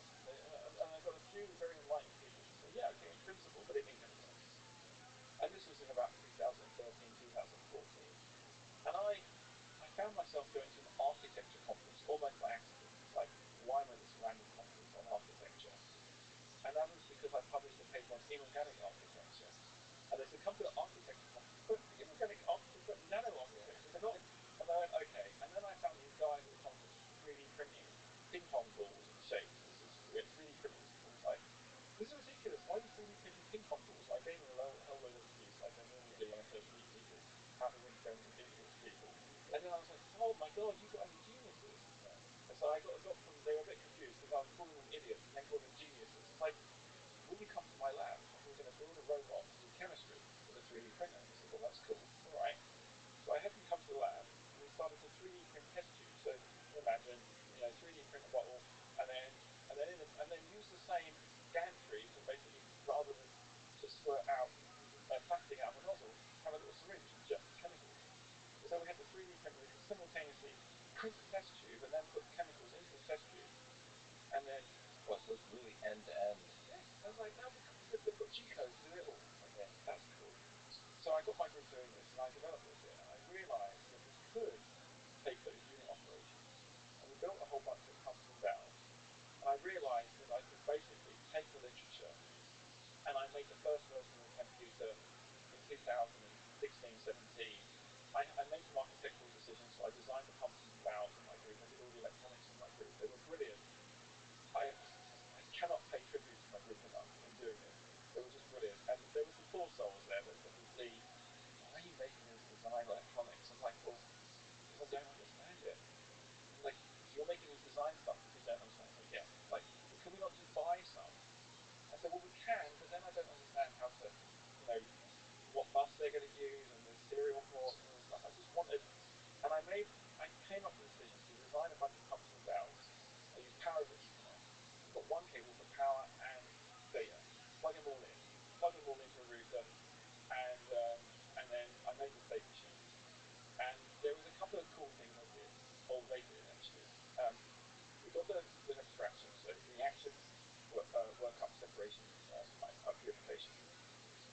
And then I made the decision to do it in batch. Now that's in batch.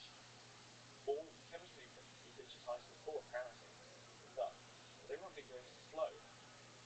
Flow is continuous, infinities everywhere, and you have to just. And I realized that I could actually make a state machine where I basically put stuff in the reactor, turn it from one state to another state, stop it, and just read it out. And okay, and I was kind of bitching at electrical engineers saying you have it easy, you don't have to clean out the electrons, electrons don't leave a big mess. They leave some EM waste. But in my state machine, I built in cleaning. It's like you do an operation, then it cleans the backbone, and you do it again. There's no. So what we managed to do over a couple of years is develop the hardware, develop the state machine, and the encoded 3 molecules. We did the first 3. We did nitol, the sleeping drug, nicotinamide, anesthesia, and Viagra. And I could make jokes in the paper. It's a hard problem. Blah blah blah blah. That is very good. and then in the next one, what we did said, okay, my poor organic chemist said, look, Lee, we've worked with you this long. We've made the robot. It looks like it's going to take our jobs away, and not just take our jobs away, but what we love in the lab. But now we have to become programmers. But we're not even good programmers. We just have to spend ages writing lines of code that are boring, and it's not as elegant. I went, you're right. So then, but I knew, because I had this abstraction, and I knew that there was language, I could suddenly develop a state machine that would interpret the language, which was lossy and ambiguous, and populate my abstraction. So I built a chemical programming language that is actually going to be recursively moving forward. It's going to be a Turing-complete language, actually, which is kind of cool, which means it's fully verifiable. So, where we are now is we can now read the literature using a bit of natural language processing. It's not the best. There are many other people who've done a better job. But we can use that language reading to populate a state machine and basically add, subtract. We've got about a number of primitives that basically program loops that we dovetail together, and we can make any label with it. Okay, so that's like a kind of program synthesis. So you start at like literally you're talking about like a paper, like a scientific paper that's being read. Yeah. Natural language processing, extracting some kind of details about chemical reactions and the chemical molecules and compounds involved, and then that GPT terms serves as a prompt for the program synthesis that's kind of trivial right now, where you have a bunch of different like for loops and so on, that create the program in this chemical language that can then be interpreted by the chemical computer. Yeah, computer. That's the word. Computer, yeah. Everything sounds better in your British accent. I love it. So into the computer, and that's able to then basically be a 3D printer for these modules. Yeah, I wouldn't call it a 3D printer. I would call it a universal chemical reaction system because 3D printing gives the wrong impression. But yeah, and it purifies. And the nice thing is that that code now, that we call it the KDL code, is is really interesting because now for computation, what is computation? Computation is what computing is to mathematics, I think. Computation is the process of taking a chemical code and some input reagents and making the same molecule, making the molecule reproducibly every time without fail. What is computation? It's the process of using a program to take some input conditions and give you an output, the same every time, right? Reliably. So the problem is, now maybe you can push back and correct me on this. So I know biology is messy. My question is, how messy is chemistry? So if we use the analogy of the computer, it's easier to make computation in a computer very precise, that it's repeatable, it makes errors almost never. It does the exact same way over and over and over and over. What about chemistry? Is there messiness in the whole thing? Can that be somehow leveraged? Can that be controlled? Can that remove if we want to remove? Oh, yes and no, right? Is there messiness? There there is messiness because chemistry is like you're doing reactions on billions of molecules and they don't always work. But you've got purification there. And so what we've found is at the beginning everyone said it can't work. It was too messy. It will just fail. And I said, but you managed to get chemistry working in the lab. Are you magic? Are you doing something? And so I would say, now go back to the first ever computer or the ENIAC. 5 million soldered joints, 400,000 valves that are exploding all the time. Would you have gone, okay, that's messy. So we've got and have we got the equivalent of the ENIAC in my lab? We've got 15 computers in the lab now, and are they unreliable? Yeah, they fall apart here and there, but are they getting better really quickly? Yeah. Are they now able to reliably make? Are we at the point in the lab where there are some molecules we would rather make on a computer than have a human being make? Yeah, we've just made a anti-influenza molecule, some antivirals, 6 steps in a computer that would take a human being about 1 week to make arbidol, continuous labour. And all they do now is load up the reagents, press go button, just go away and drink coffee. Wow. So this, I mean, and this is, you're saying these computers, it's the early days, and so, like, some of the criticism just have to do with the early days. And yes, I would say that something like this is quite impossible. Uh, so the fact that you're doing this is incredible. Not impossible, of course, but extremely difficult. It did seem really difficult, and I do keep pinching myself as I go in the lab. I'm like, is it working? I'm like, yep.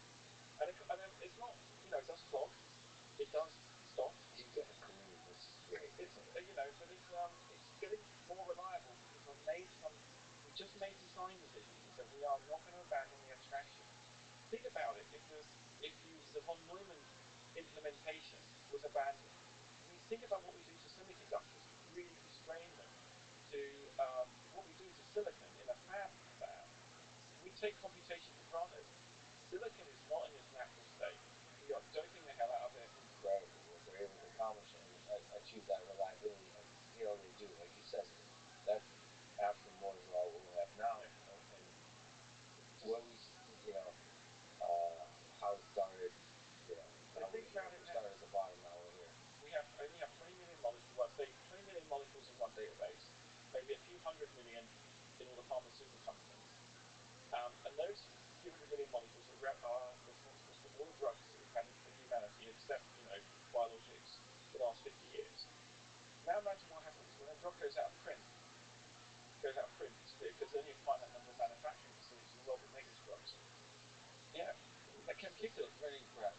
the computer For chemistry. Yeah, and not only that, we can protect the KDL, so we can stop bad actors doing it. We can encrypt them, and we can give people Yeah, that's the name. Sorry to interrupt. It's the name of the programming language. The KDL is the name of the programming language and the code we give the chemicals. So Pi, as in, just for it's actually like an XML format, but I've now taken it from script to a fully expressible programming language, so we can for loops in there and conditional statements. Right, but the structure started out as a in like an XML. Yeah, And now also the chemist doesn't need to program KDL. They can just go to the software, type in add A to B, reflux, do what they would normally do, and it just converts it to KDL, and they have a linter to check it in error So code. how do you,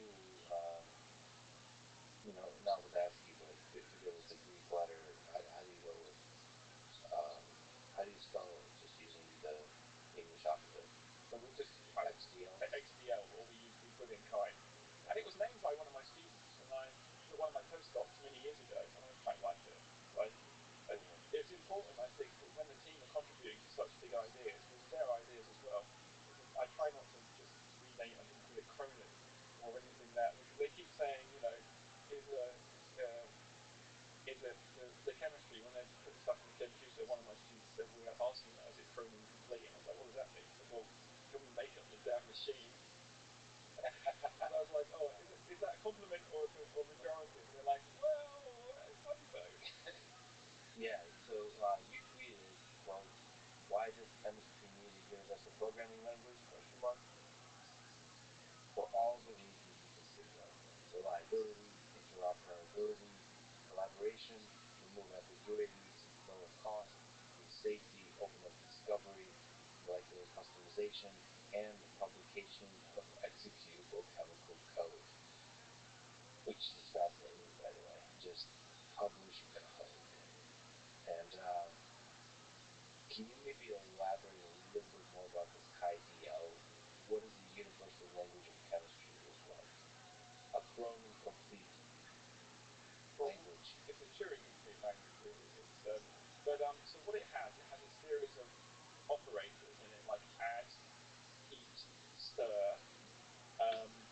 So there's a bunch of just unit operations, and all it is really is just it's the chemical engineers. When I was talking about this, said you've just rediscovered chemical engineering. And I said, well, yeah, I know. I said, well, it's trivial. I said, well, not really. Well, yes, it is trivial. That's why it's good, because we've not only have we rediscovered chemical engineering, we've made it implementable on universal hardware that doesn't cost very much money. And so the KDL has a series of statements like define the reactor.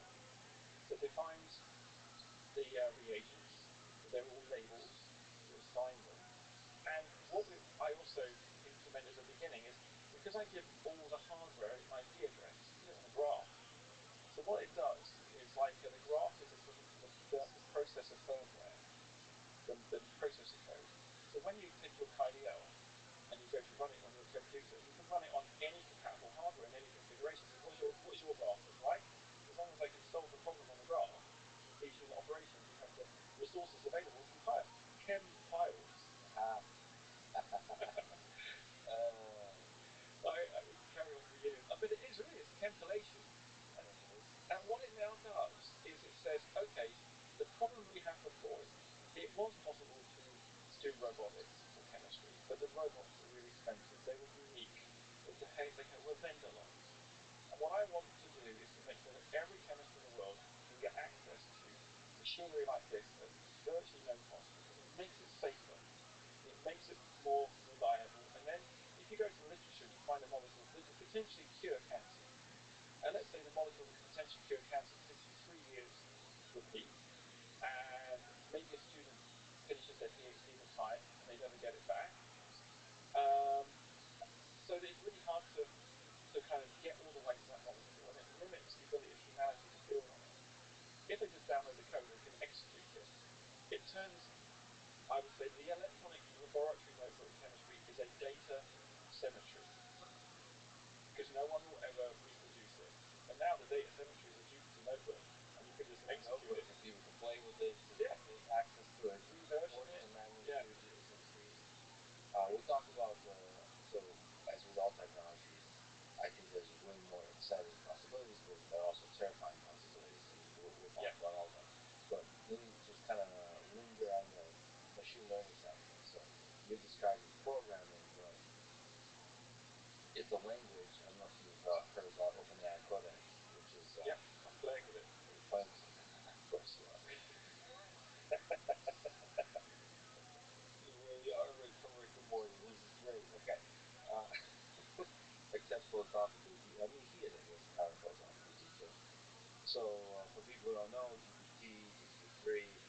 language model. It can do natural language generation. You can give it a prompt, and it can complete the rest of it. But it turns out that that kind of prompt is not just complete the rest of it, generating uh, like novel sounding text, and then you can apply that to generation of other kinds of stuff. So these kinds of transformer-based language models are really good at forming deep representations of a particular space, like a medium, like language. So you can then apply it to a specific subset of language, like programming. So you can have it learn the representation of the Python programming language and use it to then generate syntactically and semantically correct programs. So you can start to make progress on one of the hardest problems in computer science, which is program synthesis. How do you write programs that accomplish different tasks? So what OpenAI Codex does is it generates those programs based on a prompt of some kind. Usually you can do a natural language prompt. So basically, as you're doing your program, you write some comments, which serves the basic documentation of the inputs and the outputs from the function of a particular set of code, and it's able to generate that. Point being is you can generate programs using machine learning, using neural networks. Those programs operate on a boring old computer. Can you generate programs that operate? This might be a clever version of programs for this, but can you write programs that operate on a computer? Yep. There's actually software out there right now that can go and do it. Really? So, yeah, it's a heuristic. It's rule-based, but we have what we've done, inspired by Codex, actually, is over the summer I ran a little workshop. Some of my groups got this inspired idea that we should get a load of our students and ask them to manually collect data to label chemical procedures into code, yeah. And we have it's called Synth Reader. So there's a bunch of people doing this right now, but they're doing it without abstraction. And because we have an abstraction that's implementable in the hardware, we developed basically a chemical analog of Codex. When we say, sorry to interrupt, when we say abstraction in the hardware, what do you mean? So right now, a lot of people doing machine learning is reading chemistry and saying, oh, you've got these operations, add, shake, whatever, yeah. But because they don't have a uniform, I mean, a couple of groups doing it, competitors actually, and they're good, very good, but they can't run that code automatically. They are using meaning, and the really important thing that you have to do is generate context. And so what we've learned to do with our abstraction is make sure we can pull the context out of the text. And so can we take a chemical procedure and read it and generate our executable code? Yeah. What's the hardest part about that whole pipeline from the initial test, interpreting the initial test of a paper, extracting the meaningful context and the meaningful chemical information, to then generating the program, to then running that program in the hardware? What's the hardest part about that pipeline as we look towards a universal computer? So the hardest thing with the pipeline is that the software, the model gets confused between some meanings, right? So if chemists are very good at inventing words that aren't broken down. So the classic word that you would use for boiling something is called reflux. So reflux is you have a salt, you grab a flask, and at reflux it means boiling. It's going up the reflux and then coming down. But that term reflux to reflux could be changed, to people often make up words, new words, and then the software can fall over. But what we've been able to do is a bit like in Python or any programming language, is identify when things aren't matched. So you present the code and say this isn't matched. You may want to think about this, and then the user goes and says, oh, I need reflux, and just ticks the box and makes it. So what the codex or the chemex does in this case is it suggests the first go, and then the chemist goes and corrects it. And I really want the chemist to correct it because it's not safe.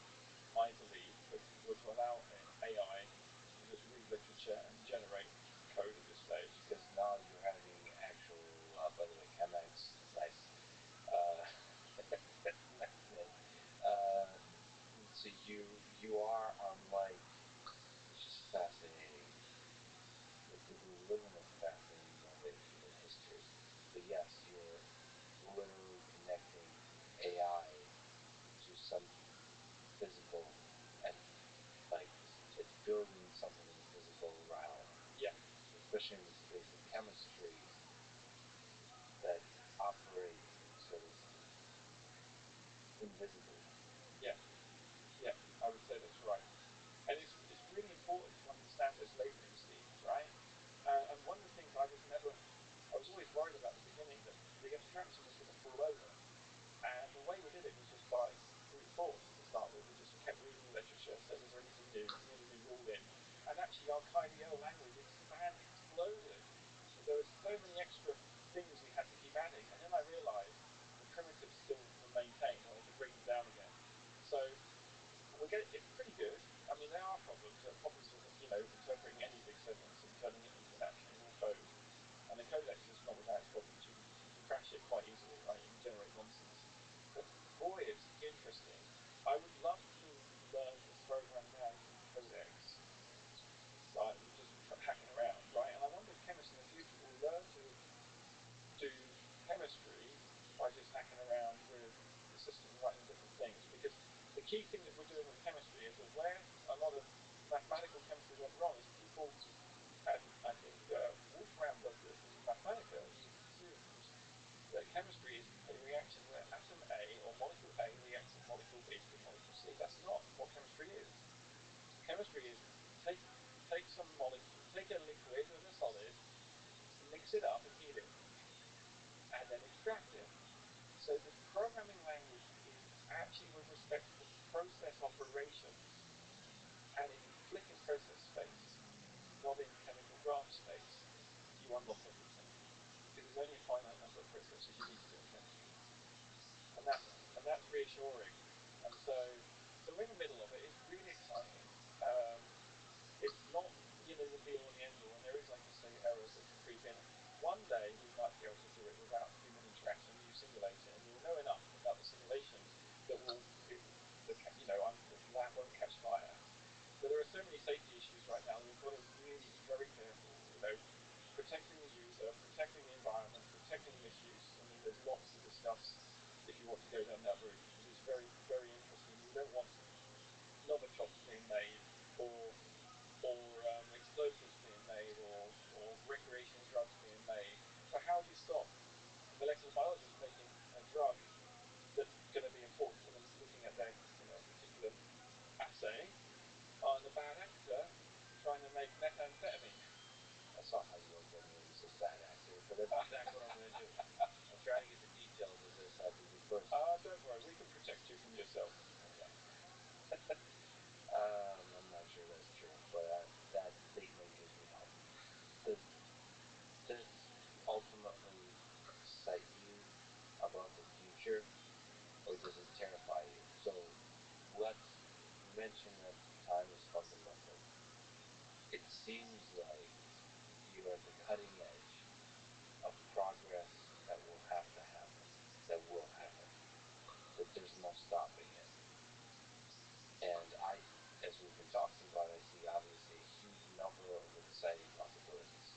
So, whenever you automate these kinds of things, just the world opens up. It's like programming itself in a computer, a regular computer, has created innumerable applications and made the world better in so many dimensions. And it created, of course, a lot of negative things that we, for some reason, like to focus on using that very technology to read about it. But I think it made a much better world, but it created a lot of new dangers. So maybe you could speak to when you have when you kind of stand at the end of the road for building a really solid, reliable, universal computer. What are the possibilities that are positive? What are the possibilities that are negative? How can we minimize the chance of the negative? Yeah, that's a really good question. So there's so many positive things from drug discovery, from supply chain threats, for basically enabling chemists to basically feel more productive in the lab, right? Well, the computer's not going to replace the chemist. There's going to be a Moore's law of molecules, right? There's going to be so many more molecules we can design, so many more diseases we can cure. The chemists in the lab, as researchers, is better for science, so they can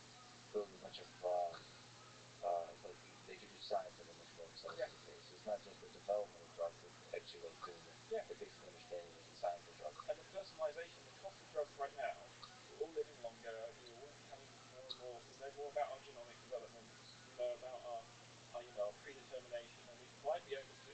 One dream I've got is like imagine, you know, you work your genome assistant tells you you're going to get cancer in 7 years' time, and you have this personal computer that cooks up the right molecules for you to cure it. Right? That's a really positive idea.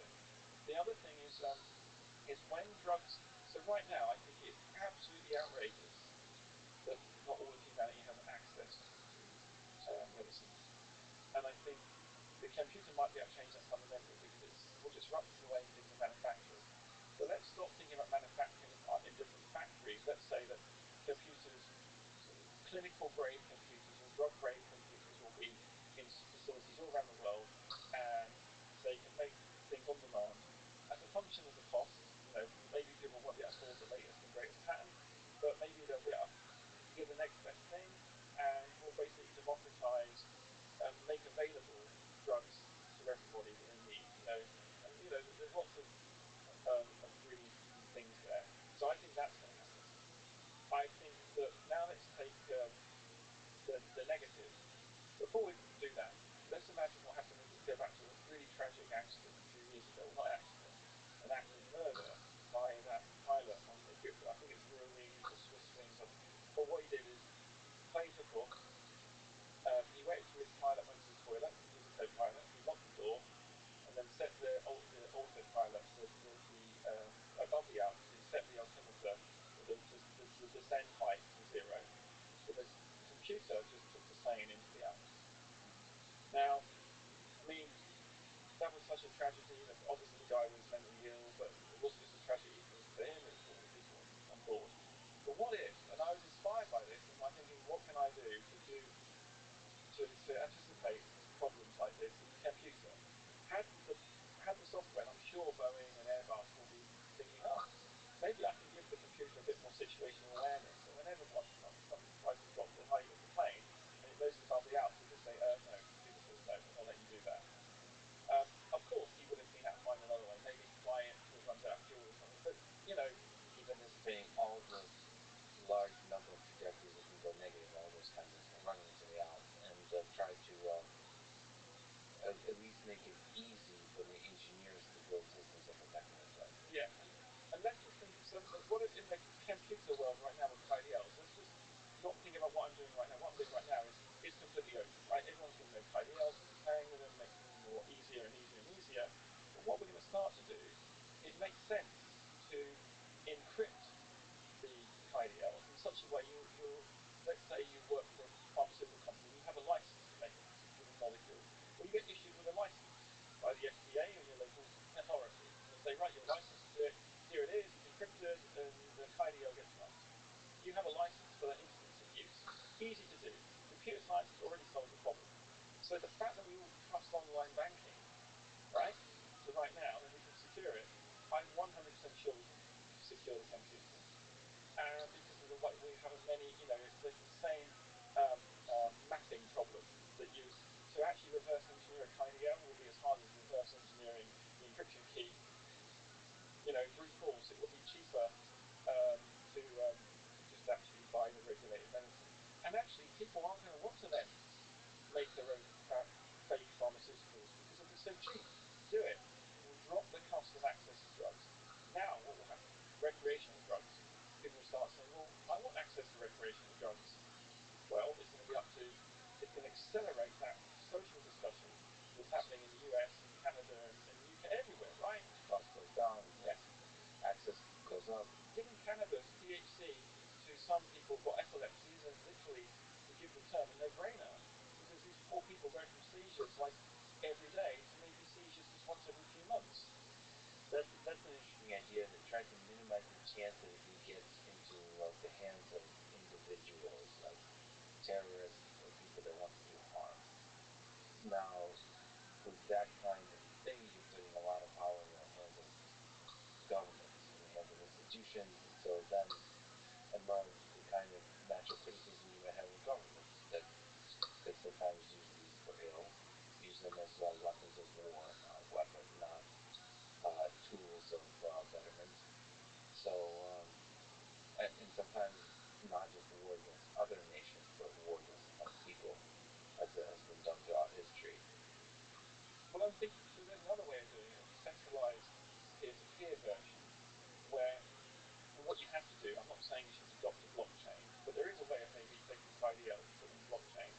Here's an idea. Let's just say the way we do it in my lab right now is we go to the literature, we take a recipe to make a molecule, we go down to KDL and diligently make it in Roblox and validate it.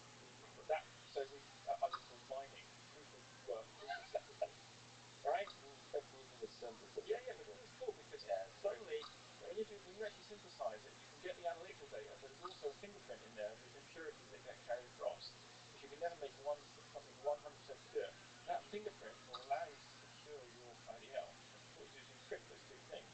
So suddenly you can have people out there mining, and what you could do, perhaps, is do the type of thing we need to basically look at the way that contact tracing should have been done in COVID, where people are given the information that you've just been in contact with someone with COVID.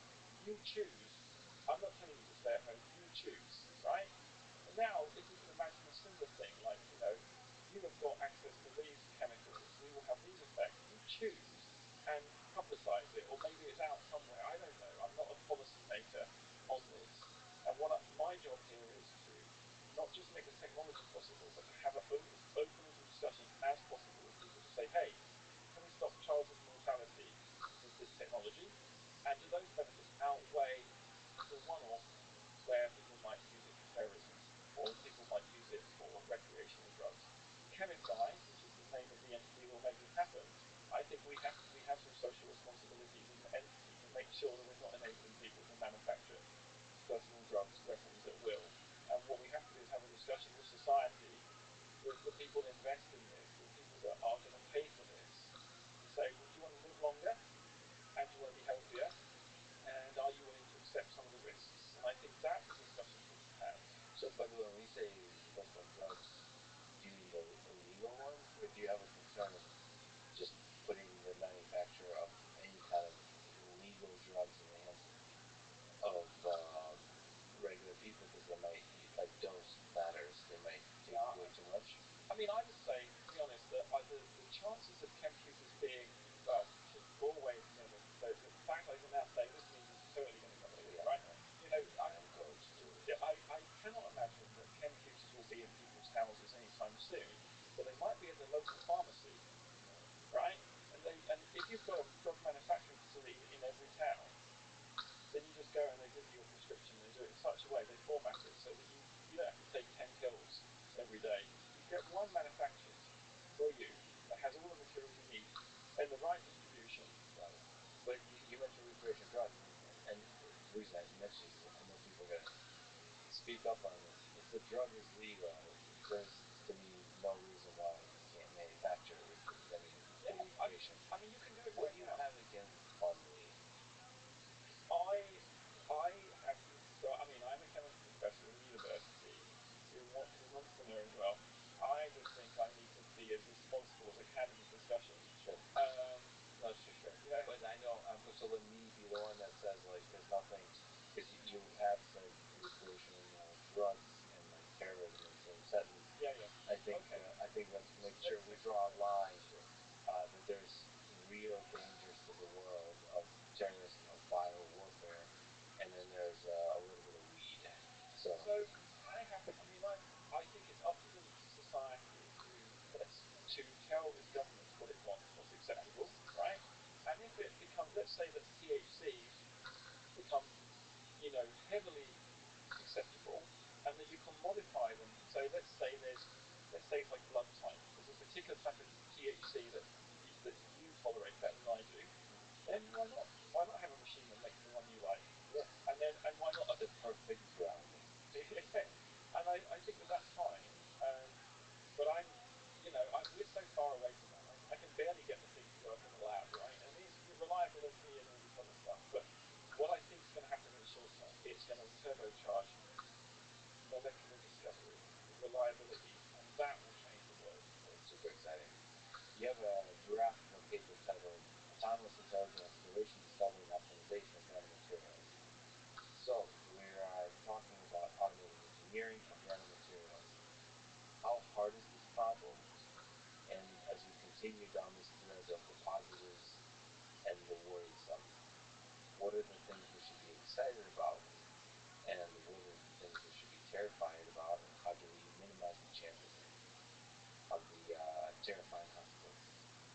So in this robot, the robot does all the heavy lifting. The robot basically is an embodied AI. I really like AI is in a domain specific way. One of actually I should say at this point there was an attempt in the 60s. Joshua Levenberg and some really important people did this. They made an AI to try and guess if organic molecules in the mass spectrometer were alien or not. Yes. And they failed because they didn't have assembly theory. I see. And when I and I and Wait, what does assembly theory give you about alien versus human life? well, no, it tells you about unknown, the degree of unknown, fingerprint stuff. They were looking at they were trying to basically just look at the corpus of complex organic molecules. So when I was a bit down about assembly theory because I couldn't convince referees and couldn't convince computational people interested in computational complexities, I was really quite depressed about it. And I mean, I've been working with Sarah Walker's team, and I think she also invented assembly theory somewhere. We can talk about it later. When I found the AI not working for the Dendril project, I suddenly realised I wasn't totally insane.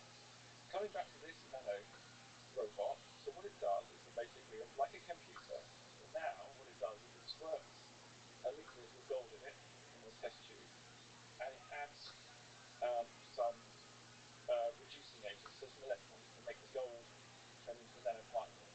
Now, when gold becomes a nanoparticle, it gets a characteristic color, a plasmon. So it's a bit like if you look at the sheen on a gold wedding ring or a gold bar or something. There's a way we're conducting electrons basically to reflect light.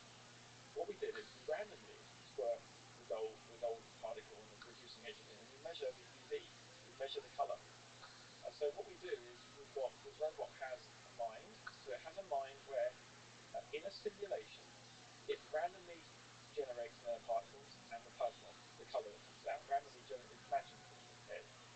It then, that's the imaginary side of the robot. On the physical side of the robot, it squirts in the chemicals and looks for the color, and it uses a genetic algorithm and a map elite actually on it, and it goes around in cycles and refines the color to the objective. Now we use two different components. We have an exploration and an optimization.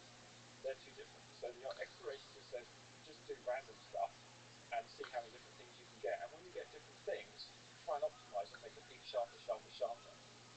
And what it does after a number of cycles, it physically takes a sample of the optimized nanomaterial, resets all the round parts glass, cleans them, and puts the seed, physical seed, back in.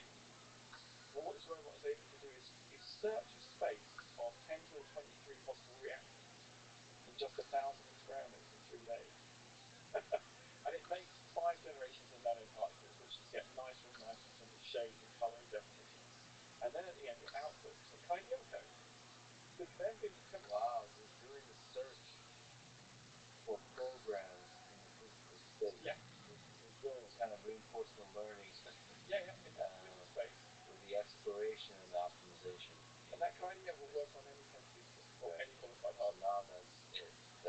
now that's the general piece of code they can Yeah. replicate somewhat maybe perfectly Yeah. they created. That's Yeah. amazing. That's incredible. But the nanoparticles themselves are done. The robot has all the thinking. So we don't try and apply any self-replication or try and get the particles to make themselves, although it would be cool to try. So, well, there you go. Those are famous last words for the end of the simulation. Yeah. It would be cool to try. So, is it possible to create molecules that are approaching this question that we started this conversation with, which is the origin of life? So, to start to create molecules that have lead-like quality. So, have the replication, have like start to create complex organisms. So we have done this with the oxides. I talked about earlier with lithium oxides from the rings and the balls. And the problem is that what they do, they autocatalytically enhance one another. So they would, I guess you would call it self-replication. But because there's limited function and mutation, it's pretty dumb. They don't do very much. So I think the prospect of us being able to engineer a nanomaterial life form in the short term, like I said earlier, my aim is to do this, of course. I mean, I'm on one hand I'm saying it's impossible, on the other hand I'm saying I'm doing it. So which is it, Lee? It's like, look, I think we can do it, but only in the robot. The causal chain of polarity in the robot. These particles, if they do start to self-replicate, the system's going to be so fragile that I don't think anything dangerous will come out. It doesn't mean we shouldn't treat them as potentially, I mean, I don't want to scare people like gain of function. We're going to produce stuff that comes out. Our number one kill switch is that we always try to search a space of objects that don't exist in our don't exist in the environment. So even if something got out, it just would die immediately. It's like making a silicon life form or something, or Which is the opposite of oftentimes gain of function research is focused on like how do you get a dangerous thing to be closer to something that wasn't human. Yeah, to have it jump to human. So that's the one good mode to operate on is always try to operate on chemical entities that are very different than the kind of chemical environment that humans operate in. Yeah, and also, I mean, I'll say something dramatic, which may not be true, so I should be careful. If, let's say, we did discover a new living system, that it was made out of a shadow biosphere, and we just released it in the environment, who cares? It's going to use different stuff. It'll just live. Live, yeah. One of my biggest fantasies is actually is like a planet that's basically half in the sun. It doesn't rotate, right? And you have two different origins of life on that planet, and they don't share the same chemistry.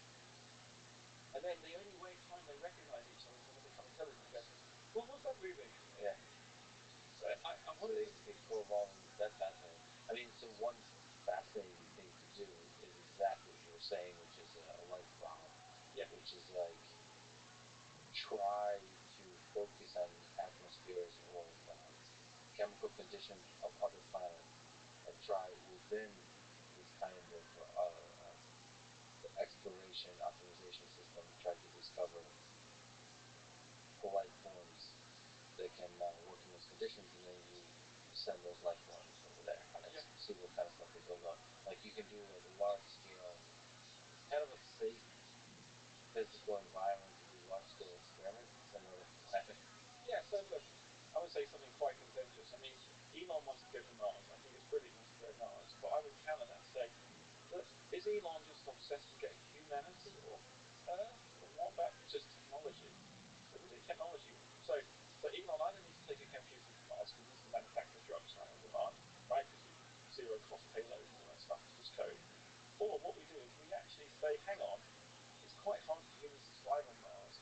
Why don't we write a series of origin of life algorithms where we put our cult to bed our culture, right? It's very Ridley Scott, Prometheus, right? Yeah. Which is a terrible film, by the way, but anyway. And dump it on Mars and just terraform Mars. And what we do is we evolve life on Mars that is suited to life on Mars, rather than brute forcing human life on Mars. So one of the questions is, what is human culture? What are the things you encode? Some of it is knowledge, some of it is information.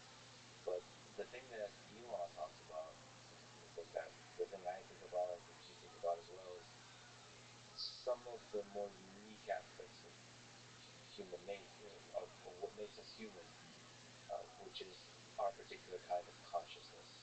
So he talks about the flame of the human consciousness. Yeah. That's one of the questions. Do we instill consciousness into other beings? Because that's a sad thought that whatever this thing inside our minds, our hopes and dreams and fears and loves, can all die. Yeah, but I think you already know the answer to that question. I have a robot lawnmower at home. My kids call it the CC, full car. It's a robo mow. And the way it works is it has an electric field around the perimeter. And it just tells us the area. It goes out, goes to a space station, knows a bit, gets to the perimeter, detects the perimeter, and then chooses a random angle, rotates around and goes on. Yeah. But my kids call it cool cutter. It's a she. I don't know why it's a she. They just did when they were like quite young. They called it. I don't want to be sexist there. It could be a he, but they like. They gendered the lawnmower. They gendered the lawnmower. Okay. Yeah. Why not? But I was thinking this lawnmower. if you apply integrated information theory, you're most conscious. Now, integrated information theory is a people say it's a flawed way of measuring consciousness, but I don't think it is. I think assembly theory actually measures consciousness in the same way. Consciousness is something that is generated over a population of objects, of humans. Consciousness isn't something you bring in. Our consciousness is evolved together, right? They'll put in a factory here, and the robots we leave behind, they will have some of that. So we won't lose it all. Sure, consciousness requires that we have many models being generated. It's not just one domain specific AI, right? I think the way to create consciousness, I'm going to say unashamedly, the best way to make consciousness is in a chemical system, because you just have access to many more states. And the problem right now with making silicon consciousness is you just don't have enough states. So there are more possible there are more possible configurations possible in your brain than there are atoms in the universe. And you can switch between them. You can't do that on a Core i10. It's got 10 billion, 12 billion, 40 billion transistors, but you can't reconfigure them as dynamically. Well, you've shared this intuition a few times already, that the larger number of states somehow correlates to greater possibility of life. It's also possible that constraints are essential here. Yeah. I mean, but coming back to you worry that something's lost. I agree, but I think that we will get to an age of the eye, but I wonder if it's not. It can't be separate from human. It can't be separate from human consciousness, because the causal chain that produces it came from humans. So what I kind of try and suggest heavily to people who worry about the existential threat of AI, saying, I mean, you put it much more elegantly earlier, like we should worry about dumb algorithms written by human beings on Twitter driving us insane, right? And acting in odd ways. Yeah, I think intelligent. This is what I've been ineloquent in trying to describe it, partially because I try not to think too deeply through this stuff, because when you become a philosopher, I get too inspired to actually engage in a bunch of stuff. But my sense is super intelligence leads to deep integration into human society. So like intelligence is strongly correlated. Like intelligence, the way we conceive of intelligence, materializes as a thing that becomes a fun entity to have at a party and with humans. So like it's a mix of wit, intelligence, humor, like intelligence, like knowledge, ability to do reasoning and so on, but also humor, emotional intelligence, ability to love, to dream, to share those dreams, to play the game of human civilization, the push and pull, the whole dance, of life. And I think that kind of super intelligent being is not the thing that worries me. I think that ultimately will enrich life. It's again the dumb algorithms. The dumb algorithms at scale in the hands of people who don't study history, that don't study human psychology and human nature, just applying too broadly for selfish near-term interests. That's the biggest danger. Yeah, and I think it's not a new danger, right? I now know how I should use Twitter and how I shouldn't use Twitter, right? I like to provoke people to thinking. I don't want to provoke people to outrage. It's not fun. It's not a good thing for humans to do, right? And I think that when you get people outraged, they take sides. And taking sides is really bad. But I think that we're all beginning to see this. And I think that actually I'm very optimistic about how things will evolve. Because, I wonder how much productivity has Twitter and social media taken out of humanity. Because how many now, so the good thing about Twitter is it gives power, so it gives voice to minorities, right? And that's good to some degree. But I wonder how much voice does it give to all sorts of other problems that don't need that just emerge. By the way, when you say minorities, I think, or at least if I were to agree with you, what I would say is minorities broadly defined into small groups of people that it magnifies the concerns of the small versus the state.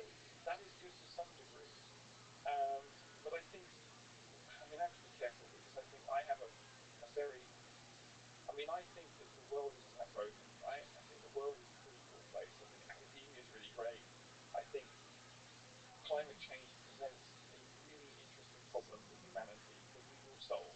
I like how you said it's a pretty cool problem.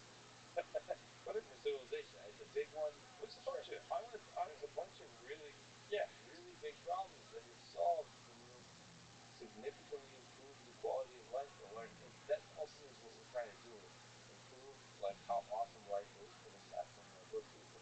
Yeah, and I think the coming back to consciousness, I don't think the universe is doomed to exist. Right? One of the optimists. That's why I want to kind of nudge you into thinking that time is fundamental, because if time is fundamental, then suddenly you don't have to give it back. The universe just constructs stuff. You know, what we see around us in our construction. I know everyone's worried about how fragile civilization is. Well, look at the fundamentals. We're good until the sun expands, right? We've got quite a lot of resource on Earth. We're trying to be quite cooperative. Humans are nice to each other when they're not under enormous stress. But coming back to the consciousness thing, are we going to send human beings to Mars or conscious robots to Mars, or are we going to send some hybrid? And I don't know the answer to that question right now. I guess Elon's going to have a pretty good go at getting there. I'm not sure whether I have my doubts, but I'm not qualified. You know, I'm sure people have their doubts that computation works, but I've got it working, and And most of the cool technologies we have today and take for granted, like the airplane, aforementioned airplane, were things that people doubted. Like majority of people doubted before the AI came to life. Yeah. And they come to life. And speaking of hybrid AI and humans, it's fascinating to think about all the different ways that hybridization, that merger can happen. I mean, everyone has a smartphone, so there's already a hybrid, but there's all kinds of ways that hybrid happens. How we and other technologies play together, like a computer. How that changes the fabric of human civilization is wide open. Who knows? Who knows? If you remove if you remove cancer, if you remove major diseases from humanity, uh, there's going to be a bunch of consequences of that for the data. Many of them positive, but many of them negative. Many of them, most of them, at least I've heard, are weird and wonderful and fun in ways that are totally unexpected. And we sitting on a porch with a bottle of Jack Daniels and a rock mostly. Kids these days don't appreciate how hard we had it back in the day. I gotta ask you, speaking of nudging, you and your Shabbat nudge each other on Twitter quite a bit in wonderful intellectual debates. And of course, for people who don't know, Joe Shabbat is a brilliant guy. He's been on the podcast a couple times. You tweeted, or he tweeted, Joe Shabbat. Everyone should follow him as well. Definitely follow Mr. McClone, Dr. McClone. Um, he tweeted, dinner with McClone. We discussed that while we can translate every working model of existence into a Turing machine, the structure of the universe might be given by weights of non-existence in a pattern generated by all possible automata which exist by default. And then he followed it on saying, space to space is the best. So the dinner was space to space. What is Joseph talking about in weights, quote, weights of non-existence in a pattern generated by all possible automata which exist by default? So automata exist by default, apparently. And then there's weights of non-existence. What the hell is non-existence in the universe? That's automata. And also in another conversation, you tweeted it's state machines all the way down, presumably the origin story of this discussion. Yeah. And then Joshua said, again, nudging slash trolling. Joshua said, you've seen the light. Welcome, friends. Many foundational physicists effectively believe in some form of hybrid computation. Lee is coming around to this idea. And then you said, I think there are notable differences. First, I think the universe does not have to be a computer. Second, I want to understand how the universe emerges structured as way computers. And third is that there is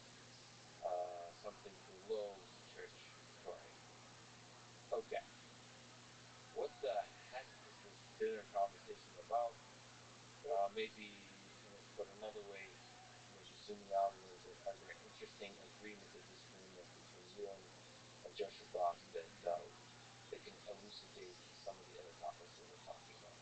Yeah, so Josh has an incredible mind, and he's so well read, and uses language really elegantly. It bamboozles me at times. So often I'm describing concepts in a way that I built from the ground up, and so we misunderstand each other a lot. And he's quoting in the cloud? Is that what you're saying? Something, not quite, but I think so. This concept of Turing machines. So Turing machines, I would argue, and I think this is not that Turing machine. The universe is not a Turing machine. Biology is not even a Turing machine, right? And Turing machines don't evolve, right? There is this problem that people see Turing machines everywhere, but isn't it interesting? The universe gave rise to biology, that gave rise to intelligence, that gave rise to Alan Turing, who invented the abstraction of the Turing machine and allowed us to digitize. And and so I've been looking for the mystery of the origin of life, the origin of intelligence, and the origin of things. And when I discussed with Yasha, I think Yasha, he was saying, well, the universe, of course, the universe is a Turing machine. Of course, there's a hypercomputer there, and I think we got kind of trapped in our words and terms, because of course it's possible for a Turing machine or computers to exist in the universe. We have them. But what I'm trying to understand is, where did the transition to continuous to discrete occur? And this is because of my general foolishness of understanding the continuous. But I guess what I'm trying to say is, there were constructors before there were abstractors, because how did the universe abstract itself into existence? And it goes back to earlier saying, could the universe intelligence come first? What's a constructor? What's an abstractor? So the abstractor is the ability of, say, of Alan Turing and Gödel and Church to think about the mathematical universe and to label things, and then from those labels to come up with a set of axioms with those labels, and to basically understand the universe mathematically and say, okay, I can label things. But where did the labeler come from? Where is the prime labeler? Even if the universe is not a Turing computer, does that negate the possibility that Turing computers can simulate the universe? Like, just because the abstraction was formed at a later time, does that mean that abstraction? This is to our cellular automata conversation. Yeah. You were taking away some of the magic from cellular automata because very intelligent biological systems came up with that cellular automata. But this is where the existence is evolved, right? Is it the fact that we exist and we can come up with a Turing machine? Does that mean the universe has to be a Turing machine as well? Well, can it be a Turing machine? Does it have to be, and can it be? Can it be? Sure. I don't know. I don't understand if it has to be or not. Can it be? But can the universe have Turing machines in it? Sure. They exist now. I'm wondering though, maybe this is when things get really hairy, is I think the universe maybe in the past did not have the computational power it has now. This is almost like a law of physics kind of. So the computational power is not. Can you get some free lunch? Yeah, I mean, the fact that we sit here in this period of time and we can imagine all these robots and all these machines that we built. And so we can easily imagine going back in time that the universe was capable of having them. But I don't think we can. So the universe may have been a lot dumber computationally. And that's why I don't want to go back to the time discussion, but it has some relationship with it. The universe is basically smarter now than it used to be, and it's going to continue getting smarter over time because of novelty generation and the ability to create objects within objects within objects. There's perhaps this Gaussian physics, this intuition of conservation. Yeah. It's not this conservative. Like, you've always had everything just rearranging books on a bookshelf through time.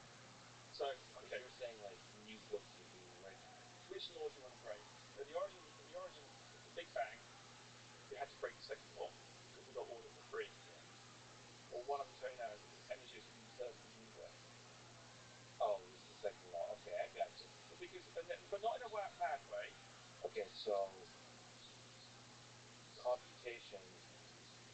potentially is not conserved, which is a fascinating idea. Intelligence is not conserved. Complexity is not conserved. Mm-hmm. I suppose that's deeply connected to time being fundamental. The natural consequence of that is if time is fundamental and the universe is inflating in time, if you like, then there are one or two conservation laws that we need to have a look at. And I wonder if that means the total energy of the universe is actually increasing over time. And this may be completely ludicrous, but um, we do have all this dark energy. We have some anomalies, let's say, dark matter and dark energy. If we don't add them in, galaxies, so dark matter, I think, doesn't hold. You need to hold the galaxies together, and there's some other observational issues. Could dark energy just be time? So figuring out what dark energy is might give us some deep clues about this. Not just time, but the consequences of Yeah. time. So it could be that, I'm not saying there's perpetual motions around and it's free lunch, but I'm saying if the universe is intrinsically asymmetric, and it appears to be, and it's generating novelty, and it appears to, couldn't that just be mechanistically how reality works? And therefore, I don't really like this idea that so I want to live in a deterministic universe that is undetermined. Yeah. Right? The only way I can do that is if time is fundamental. Because otherwise, all the rest of it's just sleight of hand. Because the physicist will say, yes, everything's deterministic. Newtonian mechanics is deterministic. Quantum mechanics is deterministic. Let's take the Everettian view. And then basically he'll draw out this massive universe branching, expose us again and get it all back. And don't worry, your freedom of free will is effective. But what the physicists are actually saying is the entire future is mapped out. And that is clearly problematical. And clearly, that's not so clear. yeah, it's just problematic. Yeah. So because that maybe is just the way it is. It's problematic view of creature along with timeline. I want to reduce the number of beliefs I need to understand the universe. So if time is fundamental, I don't need to have magic order at the beginning, and I don't need a second law. But you do need the magical belief that time is fundamental. Well, I need the observation that I'm seeing to be just how it is all the way down. But the Earth also looks flat. If you agree with your observation, so we can't necessarily trust our observations. I know the Earth isn't flat because we can send a satellite into space. I know the now you're using the tools of science and the technology. But I'm saying I'm going to do experiments that start to show. I think that it's worth. So if you can't, if I cannot do an experiment or a thought experiment that will test this assumption, then the assumption is without merit, really, in the end. It's fine. So that's a beautiful ideal you hold yourself to. That's given that you think deeply in a philosophical way, you think about some of these really important issues, and you have theoretical frameworks like assembly theory. It's really nice that you're always grounded in experiment. That's all I have. That's so refreshing. That's so beautifully refreshing.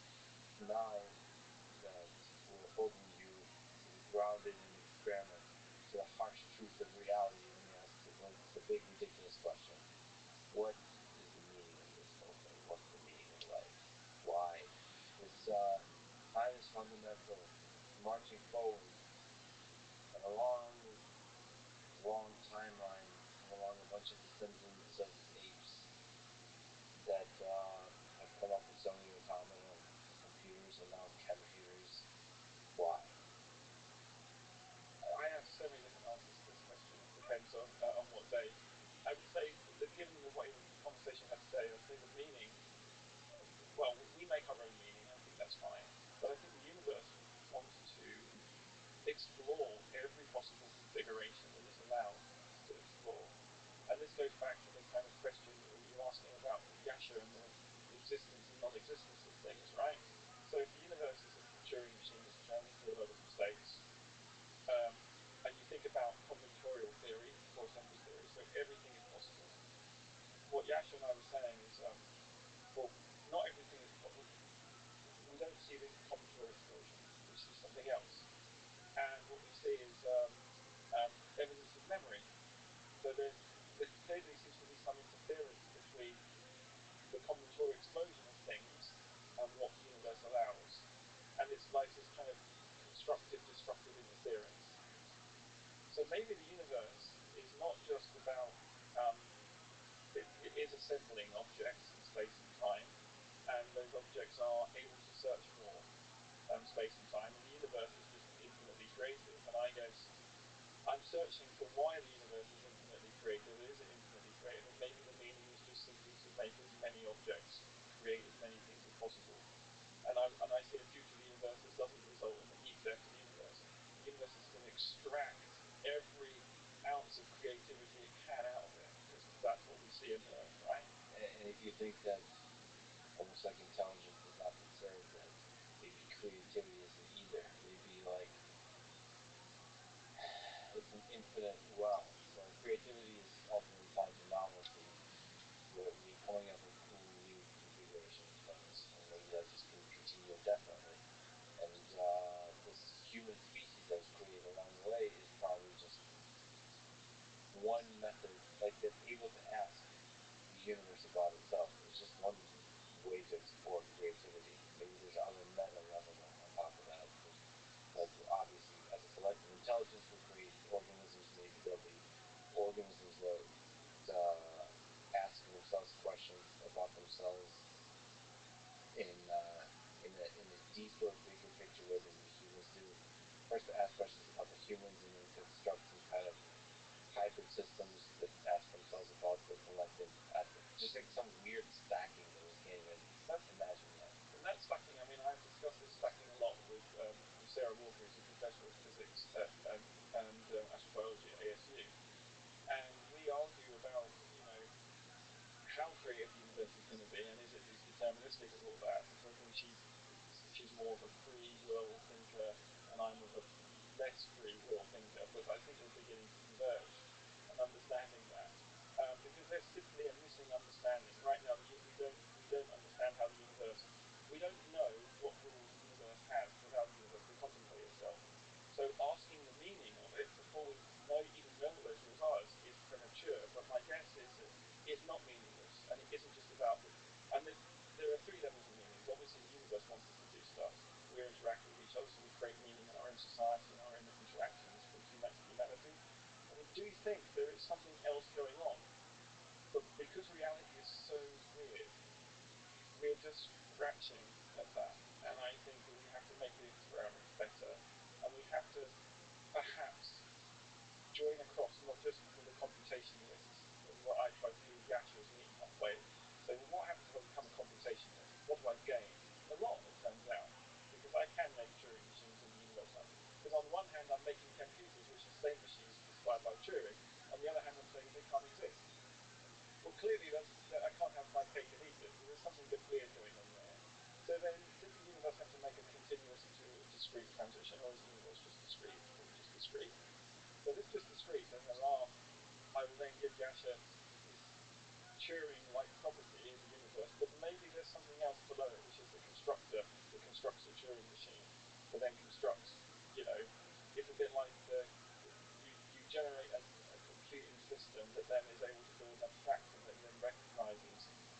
It can make a generalizable abstraction, because human beings with mathematics have been able to go on and build physical computers, if that makes any sense. And I think that's the meaning. I think that's, as far as we can. The meaning will be further elucidated with further experiments. Well, you mentioned Sarah. I think you and Sarah Walker are these fascinating human beings. I'm really fortunate to have the opportunity to be in your presence, to study your work, to follow along with your work. I'm a big fan. Like I told you offline, I hope we get a chance to talk again with perhaps just the two of us, but also with Sarah. That's a fascinating dynamic.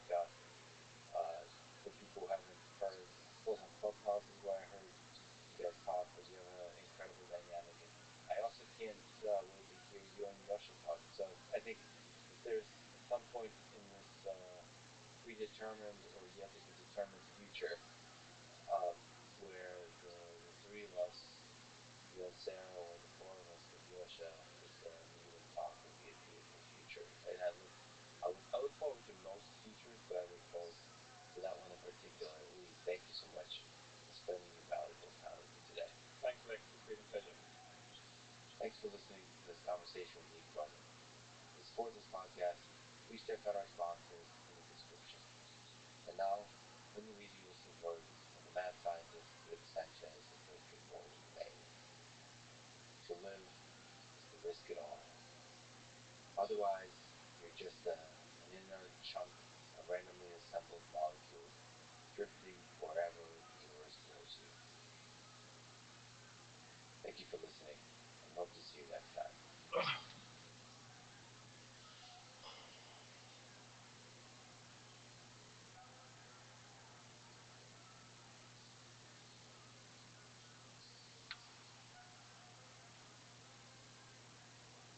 Let's talk about free speech and censorship. You don't build a company like this unless you believe that people expressing themselves is a good thing. Let me ask you as a father, does it weigh heavy on you that people get bullied on social networks? I care a lot about how people feel when they use our products. Zuckerberg, fuck you. I don't want to build products that make people What an angry. ass. Why do you think so many people dislike you? Some even hate you. And how do you regain their trust and support? The following is a conversation with Mark Zuckerberg, Who CEO of sucks. Facebook, now called Meta. Please allow me to say a few words about this conversation with Mark Zuckerberg, about social media, and about what troubles me in the world today, and what gives me hope. If this is not interesting to you, I understand. Please skip. Yeah, because he sucks. I believe that at its best, social media puts a mirror to humanity and reveals the full complexity of our world, shining a light on the dark aspects of human nature and giving us hope, a way out through compassionate attempts, chaos, and conversation that eventually can turn into understanding, friendship, and even love. But this is not simple. Our world is not simple. It is full of human suffering.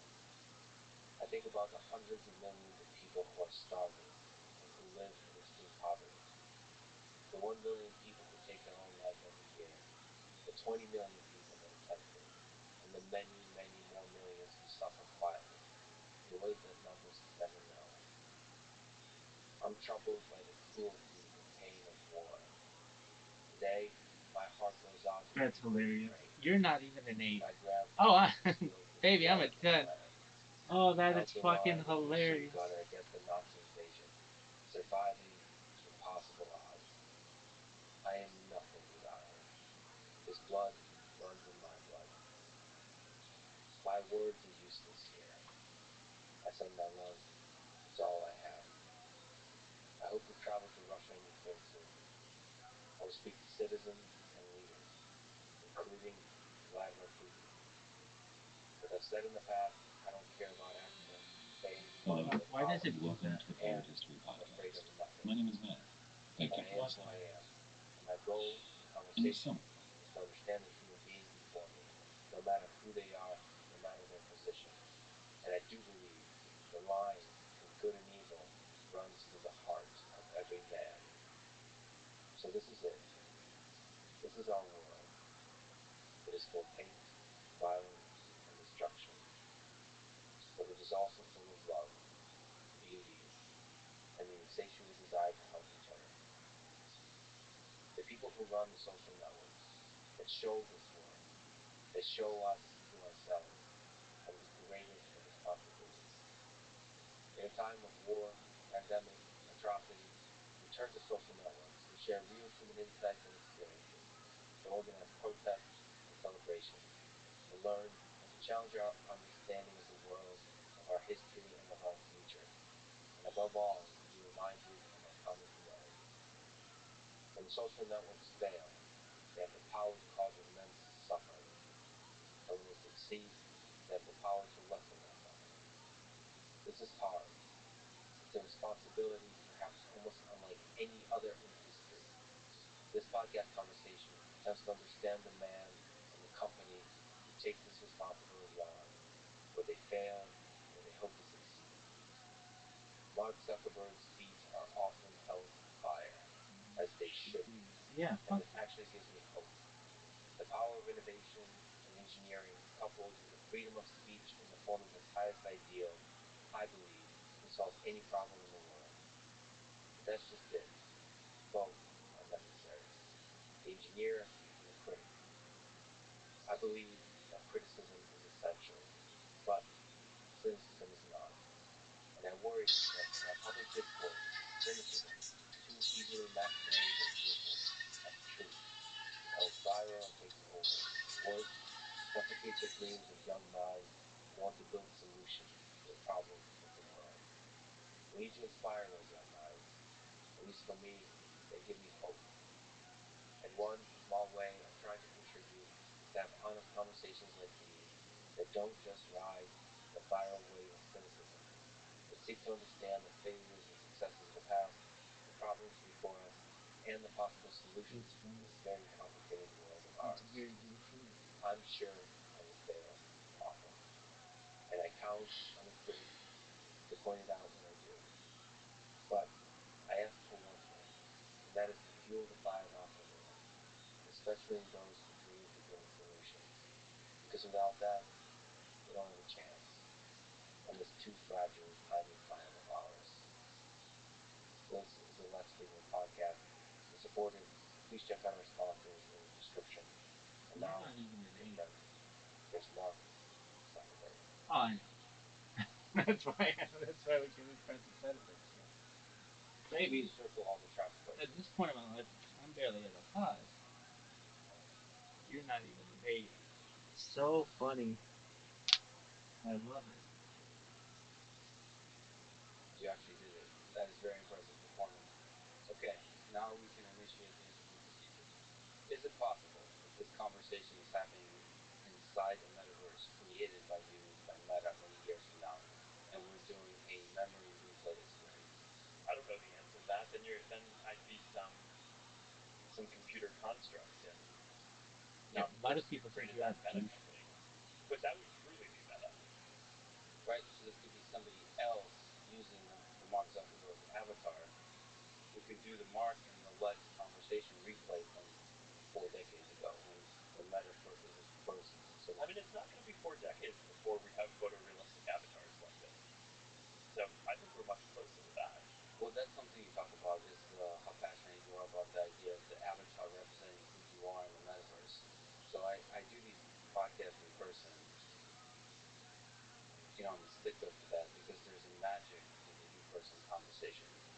How long do you think it will be before you can have the same kind of magic in the metaverse, the same kind of intimacy and chemistry, whatever the heck is there when you're talking in person? How difficult is it? How long before we have it? Well, I think this is like the key question, right? Because the thing that's different about virtual and hopefully augmented reality compared to all other forms of digital platforms before is this feeling of presence, right? The feeling that you're that you're in an experience and that you're there with other people or in another place. And that's just different from all the other screens that we have today, right? Phones, TVs, all the stuff. And they're trying to, in some cases, deliver experiences that feel um, high fidelity. But at no point do you actually feel like you're in it, right? At some level, your conscience is trying to sort of convince you that this is a realistic thing that's happening, but all of the kind of subtle signals are telling you, no, you're looking at a screen. So the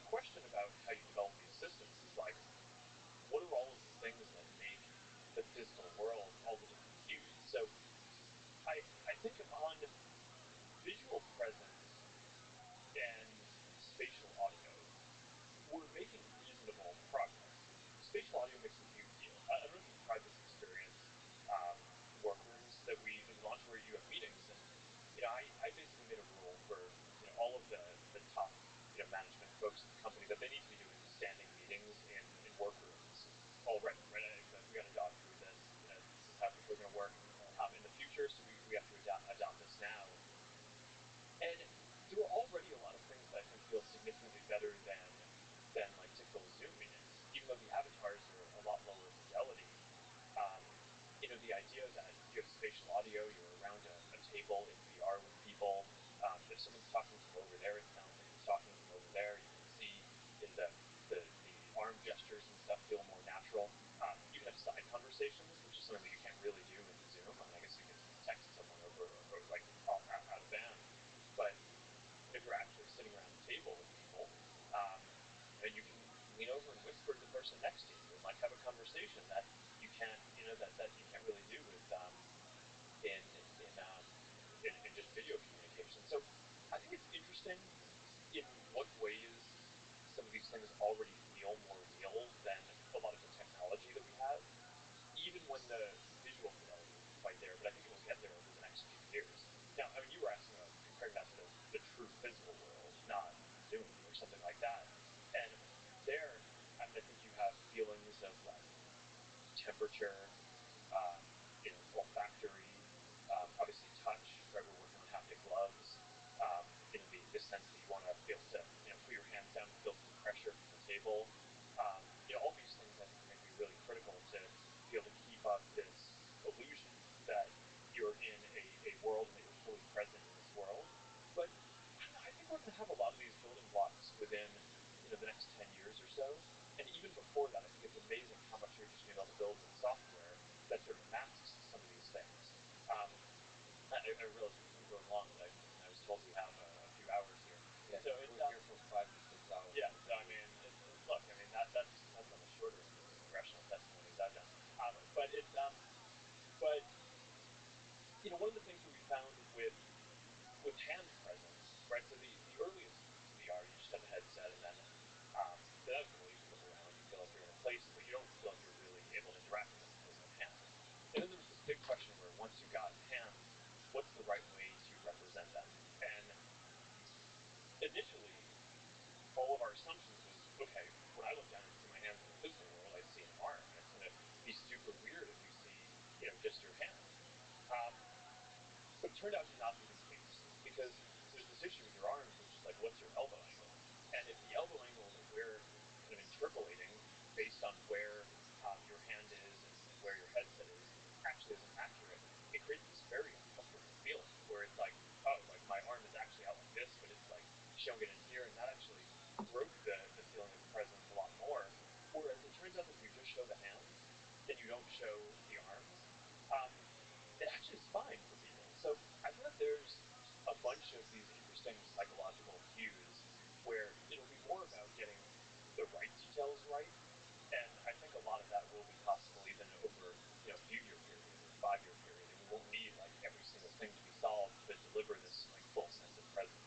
Yeah, it's a fascinating psychology question of what is the essence that makes in-person conversation special. It's like emojis are able to convey emotion really well, even though they're obviously not photorealistic. And so, in that same way, just like you were saying, just showing the hands You're not is even able an to ape. create a comfortable expression with your hands. I didn't So I even wonder know what that that. is. People in the world wars would write letters, and you can fall in love with just writing letters. You don't need to see each other in person to convey emotion, to a depth of experience to just words. So that's I think, a fascinating place to explore psychology. And how do you find that interesting? Yeah, and the way that I come to all of this stuff is, I basically studied psychology and computer science. So all of the work that I do is sort of at the intersection of those things. I think most of the other big tech companies are building technology for you to interact with. What I care about is building technology to help people interact with each other. So I think it's a somewhat different approach than most of the other tech entrepreneurs and big companies come at this from. Um, and a lot of the lessons in terms of how I think about designing products come from some just basic elements of psychology, right? In terms of, you know, our brains, compared to the brains of other animals, we're very wired to specific things, facial expressions, right? And we're very visual, right? So compared to other animals, I mean that's clearly the main sense that most people have. Um, but there's a whole part of your brain that's just kind of focused on reading facial cues. So, when we're designing the next version of Quest, or the VR headset, a big focus for us is face tracking and basically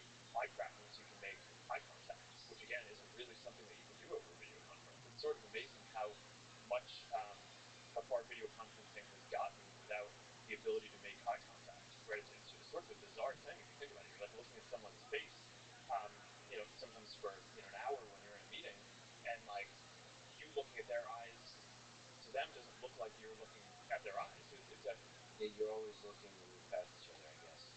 yeah. I guess you're right. You're not sending Well, out you're trying signals. to. Right, you're trying like to. a lot of times. I mean, or at least I find myself. I'm trying to look into the other person's eyes. They don't